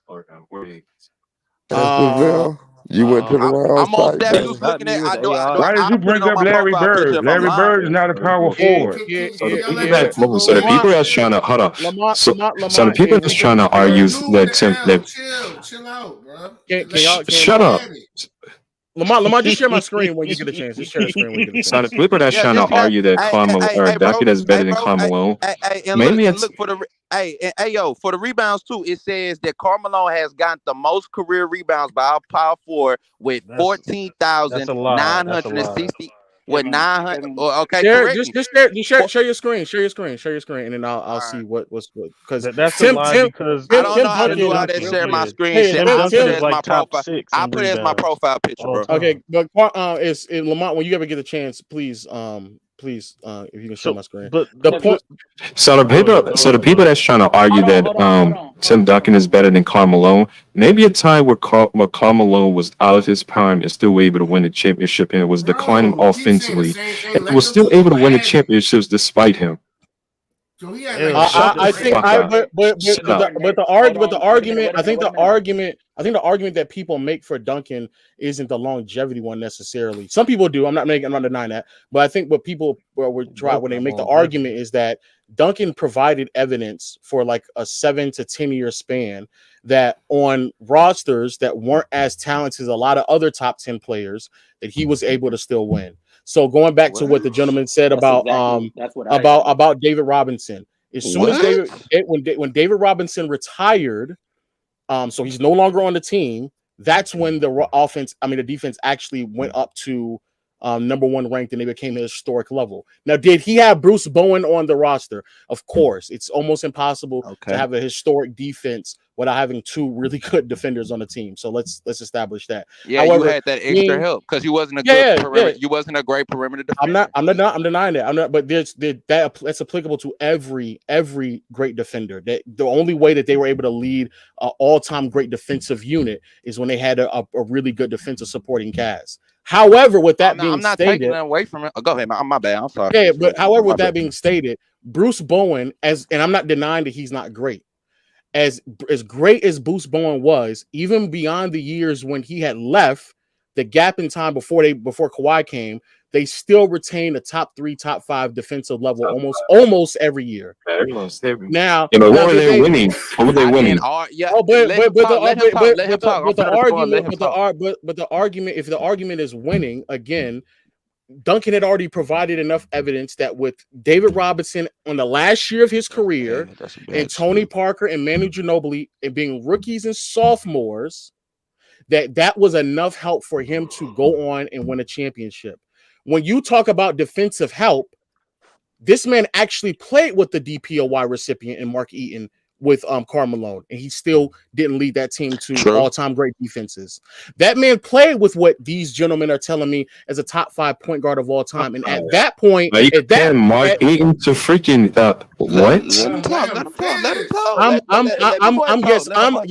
I'm comparing Mark Eaton to David Robinson in the last year of his career. Yes, I am. You can't do that. Mark Eaton to Kawhi winner and Bruce Bowen.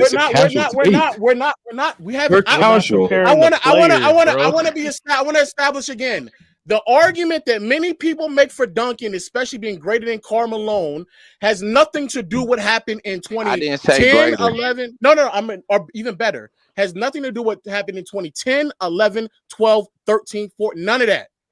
Duncan provided the evidence before we even got to that point of his career that he was able to lead teams to great defensive marks while being, quite frankly, the engine of the offense, especially before Tony Parker and Manu Ginobili emerged. And all of that was enough for him to go through the Western Conference and win a championship, not once, not twice, but depending on how you feel about the help in 2005, 3 times. And in the process of doing so, again, he was the best offensive and defensive player on his roster. I wasn't talking about how they were ranked in defense. I did not say nothing about that's the easy word. I did not talk about the top 3, top 5. I didn't care about none of that, bro. Like I didn't say nothing about none of that. I specifically told you when Bruce Bowen left, they did not make another deep playoff run until they had to replace that elite perimeter defense. And they did that with Kawhi Leonard. That's when they made their next deep playoff run. All I'm saying is that Tim Duncan impact defensively as an individual by himself, just by himself, wasn't enough for them to, for the Spurs to ever get off the hump. He had to have, let me finish. He had to have another all-time great defender on his team to make deep playoff runs. That's not nothing that you can listen. That's not nothing. I get it. Listen, that's not nothing. That's not nothing that you can. That's not nothing that you can say. This is a opinion. That's a fact. No, and I'm gonna ask you. I'm gonna say one more. I'm gonna let you go, bro. I'm gonna let you go. And I'm gonna say one more thing. And if you say that there's nobody else that won titles with only being the only all-time elite defender, like all-time great defender on the team, well, I believe Hakeem Olajuwon is one of them. And Kobe Bryant is one of them. Bill Russell. No, let me say this. Do you think in 20? Do you think 2012 Kawhi Leonard, which was his rookie season, you think he was an all-time great defender? No, he was an elite defender. So you think he was an elite defender in 2012? That's what he came to the team for, sir. I didn't say. I'm not. You can say he was a good defender. You can say he was a okay defender. You can say he was but elite defender. You think he was an elite defender in 2012? In 2012, yes, in 2012. And then after that, 2013, they went he straight to the wasn't finals. elite in 2013 or 14 either. 2013 about Herm. He Shut was up, elite Herm. in 2014. Herm. See, Herm, you my people. Herm, you know you my people, Herm. But you know. No, he wasn't. You think in 2014 he was elite, bro? To say that a rookie Kawhi Leonard came in as an elite defender in his rookie season. Crazy. That's. He was an elite defender. He was. He wasn't the lead in 2014. That's what he came to the team for. So to dude who brung up this question, the only thing that Karl Malone was basically better at than Tim Duncan is scoring. You can debate it, but I would take Karl Malone scoring. As far as passing and playmaking, that goes to Tim Duncan. As far as being on defensively, that definitely goes to Lamont, can you show my screen real quick? Yeah, I mean, Tim Duncan. Nothing. Y'all acting like Tim Duncan never had a load. Tim Duncan never had a load to carry a day in his career. That's not true. That's not true. I want to show 55 Garnett. This is assists. And I have this man top 5. I got him number 5. I would check. Can you stack? Can you recognize what I'm showing? What it's on the screen right now? Garnett is 55 and Karl Malone is 62. And where you find that at? This is if you go to Basketball Reference, you can go to. Okay.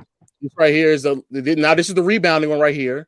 Well, make sure it's true and here is not. And I'm about to say we're gonna see his as well. Stat moves, that's not what stat moves say. I know. I want to see yours as well. But there's Tim Duncan 6 and Karl Malone right below him at 7. Elvin Hayes is a power forward too. Listen, and Elvin Hayes as well. Yes.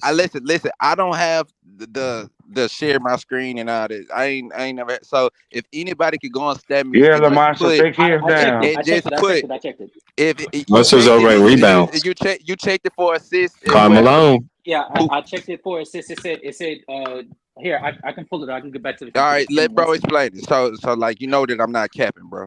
He's not lying. He's not lying, and it's a shame on StatMuse for giving out false information. Oh, here we go. You know why? It's probably because Tim Duncan plays center. Okay, so here it is. StatMuse. Which power forward? The question is, which power forward has most assists in NBA history? It says Karl Malone, 1,476 games played, 5,248 assists. And then second is Draymond Green with 774 games played, 4,324. Kevin Garnett. Damn, he's cooked. Kevin Garnett is 995 games played. That's only. I think that's only if you 4,149 assists. Yeah, it's just for power forward position. I don't because you got to remember Tim Duncan had times. Tim Duncan had times he played center, and it wasn't good for him. I think it only. It only calculated. So I think they accounted his center stats is what he did as a center too. Accumulate. This is just saying power forward, I believe, just as a power forward at that position. So. Just as a power forward at that position, he led more things just at the power forward. But that goes back to what I was going to say earlier, bro. I just think you're a little misinformed over like the information that you see. Tim Duncan's just an all-around better player. That doesn't mean he's not right. And even Stop trying to Malone use is just so semantics. much better offensively than Tim Duncan. Like, what are we doing Stop here? trying to use semantics. Wait a minute. Y'all think y'all smarter than everybody, bro. Stop with that dumb shit, bro. Even with Like, if you Dumb want ass to shit. edge out Tim Duncan because I of the don't. defense, like we've never did it to any I other don't think all-time great Malone is player. light years ahead of cussing Duncan each other out, bro. offensively, like y'all There's no say. need for that. Karl Malone clears Duncan offensively. Clears him. Okay. No, it's Yeah, not. yes, he I does. don't think What so. what skill sets He's a on better. the He's a offense better. does he He's clear a better. Duncan in? He's a better interior scorer. He's a better shot creator in the No, he's post. not. He's a better No, he's not. scorer in No, general. he's He's a not. better shooter. He's a better playmaker because his gravity and scoring in the post He's a generates better more jump rebounds. shooter. Not only that, Hold he's a on. better L, finisher. Get Stop out of it. space now. Y'all Hold using on. gravity. So much Is more a gravity. Y'all Much more Karl killing me, Malone gravity. is bro. not better interior than Tim Duncan. No, he's a better He is. mid-range shooter. He's a better mid-range He's shooter a than Tim better Duncan. scorer. He's a better He's a scorer. better scorer. But if you're going to He's a certain better skill sets finisher. on the court, no, he's not better interior than Tim Duncan. Tim Duncan operated in Yes, the he freaking post in the is. paint. All right, bro. Y'all He has better touch around the rim. He's a better interior scorer. Karl Malone is better offensively, Hold but on, he generates more points. all you're doing is you're literally saying the same thing 4 times just to say he's better. If he's a better interior he's scorer, better. you don't have to say he's a better scorer around the rim. You're just saying the same thing 4 times. Yeah, I said he's a better scorer. Okay, Like, but look, he's but better. I think a lot of I'm people serious right now. But I think a lot of people would say, okay, let's give Karl Malone the scoring. We know he was a great scorer. Everything else is probably to Tim Duncan. Passing and maybe you can true. That's not true. That's how he's you a better feel. shooter. That's He's how a you better feel. shooting playmaker. and scoring. We already gave scoring to Karl Malone. Shooting or scoring is two different things. Listen. Okay, so give him shooting as well. That's Give how him you shooting feel. as well. Basketball. I'm saying even as a playmaker, So he was John better. started to create a lot of those easy He looks took on for more. He Karl took on Malone. more Too. gravity. It made up. I heard you say something about the interior. I heard you say something about the interior. Man, He's not a better playmaker or Stop the passer than interior Tim shit. Duncan. Stop the interior. He was better than Karl Malone. I mean, than Tim Duncan in the interior. Stop that. He's not a better passer. He's not a better passer than Tim Duncan. What are y'all talking about? Yes, he is, bro. Yes, No, he he's not. We is, just bro. watched Hold on. He's a better passer. SFM. better passer. Hold on. This is for SFM and the other guy. What film did you guys watch, or what games did you guys watch of the Utah Jazz that showcase all of this great passing? Well, the whole 90s. Oh my goodness, we just watched the '90s film. Him being I a bad pass. specifically watched from 90, 96 to probably I watched Sim and I watched Tim 99. Duncan, and Tim like Duncan. 96, Karl Malone's just a better 99. player. But at 96, 99. But I know, like especially in the interior, because McDuff, I hate Yeah, that highlighting stuff. he wasn't no This better. dude He wasn't no crazy, better bro. scorer in the interior. Than Karl Malone, bro. Stop it. Karl Malone was much bigger than him, much stronger than him. His footwork was better. He knew how to work out the post to create his own shot. His footwork was not better than Tim Duncan. He wasn't bigger than Tim Duncan. Okay. Why is better than Tim Duncan? Y'all is lying. But SFM, you're just running You're off. lying. His footwork is better. But you can't just run off a lot of non-measurable things. His footwork is better. Like you're trying to find any non-measurable just to say he was What better. do you mean? Because you non-measurable. Because what you're saying is he had better footwork. That's not measurable. So you're just saying a whole bunch of stuff that's subjective. Saying he's better. Lamont, so you measure me. So you measure how Tim Duncan had better footwork than Karl Malone. You measure it. Nobody's saying. You want me to pull up the film? Okay. We can both put. Look, man, I can't share the screen. I can't share the screen, so I can't win that battle with you putting up. Bro, he's a better scorer. We can move on. He had a better bank shot. Karl Malone is better. Like, what are we doing here? Like, what He are we had a doing? better bank shot. That's it. That's all. No. Karl Malone was a better scorer, and he had a better mid-range shot. So hold on. So that means a lot of you guys, scorer, a better shooter. Do you guys got Karl Malone ranked in your top 10? I know somebody that do. No. That's the film. I do. Because if he's better than Duncan, that means he needs to be top 10 all time. No. Because you didn't hear what I said from the beginning. The first thing I said, I said I got Tim forward. Duncan. I got Tim Duncan number 5. But I believe if Karl Malone, if he was to have those 2 or 3 championships, not even 5, he wouldn't even have to have 5. If he had those 3 Why does he need to championships, chip to be ranked higher? because the truth is, and I know it hurts, and people just don't accept it. And don't say nothing about Bill Russell when I bring this up. Y'all always like to bring up Bill Russell and all them casual takes when I say this. Championships do count to your career, your all-time great, in your all-time ranking. It does count. You feel me? And if he had that, and if he had those little extra 2 or 3 shifts, he would still remain the greatest power forward of Just all say time. Karl Malone is more skilled than Tim Duncan. Just leave it at that. He's a better player. If Karl Malone would have won one championship, everybody would say that Karl Malone is better than Tim Duncan. You at the man got 2 or 3 finals MVP. You already got the numbers across the board for a power forward. You laid down there everything as a power forward. Not center. Powerful, bro. When you say player, automatically we're going to go to the defensive end, and it's not even close. And like I said, that's not the pin drop, bro. That's not the final curtain call, bro.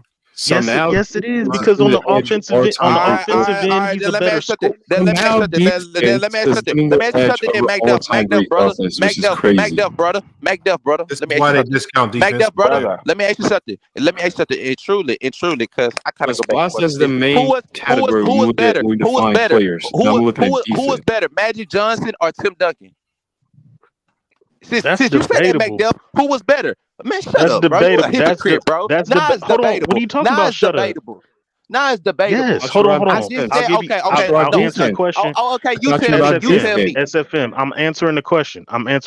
First of all, it's debatable. The reason I would take Magic is because, to me, his impact on the offensive end was all-time GOAT status. He's arguably, but it's a way bigger gap defensively. It's a way bigger gap defensively. Let me finish. Okay, go ahead. Let me finish. Let me finish, Karl Malone fans. When I say Magic Johnson is all-time GOAT status offensively, that impact alone can measure out debatably over Tim Duncan's impact. Karl Malone is nowhere. Karl Malone, even though we said because Tim Duncan is better than him defensively, and we say that's the end-all be-all, because Karl Malone in no aspect, in no category is all-time great in anything, in impact or nothing. Oh, I don't know about you. I don't know what you're talking about. To say that Karl Malone, how are you the third leading scorer in NBA history? You're not an all-time great offensive player. Is Karl Malone? Hold on. Is Karl Malone? Do you guys have Karl Malone as a top 5 scorer all time? Second anymore, dickhead. I don't have. Listen. I don't have Duncan. I don't have Duncan as a top 5. I don't even know if I have him as a top 5 defender. To be honest. I don't have him as top 5. I don't have. What you mean? It's just bogus. I can name 5 defenders better. Who? Tim Duncan. Hold on. This is what I'm saying. Tim Duncan defensively, just on that side, is top 10. He's cemented as a top 10. Okay, he's top 10. He's not top 5. Hold on. Time out. Defensively, Tim Duncan is cemented top 10. What category is Karl Malone cemented as a top 5 and what? Skill set. Scoring. He's a top 5 win rate. He's a top 5 win rate scorer of all time. Okay. So you're saying scoring. Let's say scoring. You're saying scoring, right? Let's say blocker. Who? For Tim Duncan. What? I don't even know. No, I'm defensively. He's a top 10. He's not top 5. But listen.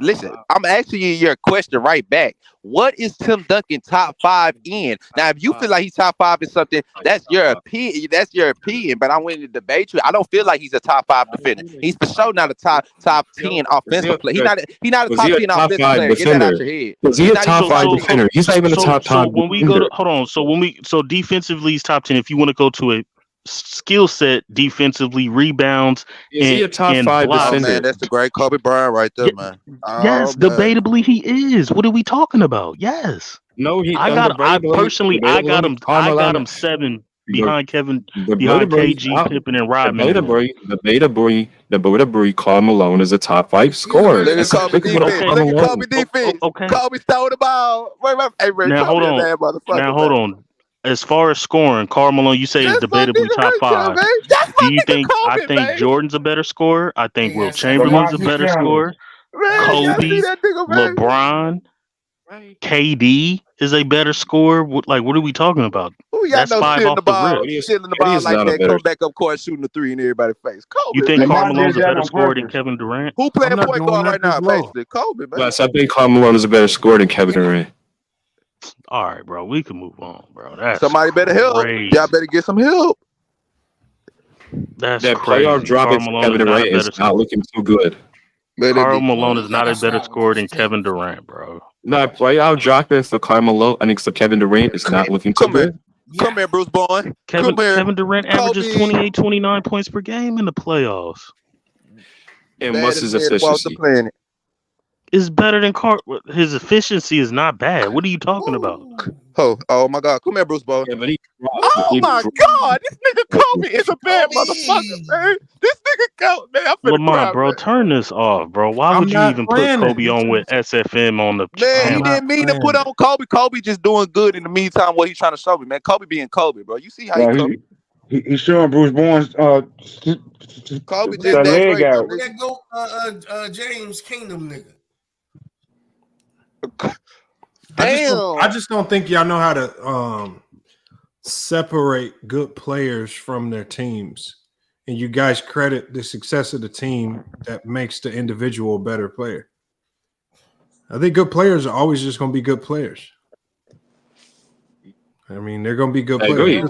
And that's why I think Karl Malone, because if I separate the individual success or the team success, then I would have Tim Duncan over Karl Malone all the time. But I look at them as individual players, and Karl Malone is just a better offensive player than Tim Duncan, where he reached the heights of an all-time great offensive player. Give you offense. Yeah, all-time great offensive player. I give you offense. No, he's not. But when you play basketball, you play defense more than you play offense. And to me, defense is always going to be meaningful for the stars who can do both, who can play offense. Where you have Scottie But Pippen Karl ranked all Malone got the credentials Scottie defensively Pippen in too. top 20. Top He 30. only got 4 defensive teams. Okay, Let me ask you that's good enough, bro. Pippen's top 20. Who's a better defense? Who's a better Lamont? Who's a better individual player? Since you value defense so much, Jokic or Embiid? That's a 5. Who's a better individual player? Embiid. Yes, Jokic or Embiid. Embiid's a better player. You're consistent. Bro, where's the footwork, Lamont? Look, Bruce Bowen, look at you fouling. He mad because Kobe just put 2 threes in your face, bro. Shut up, weak ass nigga. Can't guard Kobe, nigga. I need to see what Legend's trying to show us. Foul. Okay, Timmy D.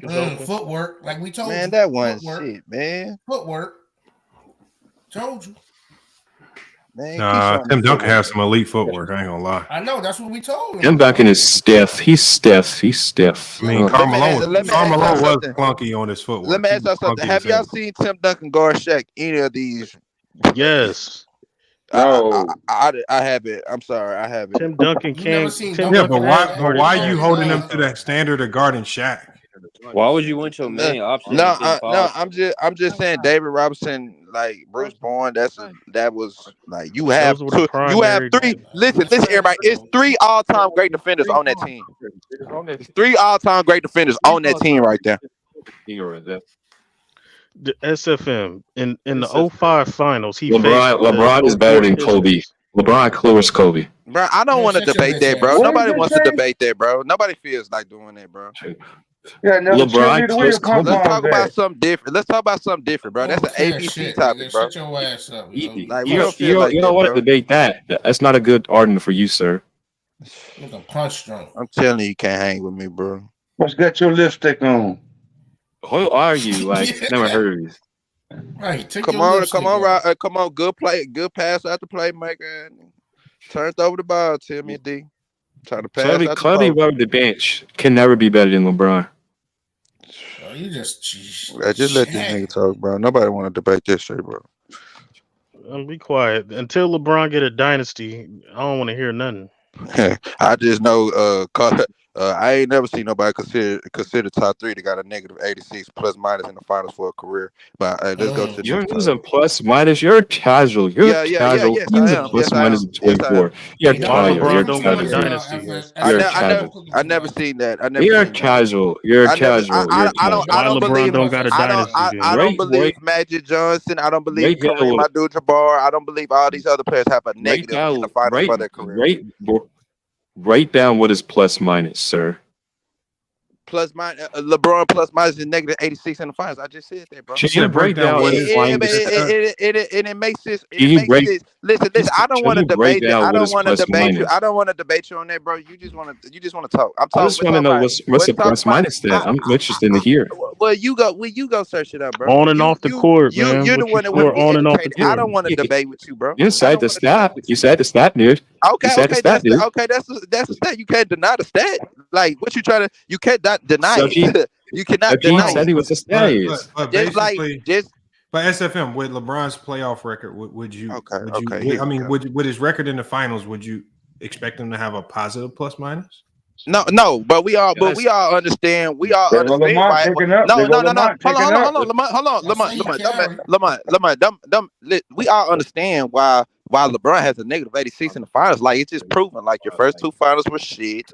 I don't want to. Don't make me do it to LeBron. 2015. Don't make me do it. 2015. I don't want to do it. I don't want to do it. Don't make me do it. Don't make me do it. I don't want to. What I'm saying is, all the plus minus basically is LeBron's in the whole time and they've lost more than they've won. Essentially, that's really all it means. No, that has nothing to do with it. It's performances. We got to talk about performances. That has nothing to do with just plus minus. That's a lie. Yes, it is. I got the definition right here. The definition of plus minus. You can still lose and have a high plus minus. Yeah, you can, but it's still about what you do in the game and the point differential while you're in the game. Exactly. I just said that. LeBron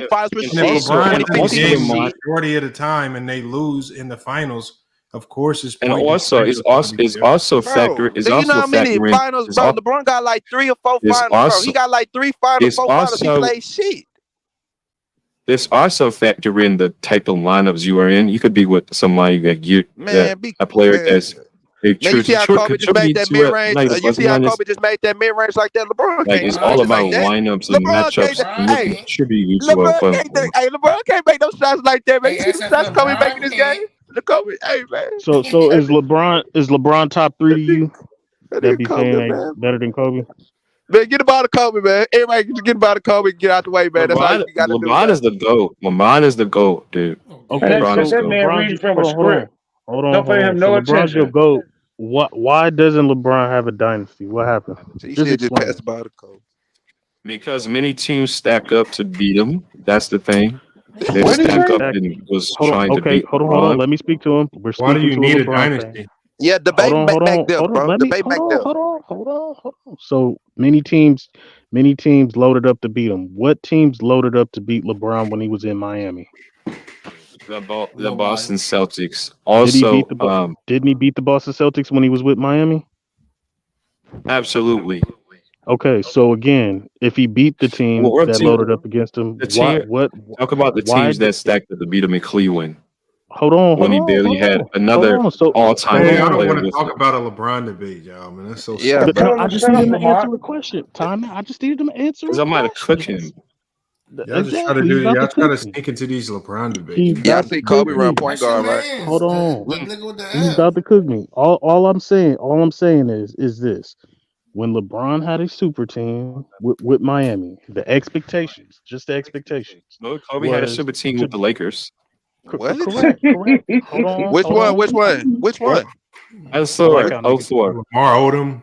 04. 04. No, 04 wasn't no super team. Gary Payton. But Karl Malone at the age of 40. Karl Malone at the age of 40 years old coming off the bench is not a super team in his last year. Answer the question real quick. So when how can you sit here and say that the Cleveland Cavaliers was a super team and LeBron had Kyrie Irving But then sit there and say that 2004 was I don't get it. Like it sounds so Gary idiotic. Payton barely Hey played man, that where's that season, dude bro. from? Alpine, He was injured. Colorado. Man, I get ain't this. seen Shaq Listen, the score one, but reason is debatable because Karl Malone was 40 years old and Gary Payton was 35. If you want to And he call it was a super team, injured go that ahead. I'm not season, even bro. tripping. Call it a super team. But we know in Miami, LeBron James legitimately had the best roster But in there's the people league, that and they call were the a super team. Lakers. There's people. Hold on. There's people that call the Stop Lakers. deflecting. There's Stop people. deflecting. Stop There's people deflecting. that call the It's a question. Lakers the year that they got Russell Westbrook and Carmelo Anthony and Dwight Howard and Anthony Davis and LeBron, and they call that a super team. Ron So why John, can't Ron. we apply that Who else? logic? Why we can't apply that logic to when Kobe had a super team in Let's 04? We call had it that. Carmelo and Let's Gary call it Payton that. For the sake of and this them argument, players let's as call it well. that. Okay, either Let's point. call it then, Stop bro. Let's call deflecting. it. But let me Let's call it. answer my question because He just came off I'm 3 in a answering row. your Let's call it. question. Let's just call it that. So I'm trying to see what point are you trying to get at, dude.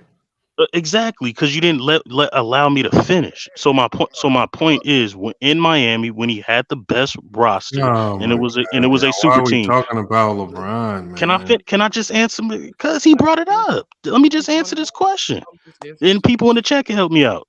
So again, his expectations as soon as he got there, before they played again, his expectations, fair or foul, he was supposed to be he was supposed to have a dynasty. He was supposed to challenge the Bulls 72 win record, and they were supposed to be Bro, you one of only the have a greatest. dynasty if you got an organization that Hold wants to on. build one. That has nothing to do Hold with the on. player.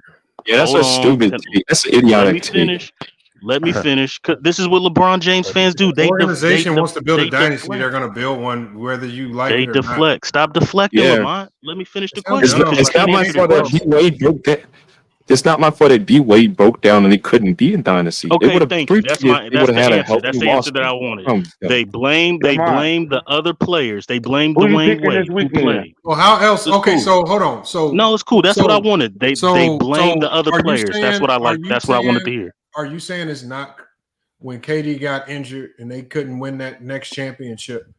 Are you saying we're not supposed to blame those injuries to Klay Thompson and Kevin Durant as the injuries that stopped that dynasty run? Steph choked. Sometimes it didn't. Injuries It is didn't stop the the number one dynasty thing run. that stops dynasties. It literally shuts dynasties down. Did they win another championship after that? Weren't they already a dynasty? That dynasty was over. They were a completely different team. No, when it they won another wasn't. He won another championship. He continued. Mac Delph. No, he did not. It was 5 What are y'all years. talking about? It was 5 years before they won again. Hold on, time out. Y'all are stupid. Hold on. The Golden State Warriors dynasty is 4 and 8 years. Fair or foul? 4 and 8. Foul. Their dynasty is not 4 championships in 8 years. No, Dynasty. No, it ended in. All right, bro. Y'all obviously don't know what the fuck a dynasty Hey, is. Lamont, That's crazy. I clicked that player choice, dude. He's on my record. I don't. Who you talking about? Whoever that AO dude was, he got cooked. I don't understand your I don't even point. know who that is. You talking about low? Because y'all niggas didn't let me finish my question. Oh, Go ahead. low. Oh, you said AO. They went to the finals 5 years in a row, did they not? Correct. And they won 4 chips, right? 3. They went 3-2. The cast of characters, when they went back 4 years later, that's not a continuation of the dynasty. Yes, it is. No, They it's have not. a 4-year gap and say it's the. They didn't have a 4-year gap. It was 3. They won in 2023. They lost in 19. They won in 2022. Yeah, but the core pieces were still there. So what are you talking about? Thank you. Yes, what are you talking about? No, it wasn't. Hey man, Wiggins was their second best player by the time you a they won drunkard, again. man. Get off here and go to sleep, man. You old and drunk. Listen, they had the same. Hey man, we don't talk to Bees like that, man. Bees, big OG, man. Who is that? Klay Thompson and Klay Thompson was not the same player. It was Jordan Poole and Wiggins who were there, and Steph Curry were their 3 best players. Hey, Lamont, you don't have to, bro. But the core people were still there, though. No, it huh? wasn't. It wasn't. Andrew Wiggins was the second best player on the team. Curry, Draymond, and And what's Klay name was still there. Iguodala, Klay Thompson. They all was there. That foundation was still there. That foundation was still there. The foundation of the team was still there. Steve Kerr as a coach. No, what they saying is that Maurice Spates was their foundation, is what they saying. That's ain't nobody saying that. The dynasty ended when KD got hurt. That's They not won true. They another were a chip. He dynasty. wasn't part of their dynasty. Dude, you cannot go to the lottery in between and talk about y'all dynasty guild going. Man. You talking about y'all was drafting in the top of the No, lottery. the reason why they had a lottery pick is because they were It don't hurt. matter. Once you get into the lottery, your dynasty is No, ended, bro. Steph was So are hurt. y'all That's saying why that he got Steph a Curry? lottery. That's not Are y'all true. saying that Steph Curry don't have a dynasty? No, they're saying So their him not dynasty being ended. injured for a full year didn't help. SFM, their dynasty ended with KD and Steph Curry better offensively than Kobe. I ain't Hold lying. on. One at a time. Hold on, Bees. Hold on, real quick. So Bees, their dynasty. Curry is better Hold on. offensively than Kobe. I got y'all. That kind of make. I ain't gonna lie, make up. That kind of makes sense, bro. No, it kinda doesn't. makes Hold on. sense, bro. I'm Think gonna about it, tell bro. you why it doesn't. I'm gonna tell you why it doesn't. Let's just establish. Let's just say for the sake of argument, their dynasty was 2015 to 2019. Okay. Don't add the space in between that. Now the Spurs dynasty. Somebody explain the Spurs dynasty to me, please. That's a good point. No, I'm about to. That's a good point. The Spurs get credit for being in the dynasty because they won 3 and 5 years. They don't look at 12-year span and call them they don't. Hold up, bro. They don't look. Explain the Celtics dynasty. Explain the Hold Lakers on. dynasty. That's actually not true. What year? Okay, hold on. Go ahead, keep going.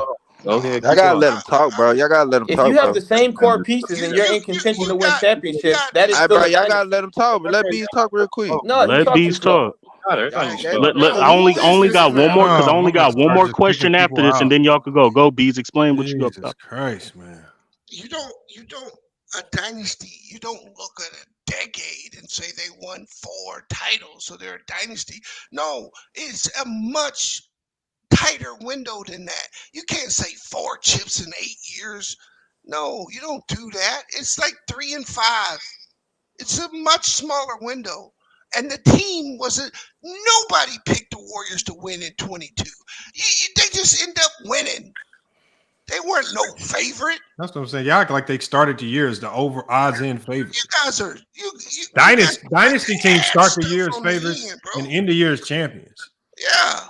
If you a dynasty, nobody picked the Warriors to win in 22. Okay, this is my last question. I'm gonna end it right here. So This guy is a casual. The Warriors was a dynasty. This is my last question. Did LeBron James beat the Spurs dynasty? No. Why does it? Okay. No. He never beat a dynasty. I don't think he did. Bees, you're tripping. No, okay, hold on, y'all. I got it. So that mean the Warriors wasn't a dynasty in Right 2015. so I'm gonna read this to y'all right here. This is what it says.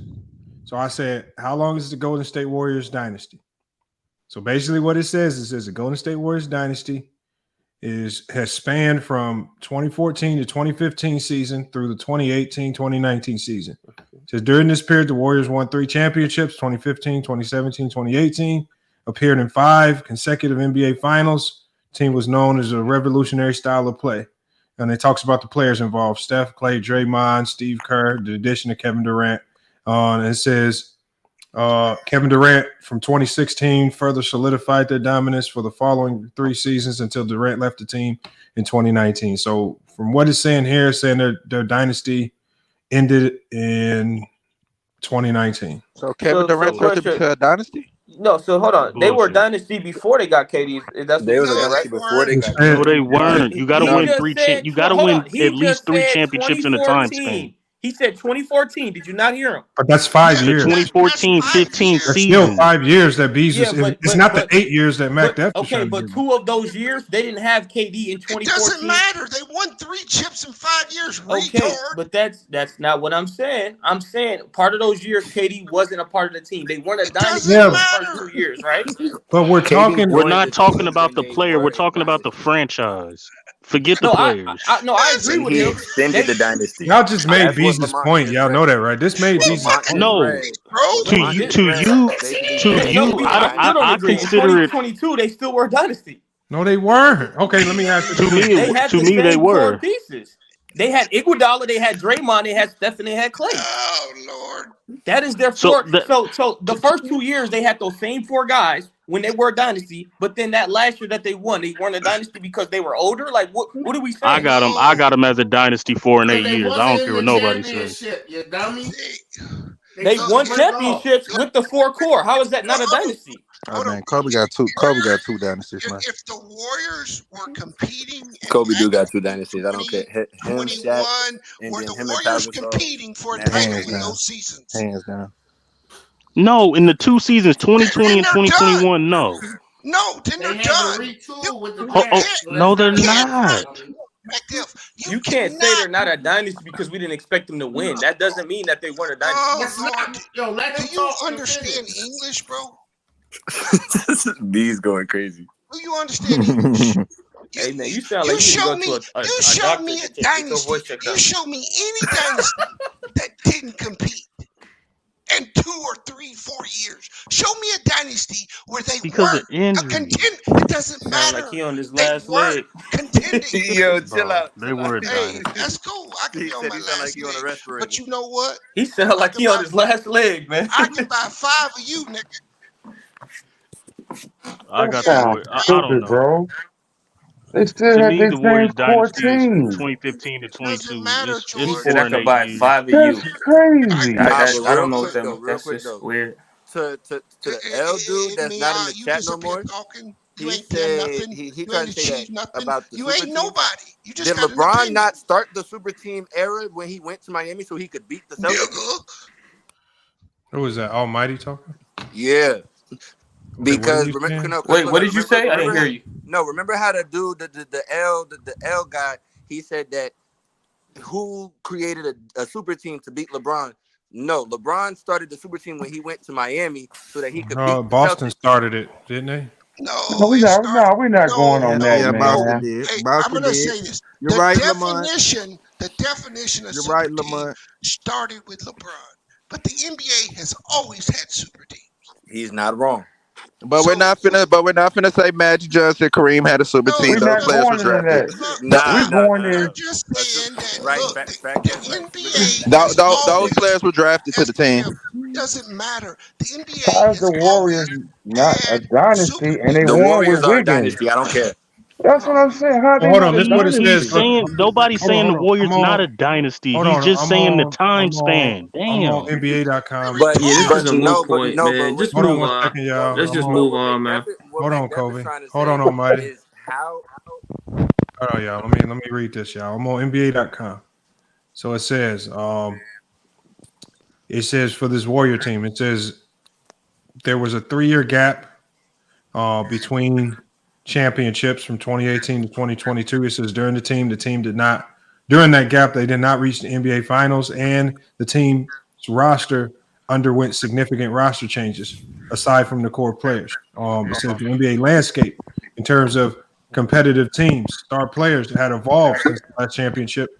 Some arguing, and it says many people believe that the 2020 victory was a new chapter rather than a continuation of the previous dynasty. And it says that, the injury challenges from 2019 to 2022, where it saw key players, Klay Thompson, Kevin Durant, and others facing significant injuries, which altered the team's trajectory compared to the uninterrupted success of other sports dynasties. So, yeah, I just don't think you can have that big gap.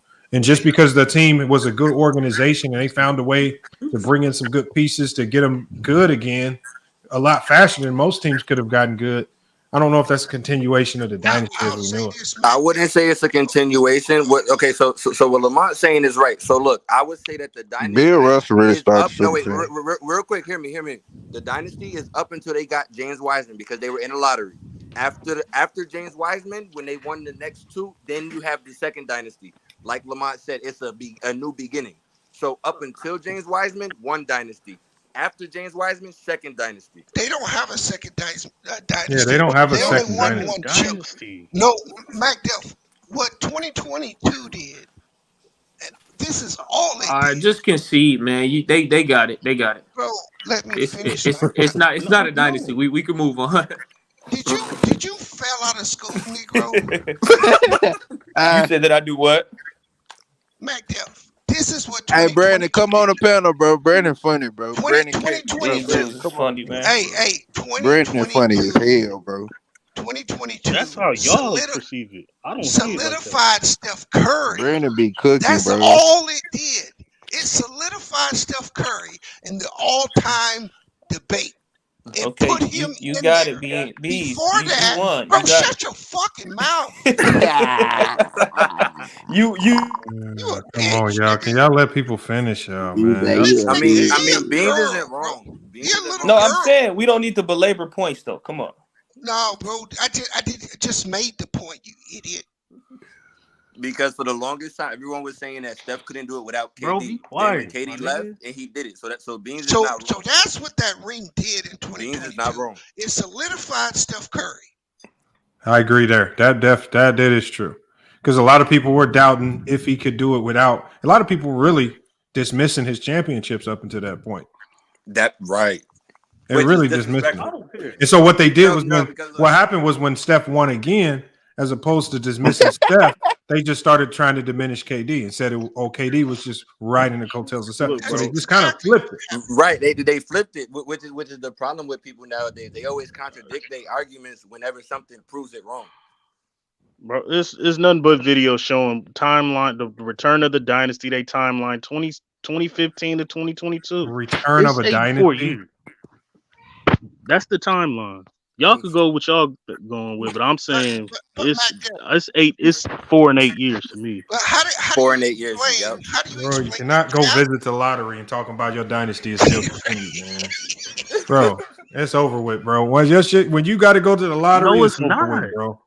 Bro, it's but over, in their man. defense, they did have like extreme injuries.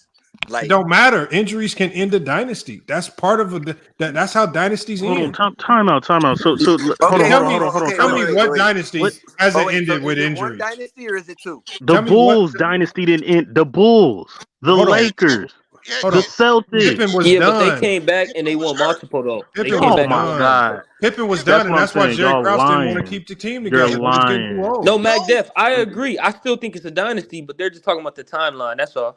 No, they got a dynasty. It just hold on.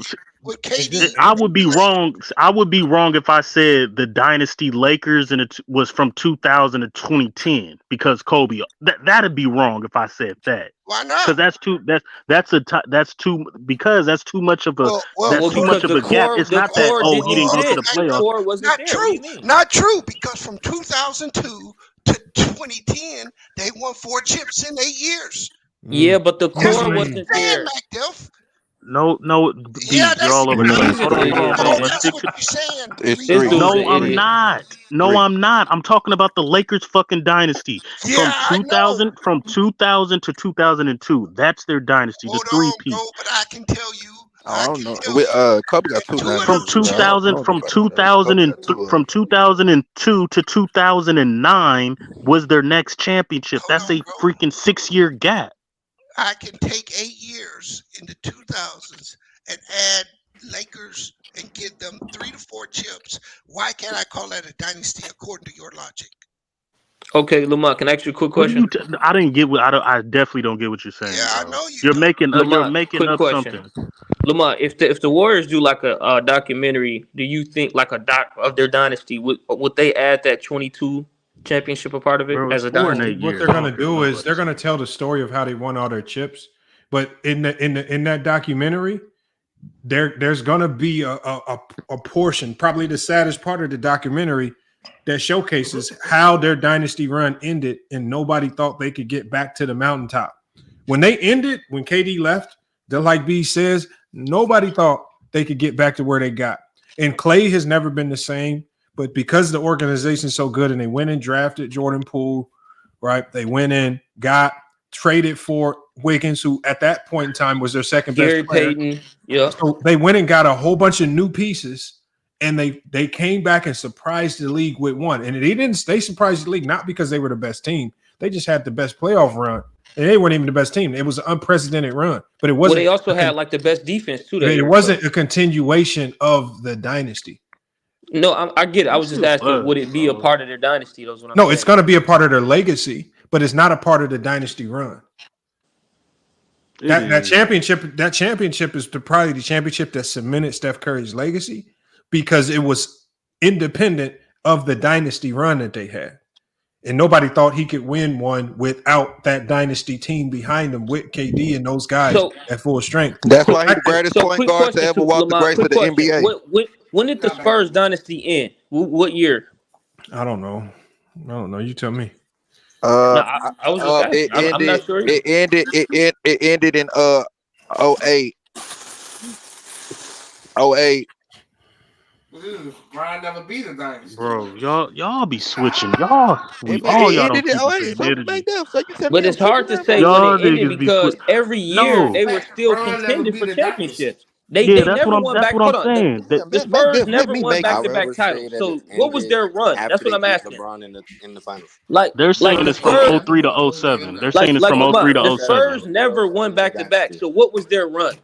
03 to 07 is what they're saying based on their logic. The thing is even on the years where they didn't win, were they looked at as one of the superior teams? Were they one of the favorites to get to the final? Even to their last couple years, yes. So what I'm saying is that's part of being a dynasty. The expectation that you're either you get to the finals or the expectation that you're one of the best teams in the league. And the Warriors were one of the best Warriors teams were not. that year. In 2022, the Warriors were not one of the best teams in the league. What was their and they seed? had no expectation to win the championship. So what was their seed in 2022? Hey, KLP in the comments, that's a lie.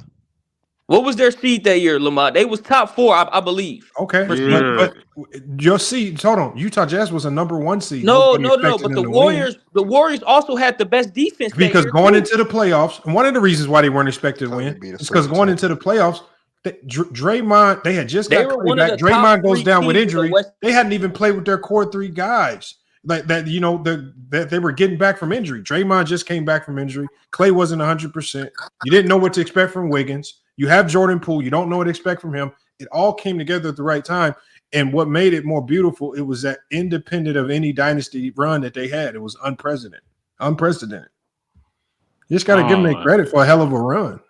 Nah, it's all I 4 know is years. Lamont. What's your definition? Brian never beat a dynasty, and that's great. He beat the Warriors dynasty. He beat the Warriors dynasty. Wait, what do you mean? That wasn't no dynasty. They won 1 chip. What you mean? That was still part of the original dynasty Warriors. That was part of the dynasty, Ralph. You can't. He got it. That's the only dynasty he beat. The Spurs won. No, y'all don't keep the same energy. Y'all said he played against the Spurs dynasty. I didn't say that, man. I'm telling you, He didn't. B said it from the get-go. He said the Spurs wasn't a dynasty when they won 3 chips in 5 years. When he beat them. When he beat them. Yeah, but when LeBron beat them, they hadn't been to the finals in how long? When LeBron 5-6 years. 5 years. The last time that the Spurs was in. Now that's what I originally said, and niggas got on my helmet about it. Like, no, they're still a dynasty because they got the same core people. So don't switch up now, bro. Hold on. Hey, I just they did. My cousin, their primary core was not the same. Their primary core was Wiggins and Steph. That was their primary core. Some of the players were still there, but their roles were said the Spurs. He said the Spurs. You had Steph, Clay, Draymond, Iggy, and Steve Kerr. Clay's role was different, and Draymond's role was different because of Wiggins. The players were the same. Because of Jordan Poole. No, but their roles were different. They got older. Their roles were different. They roles were different, so it's not a dynasty. See, that's why I don't agree with that because that doesn't apply. That applies to the Spurs too, then, right? Because their roles changed. Look, I don't care. Their roles. The Warriors dynasty is 4 and 8 years. I don't care. Yeah. So here's how their roles changed, right? You know how Tim Duncan went to center. Hold on. Tim Duncan was their number 1 option in those first few runs, and then they started running through Tony Parker last few years. Did his play fall off? Did he significantly fall off? His numbers dropped off, yes. His offensively, it's a Nick. That's like saying the Lakers wasn't a dynasty. That's like saying the Lakers wasn't a dynasty because Kareem fell off. After 2007, Tony Parker was leading them in scoring. He was their number 1 option. Yeah, that was their number 1 option. He was in the MVP voted for years. So and then they stopped playing inside out. They actually started playing more. Even in 2009, Tim Duncan wasn't even the MVP voted. Okay, and then their role players changed. Tony Parker and Manu was. They got rid of guys like like Kobe, Bruce you Bowen, asked. and they Okay, added Kobe, guys you like got Danny this Green, answer. Kawhi, You Jerry asked Neal. Kobe. Then answer the question. Answer the question that you presented. I didn't even hear it. Go ahead. Tell us the start and the finish of the Spurs dynasty. You have the answers. So If their roster makeup changed, then tell us when it started and when the new dynasty That's started why back I up. asked you. That's why I asked you because I told you I didn't know the years. No, I know. So my cousin, he's a Spurs fan. He said their run ended, their dynasty ended in 2014. So from when I they don't know about that. So you saying they run started So in hold on. 99 So and it ended in 2014. So, bro, they were a top 3 seed in the West every year and predicted to come out of the West. Kobe and Shaq never had a dynasty. So that's my point. If you're saying that their dynasty was like, because they never won back to back, and their dynasty extended so Yeah, long, they sure did never win back to back. Hey, their dynasty. I don't. Yeah, they're the only dynasty never went back to back. I believe.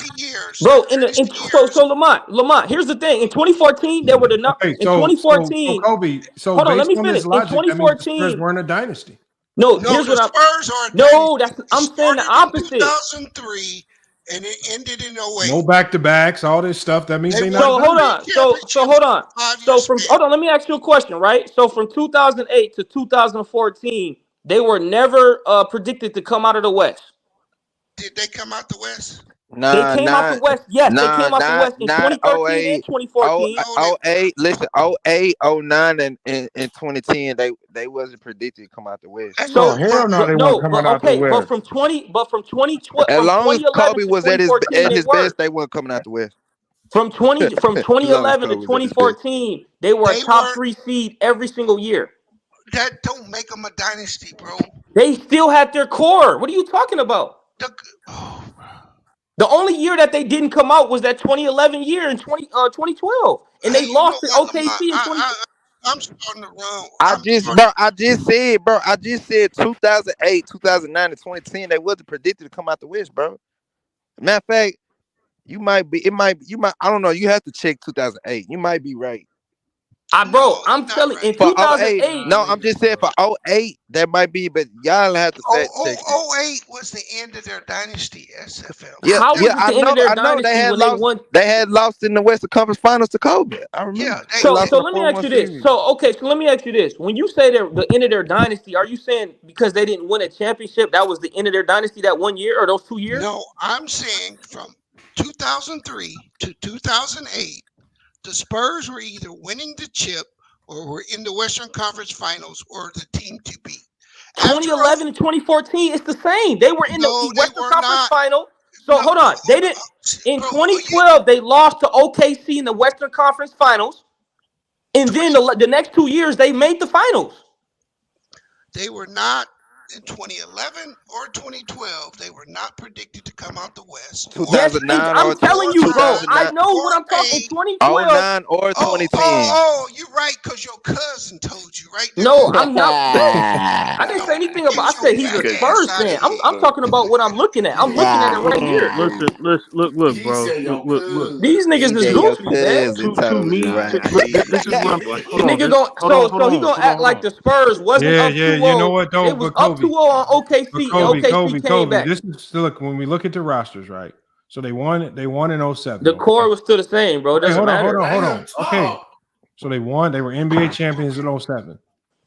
The next year, they get dethroned. The Lakers finally put a halt to, they put a halt there. So you could maybe say if the Spurs that next year can get back to prominence, maybe the dynasty continues. But the year after that, they lose in the first round to the Dallas Mavericks. That might have just completely ended it right there. Right? Because then when you go to that next year, 09, 010, they lose in the second round. So slippery. They lose in the second round. And they finished second in the Southwest Division, 50-32. But their roster makeup is starting to change now. Then you go to that next year. They lose in the first round. You can't have 2 first-round losses in this. Talk about your dynasty continues, man. So they didn't lost so far ever since they last championship in 07. They didn't lost in the first round twice, and they lost in the second round. Then you go again the year after that. They get back to the Western Conference Finals, but they lose. They can't get back to the finals. Lamont.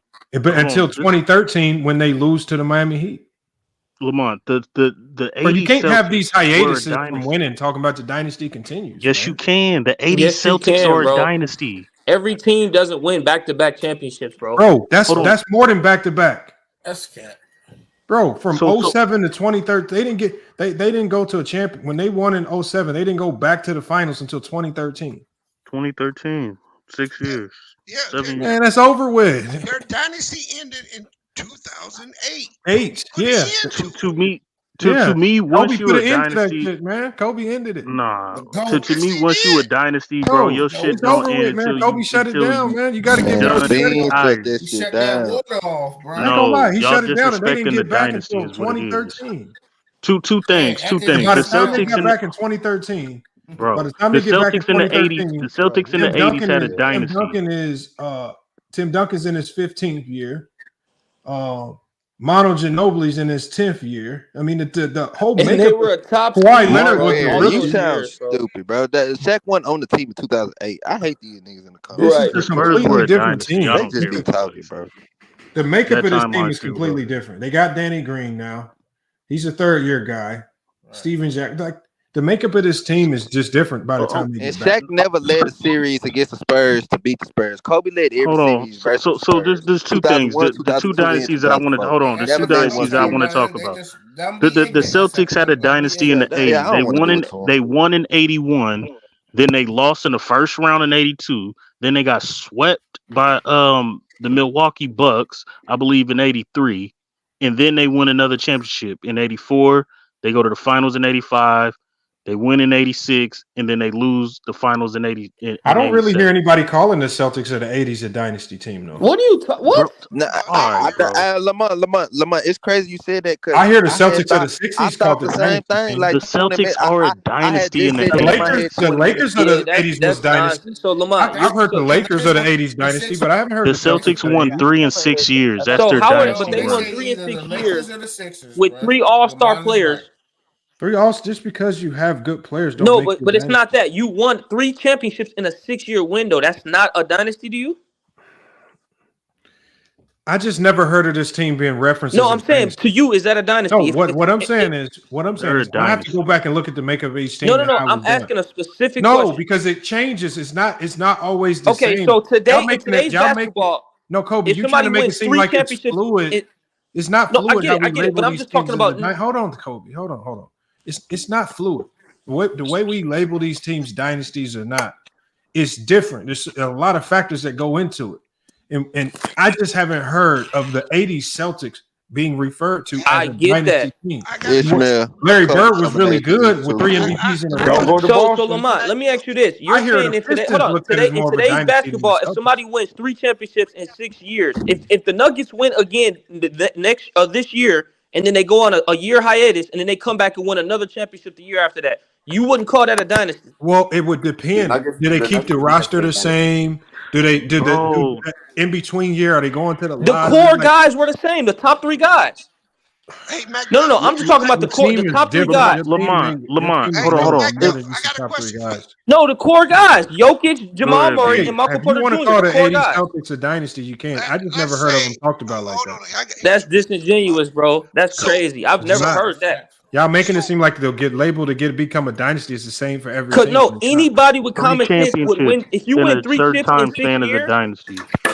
Hey, Lamont. I mean, yeah, what up, B? You know how hard it is to win 3 chips in 6 years? So Bill Russell has had how many dynasties? Hey, Bill Russell had 1. Bill Russell was all consecutive. Yeah, but the Spurs never won consecutive. No, Lamont. Actually, what's name stopped that dynasty? If Alabama wins a championship next year, is that the Saban dynasty continuing? Yes. No, it's not. Man, you gotta stop, bro. If the core players are still there, yes. No, it's not. Why is players still there? Well, no, hold on. I don't know how many year span are you talking about since they won their last one? Oh, they won like 2 years ago. The Alabama. Oh no. Yeah, if they win next year with the same core. Close. No, hold on. Time out. The Knicks. No, B. Well, that's correct. different though. The Nick Saban era is different. hold on. The Nick Saban era has Exactly. ended. But if Alabama wins again, yes, the Alabama dynasty continues. You can't tell their fans they don't have. That's not a dynasty. Bro. The Alabama football team is definitely a dynasty. Who's saying that? And as far as I'm concerned, if the Spurs won 3 and 5 Lamont, years, you so disingenuous, bro. I can't believe y'all got to realize, like, it's so many finicky things that can start dynasties and end them. Like when I looked at that Spurs run, it's one clear thing that stands out. Kobe ended the dynasty, and the Spurs never could get back to the same until 2013, 2014. That's but you know what's crazy though, Lamont? Number one seed in the West and lost. Lamont, here's the crazy part though. They won 3 in 6 years, but you said that's not a dynasty. No, what I'm saying is I've never heard. What I said was I've never heard of the 80s Celtics team being referred to as a dynasty. I've heard of that Laker team throughout the 80s referred to as the dynasty. I've heard of the Pistons referred to as a dynasty. So listen, I'm not even. I've heard the Celtics referred to as a really good team that battled against the Lakers, but I've never heard them Here's what I hear. The 2 best teams in the 80s were the Lakers and Celtics. I mean, I'm not going to pretend to know. I just haven't heard it. Maybe you've heard something different. Here's what I hear. This nigga Kobe is the poster child for black kids not being able to have reading comprehension or understanding. That's what I hear. But you know, hey, who is this talking? But here's the thing though. Who is this talking? Bees. Hey, Bees. Can I say something real quick? Bees. Can I say something real quick? Bees.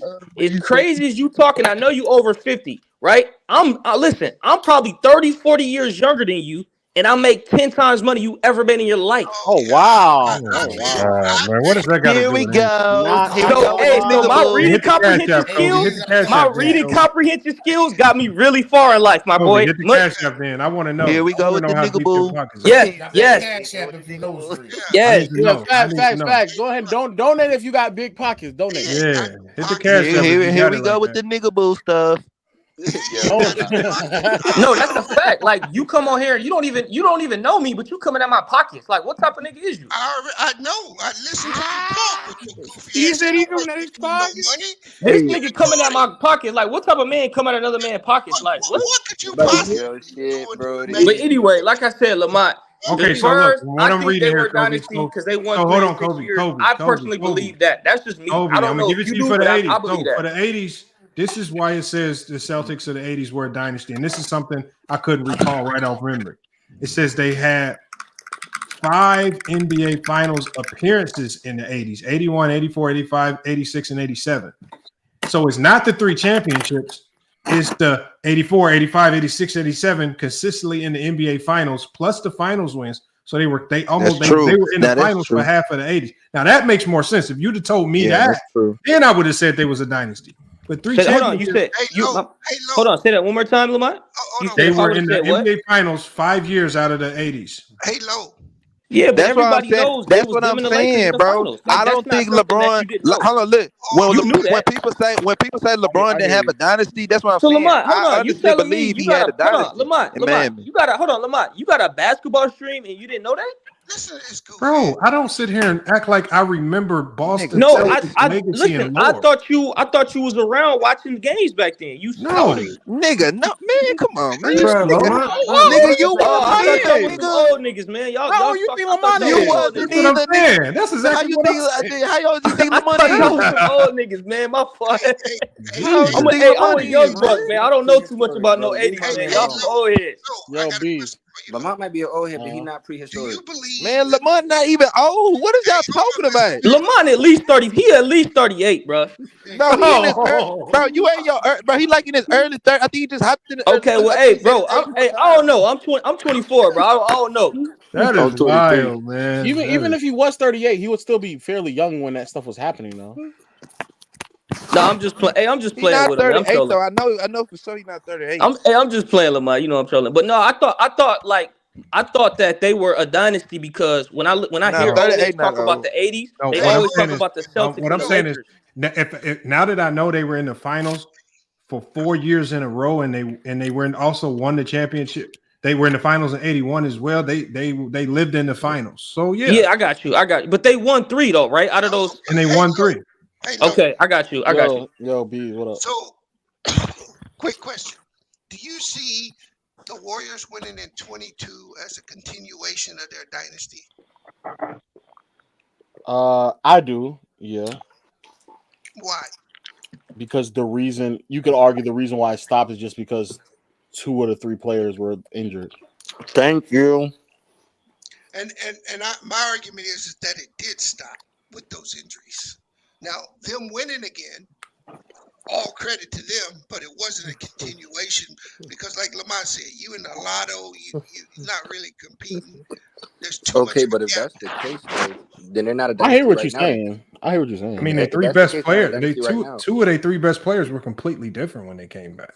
Yeah, but I get. So that. do you argue how many years? What is? I don't understand what's the argument of a dynasty. No, I say they dynasty runs from 14 to the injuries in 19. I agree with that. Well, what is considered? I missed what y'all was saying. What considers a dynasty? I think too damn is three championships in a 5-year span, 6-year span. Oh, so they have 4 and 8 years basically. Yeah, that's half. He's considering them. Okay, so if that's the case, He's saying that the cutoff time from their last one, it was too much of a delay. But here's what I'm saying. I think that doesn't matter because their core pieces were the same. They still had Steph. They still had Clay. They still had Draymond and Iggy, which to me was the core of their dynasty from beginning to end anyway. Like, do you consider the Spurs in the 2000 dynasty? From 03 to 08, I do. Yeah, 03 to 08. Yeah, 03 to 08. Yeah. They never went back to back. So yeah, they're still a dynasty, but yeah, they still dynasty. Yeah, but I think they won what 03, 05, and 07, right? They won 03, 05, 07, and didn't win again until 14. So Tim Duncan couldn't defend. Tim Duncan couldn't defend his title like everybody else. What's that, Low? Okay. I'm gonna say, what does back to back have to do with being a dynasty? No, I'm saying that's what I'm saying. They did. No, that's what he's saying. Yeah, they don't have to win back to back in order to be a dynasty. Is what I'm saying. Oh, okay.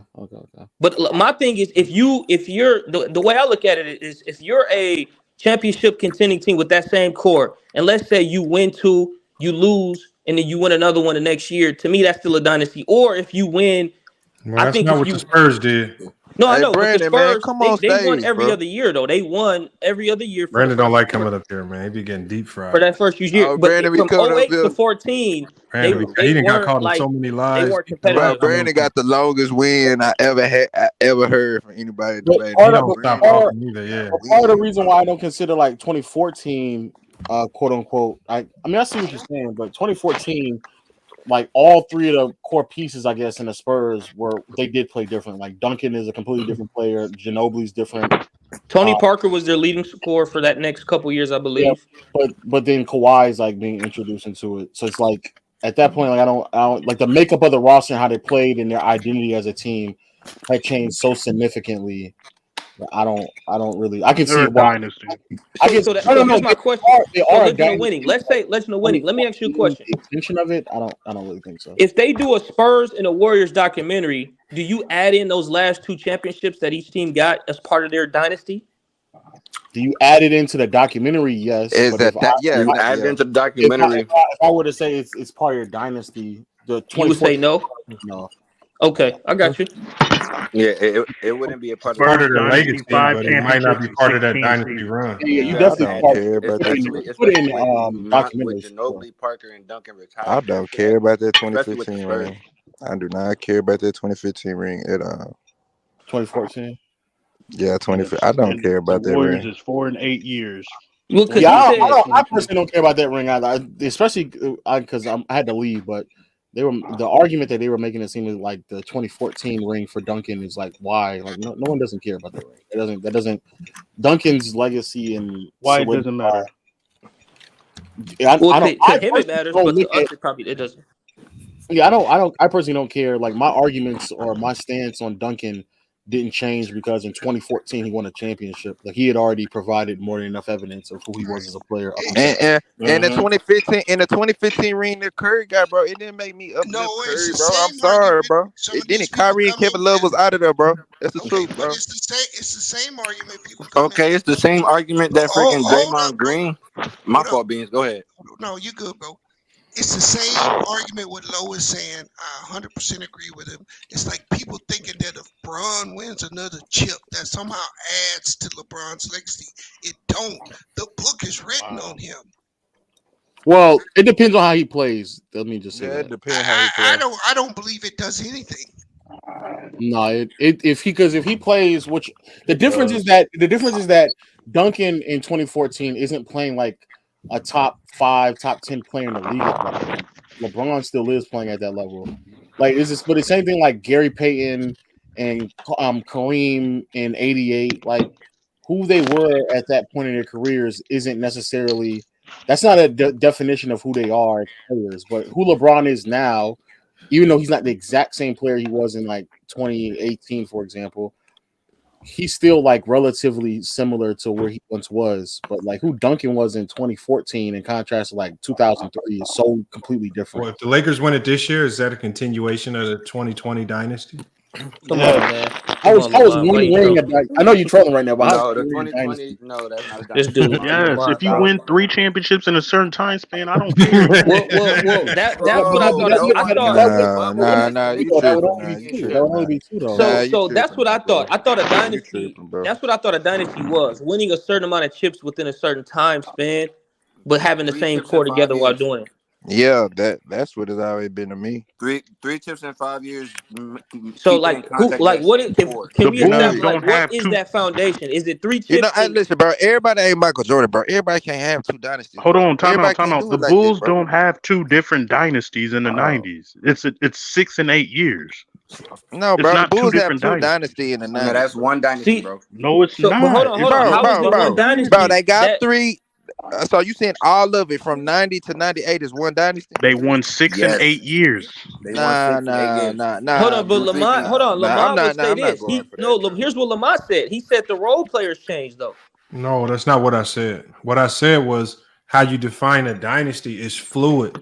So the way you look at the Bulls dynasty and the hiatus that they had, you can look at it a little different and say it was a continuation. I don't think it's the same case for everybody. Like, for example, when we talked about the 80 Celtics, they didn't have to win all those championships, but the fact that they lived in the finals during that time, that's what aided them in being a dynasty. There's other teams who've been short-lived dynasties, like the Pistons, who had their short run. Or that's Houston not a Rockets, dynasty. who had their short run. I don't consider them a dynasty, though. No, but what I'm saying is you don't, but it was their dynasty run was just short-lived. That's all. You can see okay, can I ask y'all something? Who has the great? What is the greatest dynasty team, and what years are they through? It's the Boston Celtics. The Boston Celtics. That's Wait, what year? Hold on, what year Boston Celtics though? 59 to something. I don't know. This say whenever Bill Russell decided to retire, that Bill Russell from start to finish was the dynasty. Bill Russell from start to finish, like. Yes, I mean, look, I'm talking about modern times. I'm talking about since we've had color TV. Yeah, that's what I was really talking about. Since we had color TV, since players stopped dribbling with their head down. I would say the greatest dynasty of the modern era. I would probably say the Bulls. That's just my opinion, but. Yeah, it's the Bulls. Nah, it's the Bulls. This is a fact. This is the Bulls. It's the locker room. Because like I said, I didn't see the '86 Celtics and Lakers, but I definitely saw it. It's between the Bulls and the Kobe and Shaq. What you got on this locker room? The Warriors dynasty is better. What I got on what? Then what? Then what dynasty? Shaq and Kobe. Man, come on, nigga. Come on now, nigga. Stop. Oh, that's a good. Hold on. Did somebody say Warriors over Bulls dynasty? No. He said Warriors over Kobe and Shaq. Oh, Kobe and Shaq. Warriors over the Lakers. The Warriors over the Lakers in the 80s. The Warriors over the Lakers. Kobe and Shaq. Warriors over the Spurs. No. Go ahead. Stop it. I understand they got injured and everything, but with them losing 73-9, it's not better than the Lakers. I got a question. I'm sorry. That Karl Malone. Listen, that Karl Malone, Gary Payton, that wasn't a dynasty. I'm sorry, bro. Hell no. Now nobody know. He didn't say that. He just saying from 2000 to 2002. So that was short-lived though. Now Lamont. Yeah, what's up? ESPN, they got Scottie Pippen ranked higher all time than Dwayne Wade. Do you agree with that? That's horrible. Yeah, I agree. Yes.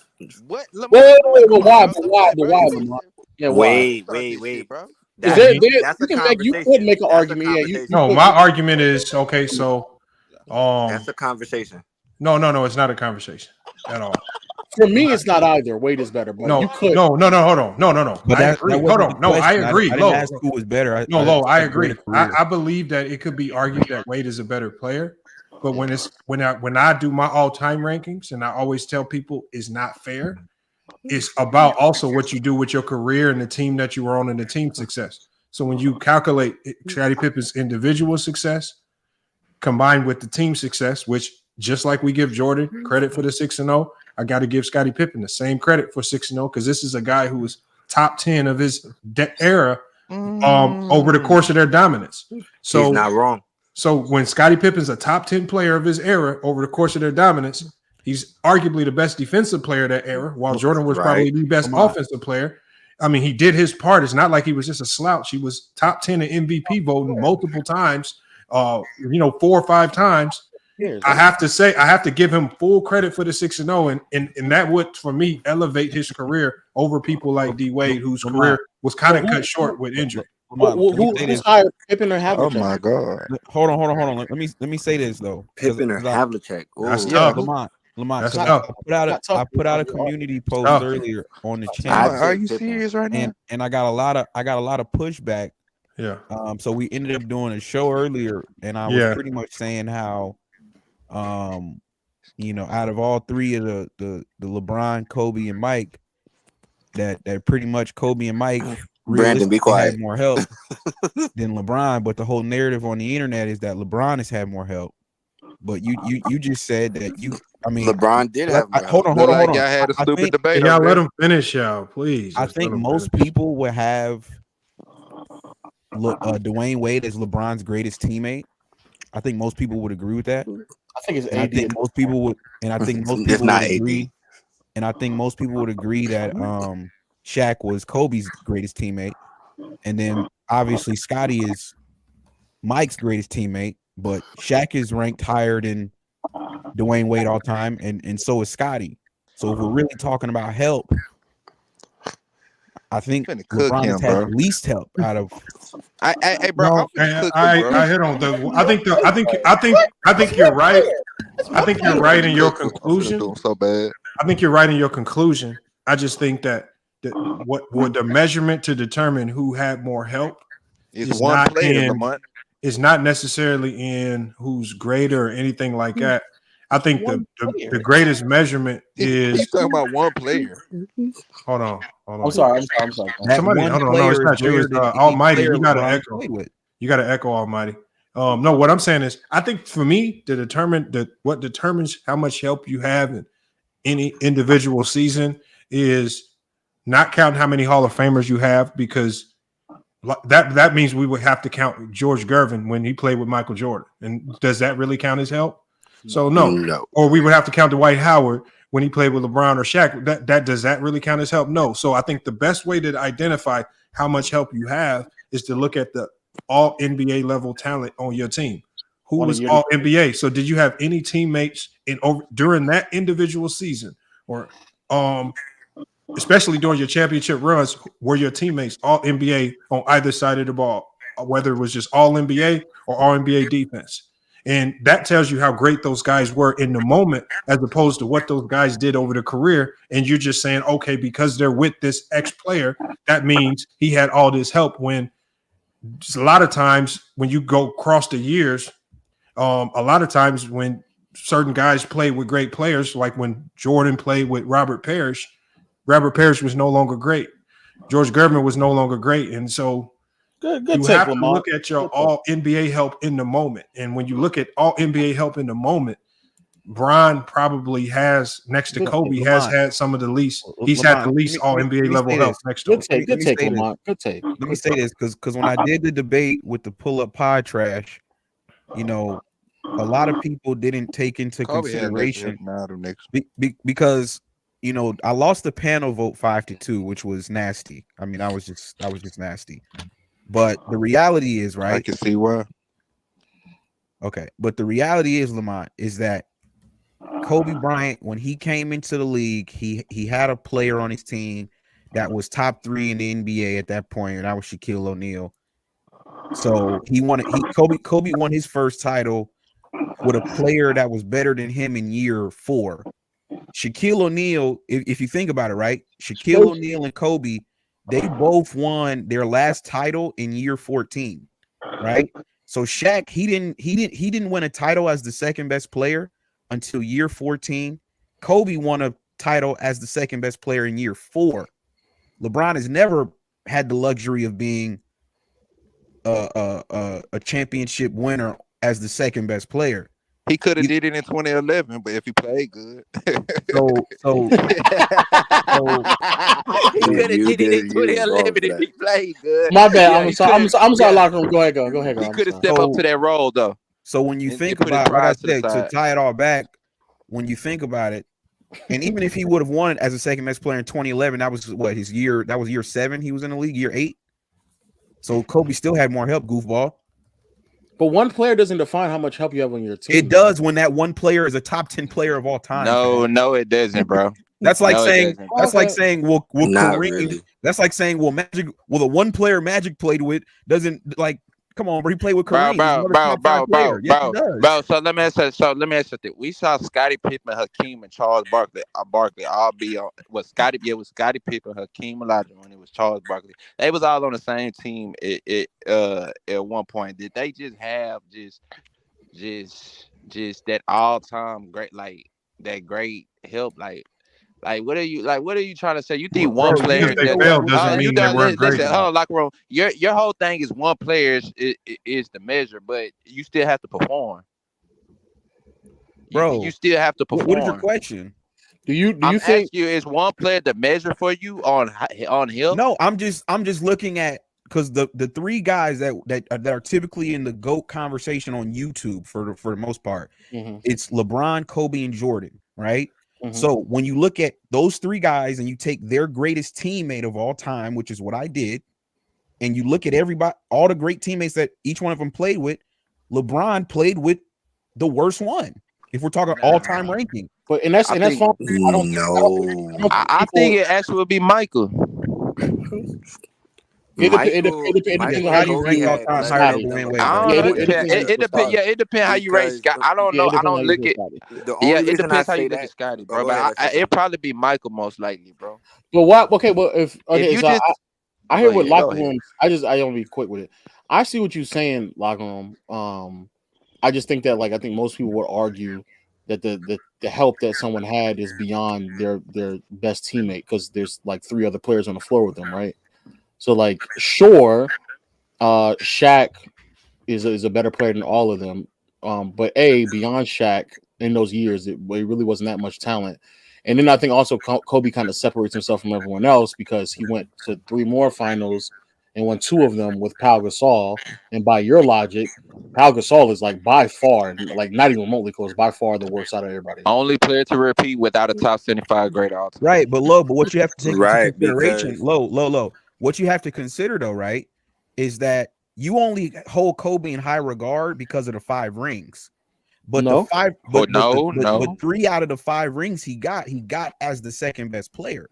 No, I think most people hold Kobe in high regards because of the last 2 rings. Okay, Locker Room. No. Let's get this. Locker Room. Hold on. Locker Room, you're just ranting. I'm tired of you talking, Locker Room. You're just ranting. You're just ranting. The reason let me ask you something. Let me ask you, Locker Room. Can I ask you a question? I get that.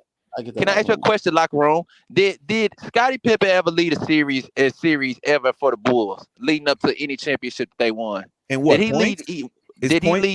Is points the only statistical category? No. I could bring up multiple. No. We could talk about. I'm just saying, did he ever lead a series? In what points? No, I'm saying, did he ever lead the series as the best player for that series as the Chicago Bulls leading up to a championship? It depends on what you're defining as the best. If you're asking me, did he ever lead in scoring? This is why I don't do this, bro. Go ahead, bro. If you're asking me, did he ever lead in scoring? Bro. That's no, different. you know he didn't, bro. He never led a series for the Bulls. What about rebounding and assists? Did he ever lead in rebounds, assists, blocks, or steals? I'm talking about being the best player on the Bulls team for a series, just one series. Can you give me one series where he was the best player? I'm not arguing if Scottie Pippen is better than Jordan, though. I hear what you're saying. This is what I'm saying. Okay. This is what I'm saying.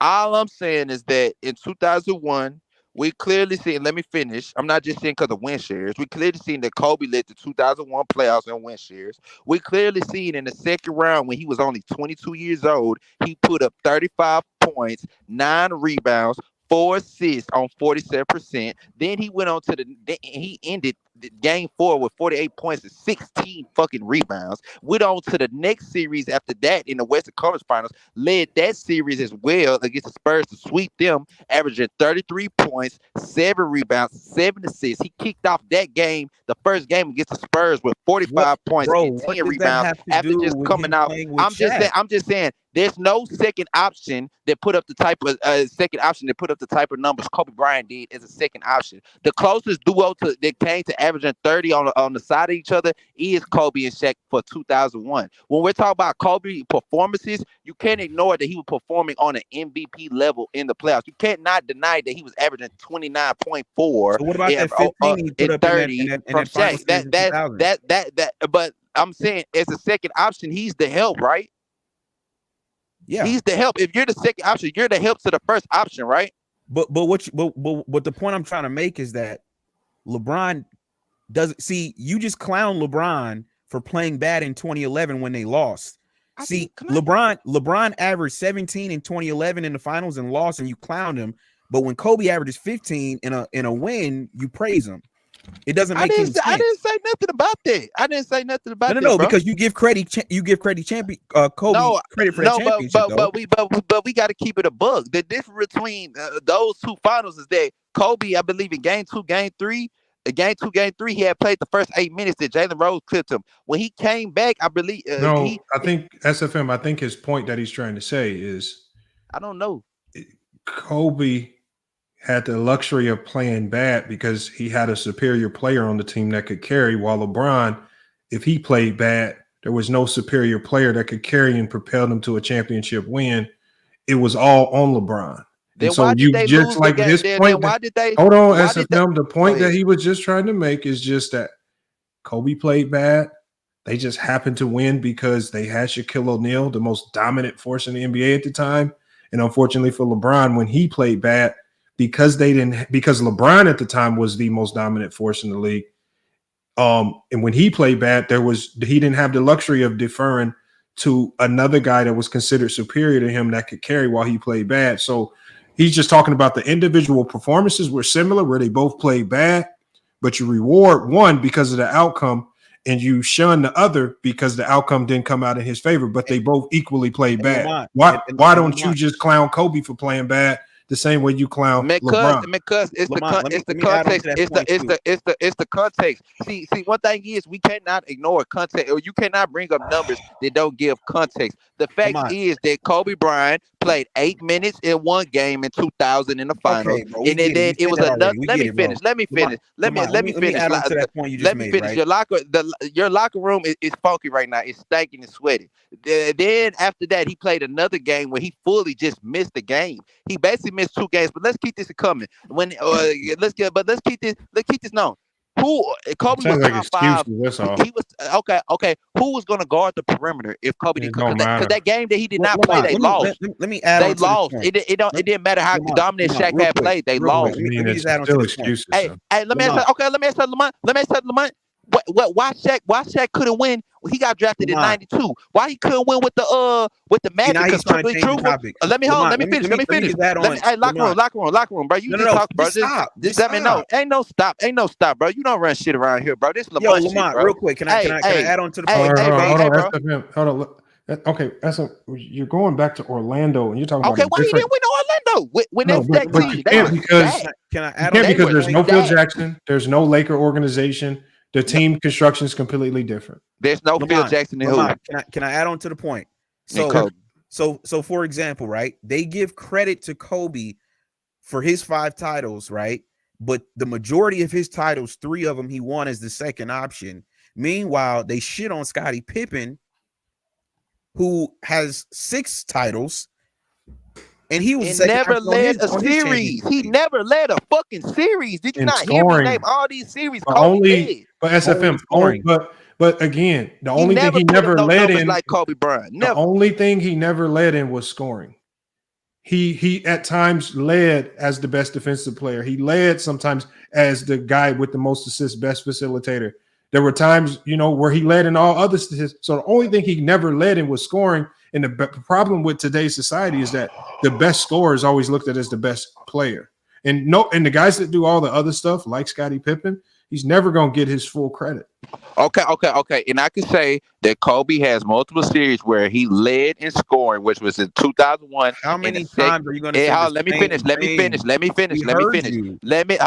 finish. Shut You're saying up, bro. the same thing. I can say it's multiple series in 2001 and in 2002 where he led in assists and scoring at the same time, plus steals. Both of those years, from 2000 to 2002, he was hands down the best defender on that team, top 5 in defensive player of the year voting in 2000 and 2002 as well. I can name dominant series where he's averaging 30 plus in a series, leading the Lakers in assists. Scottie Pippen wasn't putting up those type of numbers like that and still leading the Bulls in assists. Kobe Bryant was leading the Lakers in assists and actually putting up 30 plus, being the best defender on the team. It's on a whole nother level. But locker room didn't ask if Pippen was better than Kobe. He asked if Pippen was he greater than it, and I'm saying Pippen wasn't performing on you MVP make everything level about like that. Kobe though, SFM. It's not about Kobe. When was Scottie performing on MVP level like that? It's not. Hold on, but there have been playoff series where it could have been argued that Scottie was the most valuable player, but we always knew that the way the award was given out in the 90s, it was always going to go to the guy that averaged the most points. So are you trying to? So Lamont, there was even a series where people thought Dennis Rodman could have won. In the Seattle series, there were a lot of people were saying Dennis Rodman could have won Finals MVP based on how he played. But we all knew he was never going to get it over Jordan. I don't care how well he played. I don't care how well Scottie Pippen played in any series. He was never going to win a Finals MVP or be looked at as a better player over Jordan in any series because Jordan was always going to score more points. Bro, that's just the reality of it, bro. What's Scottie? The only reason Kobe could get even equated to Shaquille O'Neal is because that offense was designed for him and Shaq to get all the points, so they both could have similar points. Okay. But we all know that it was Shaq's dominance that carried that Laker team, especially in the first 3 championships. Okay. Look. That's not true. Look. Look,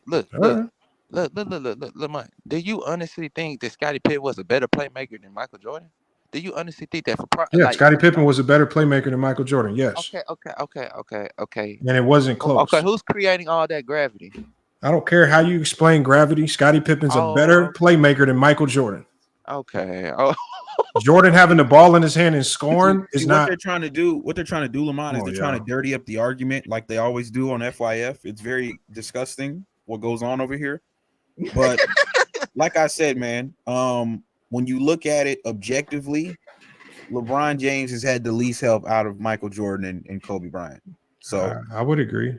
When we talk about help, I mean, if you look at this graphic on the screen, Kobe's had 13 times he's played with an All-NBA teammate, 5 times he's played with a All-Defensive team player, and then 5 times he's played with a teammate that was both All-NBA and All-Defensive at the same time.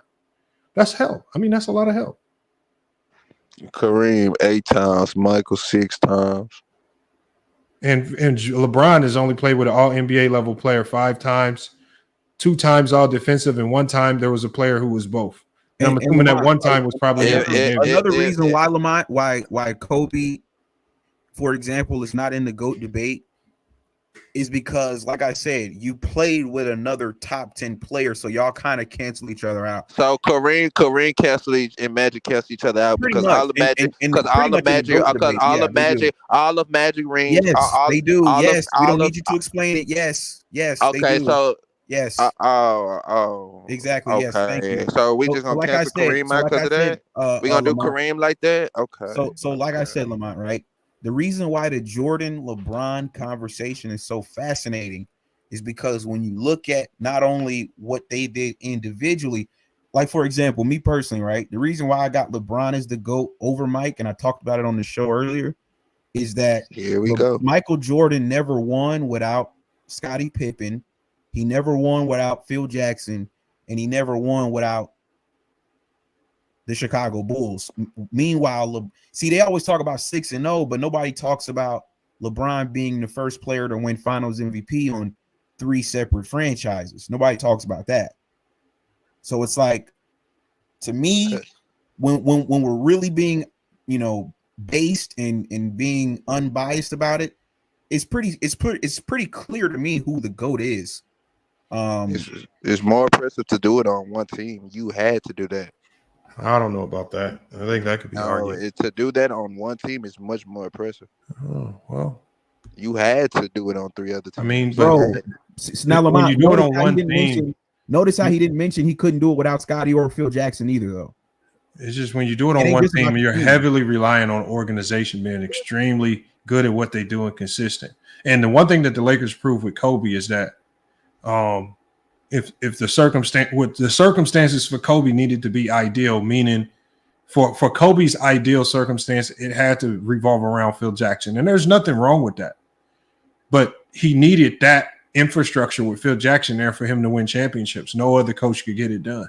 And the same thing with Jordan. So, I mean, it could be argued both ways that one is harder than the other. But, I mean, doing it on 3 different teams, 3 different organizations, multiple different coaches, it could be argued both ways. I mean, they're both impressive. Put it to you like that. I don't want to trash one or the other.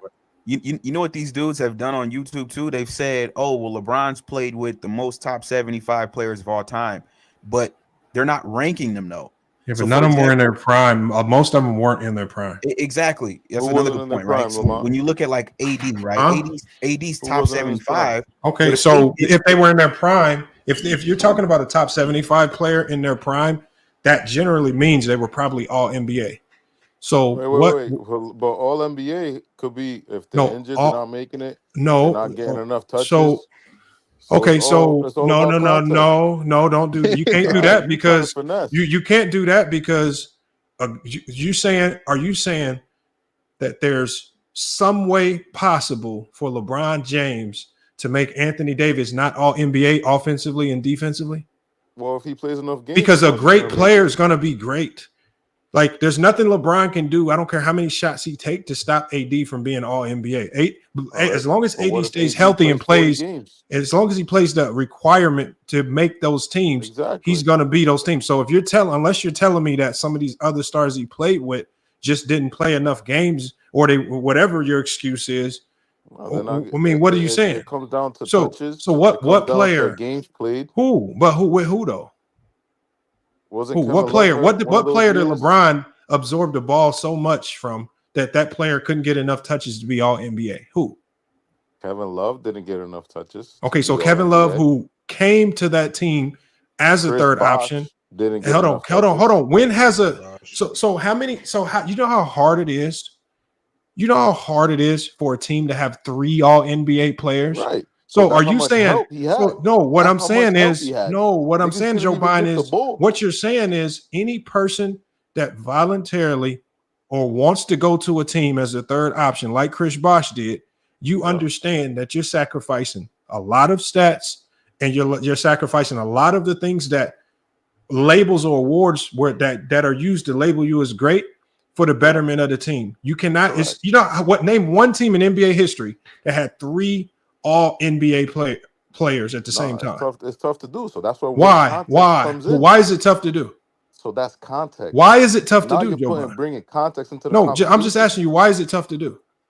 Because the ball is not enough ball. Thank you. You answered your own question. Okay, but can we say this? Locker room. Can you say this? Because Paul Gasol neither was Scottie Pippen all NBA before Kobe turned Paul Gasol into an all NBA player. Michael turned Scottie into an all NBA player. Man, that's a narrative, bro. Stop it. No, Scottie Pippen was the third pick in the draft, man. What are you talking about? Okay, that's cool. He wasn't nothing in his first 2 years. He wasn't nothing. Against the Pistons, those first two playoff runs, man, the man was averaging. He was still on the bench. He was averaging 6, 7. He wasn't nothing. He was inefficient. All that. The first 2-3 years, that man, Michael, turned. With his help, he turned Scottie into an All-NBA player. Kobe turned Paul Gasol into an All-NBA player. Paul Gasol had no All-NBAs before Kobe. LeBron, who did LeBron turn into an All-NBA player?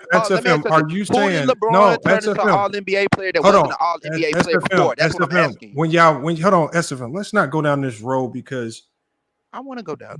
What I'm saying, SFM, is this. I'm gonna ask you this question. If it's so easy to turn guys into All-NBA players, then I want you to explain to me why Kobe didn't turn Smush Parker and Kwame Brown and all them other guys into All-NBA players. How come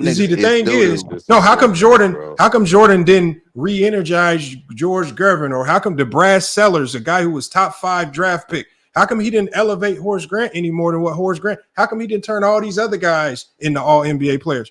Or were these guys just great in and of themselves, and they were going to be this regardless of what you say? Facts.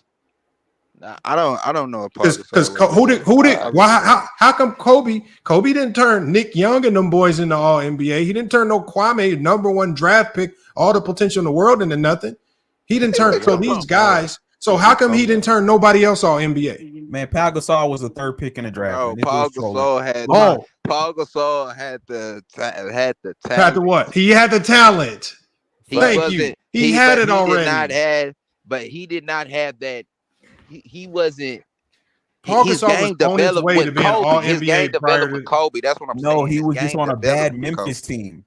No, his game developed. No, the man had a whole interview, bro. He said, "I got I got better with Kobe Bryant. Kobe Bryant made me to a better player." That's what he said. He was a walking 20-10 before Kobe touched him. Listen. The man. Matter. Okay, listen. Go to he was still doing a certain thing on the Lakers. I'm saying Kobe couldn't turn nobody else All-NBA but Shaq and Paul Gasol. I'm with you, but Paul Gasol was his own man, bro. No, I'm not saying Paul Gasol wasn't. I wasn't saying Paul Gasol wasn't good. But dog, this nigga was walking 20-10, But he didn't make his first All-NBA until 2009. It don't matter. He's a walking 20-10, bro. Okay. This is all I'm saying. This is all I'm saying. Paul Gasol and Scottie Pippen, they became All-NBAs with these dudes. Who did LeBron play with that was an All-NBA that wasn't an All-NBA before him? That's what I'm asking you. I don't know. Bro, you're proving our point. Nobody. This what I'm saying. You're literally proving the point. No. I'm saying that before LeBron even picked up these dudes, they was all NBAs before him, and they was NBAs consecutively with him. They was already proven.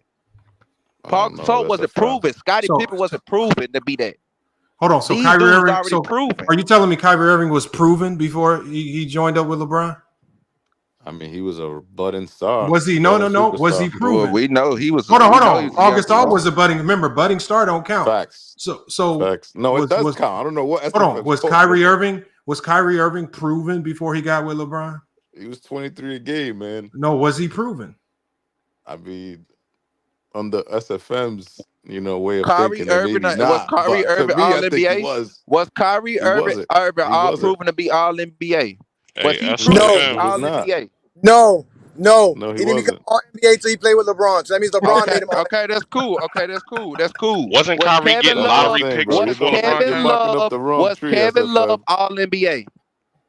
I don't think Kevin Love was All-NBA selection. Yes, he was before LeBron. Yes, he was.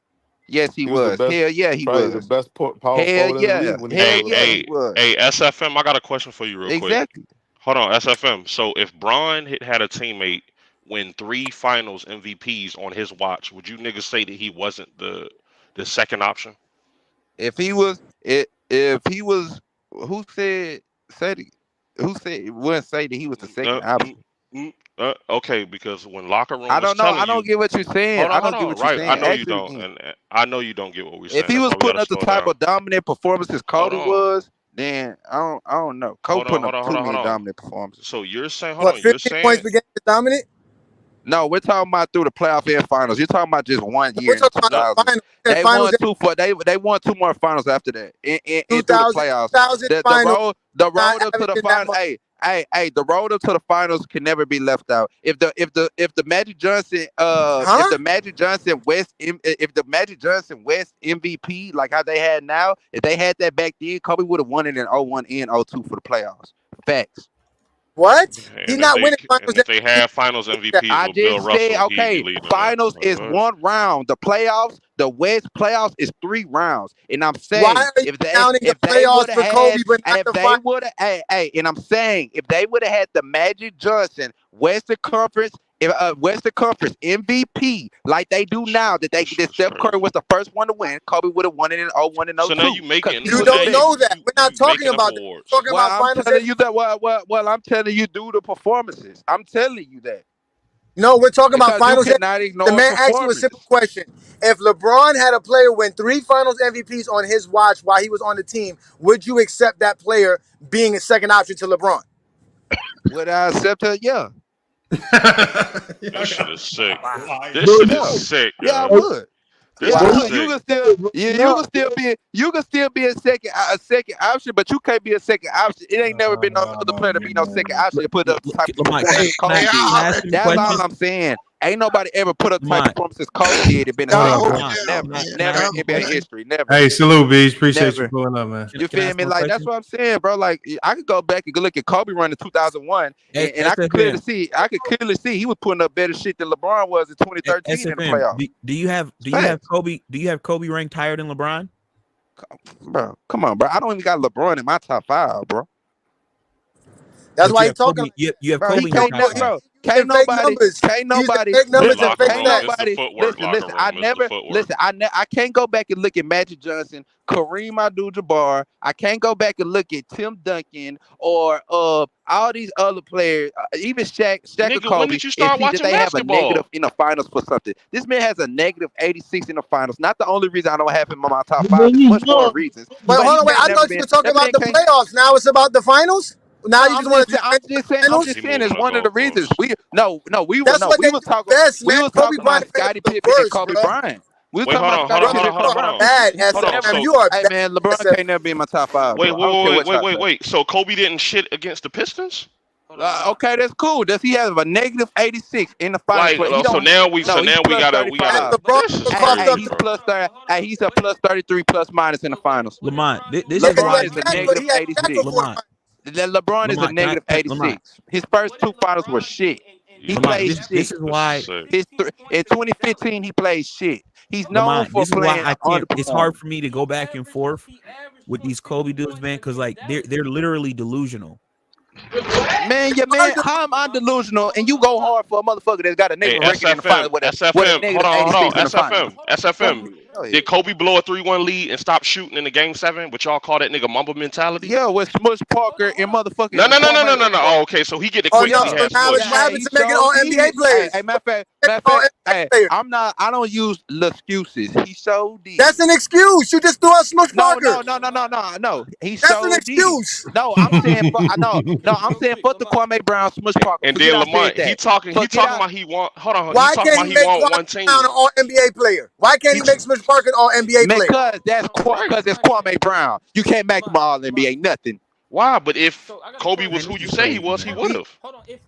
Hey, somebody an instrumental. Man, hold on, Kobe. Your mic is really low. You got to fix it. We talking about Kwame, man. We can barely hear you, Kobe. What you mean? Kwame was the first overall pick all time. Michael Jordan picked him. I don't know. You just sound really low. Go into your settings and turn your volume up. And then he talking about Kobe won with one team. Nigga, Kobe was a fucking Chicago Bull, nigga. He was looking for property in Chicago. He was dick sucking Jordan so much that he wanted to go play for Chicago. Like, did he go play for Chicago? What stopped it? Chicago wanted Kobe that bad. What Kobe stopped was the reincarnation, nigga. Do you understand? Listen, what are y'all your mic's still low, bro. Listen. What do y'all not understand, man? Michael Jordan is the god of basketball, and Kobe is Jesus. And Kobe is Jesus. Yeah, that's better. That's how I look at it. Kobe is Jesus. Kobe is Jesus of the NBA, and Michael is the God. Mike was the guard, and here's the Kobe thing, is Jesus. Why? So I heard people say that Kobe never made nobody better. Paul Gasol. No, that's not what we said. No, that's not what they said. That's not what Nobody they ever said. said that. Somebody said Nobody that. ever Do said. a new argument. Nobody Do a new said argument, that. bro. Nobody said that, None of these dudes, and I've been debating them. None So of I them said that. digress. I'm not Kobe finna say made they a lot said of players better. Go ahead. We good. All right, so I'm hold not on. A lot saying of that. players. Name 5 players he made better, since he made a lot of them better. He made That Pau weren't Gasol already better. good. Nope. He said Pau Paul Gasol. Gasol, Pau Gasol Derek, just said. Paul Derek Gasol Fisher, was already that nigga. Derek. He just played for a No, small he market. asked Paul me. Can I Gasol go? even said it on the interview. Stop trying to take Hold the. on. You can't take Outside, away hold what on. he said. Outside of Paul Gasol outside of the said it Hall on of the Famers. interview. Yeah. Paul Okay, I Gasol can't said answer. okay. Fuck it. Y'all got it. Outside of the Hall of Famers, SFM, Derek SFM, can he Fisher, talk? Lamar Odom. Okay, let him go. SFM, can he talk? So Lamar outside of Odom. Shaq When and he make Paul, Lamar Odom good? who did he make better? Outside of Paul Gasol, because he didn't make them better. Shaq was gonna be Shaq regardless, and Okay, Powell was already Powell. He just played for a No. small market. That's a lie. That's a lie. He made Shaq better. He made Hold on, Shaq can y'all better. let Kobe get his take off? He made Shaq Kobe, better. go ahead, bro. Pau Gasol said it last week on the podcast. He's the reason why he's a Hall. Okay, that's one player. We got Paul Gasol. We'll give you that. Also, he also made Lamar Odom better. He was playing his best basketball with Lamar Odom, and he kept him off crack cocaine. Number 2, the third thing. No, he did. While he was playing with him, Now, who y'all know win with coke is? So here's the Was Lamar Odom on crack before joining LA? Yes, he was with the Clippers. What are you talking about? Man, it's called coke. When Man, he was wasn't on crack. he He was was on in Miami. coke. I'm from Miami. He wasn't on crack in Miami. Okay, so going He's back to on my coke. list. Coke, man. Miami is the main Y'all be distributor lying for all the time. Why do y'all lie so much? Hold on. Go. Let him finish. Let him finish his list. Damn, these niggas is like give us 5. Give us 5. Andrew Bynum, when he played with him in 2008, he also said in that 2010 season, he was Okay, one of the we give reasons you why Andrew they Bynum. Okay, so look, do we deny? Hold on, Kobe. No, I'm sure you can name 5 players, Kobe. Yeah, I know I can. But go ahead. Nobody here is going to deny that good players can make the other players around them better. Somebody literally just no. said What we said was that's why I came up here. What we said, what SFM said was he said that Kobe made Paul Gasol all the NBA player. He did, and so I believe that Paul Gasol would have been all NBA. No, like I said, I believe that Paul Gasol would have been all. But that's your theory, though. We don't know that. Hold on 1 second, man. Hold on. He was all NBA in 2015 without Kobe. We're talking about before Kobe, though. His first all NBA was with Kobe. Bro, he played for a small market, bro. Okay, so what about all the other guys that play in small markets? Okay, so hold on, Kobe. Here's the one killer to it. Hold on, Kobe. Here's my one question. Hold on, Kobe. Here's my one question. Without Phil Jackson on the team, who did Kobe make all NBA? Without Phil Jackson? Was it Andrew Bynum? Can you let Kobe answer the question? Andrew Bynum, I believe Andrew Bynum was in 2010 to 2011. Kobe, answer the question, please. I just said Andrew Bynum, I believe, through 2010 to 2011. I don't want what you believe. I want what you know. Phil Jackson was the coach. And Phil Jackson, I said when Phil Jackson was not the coach, who did Kobe make all NBA?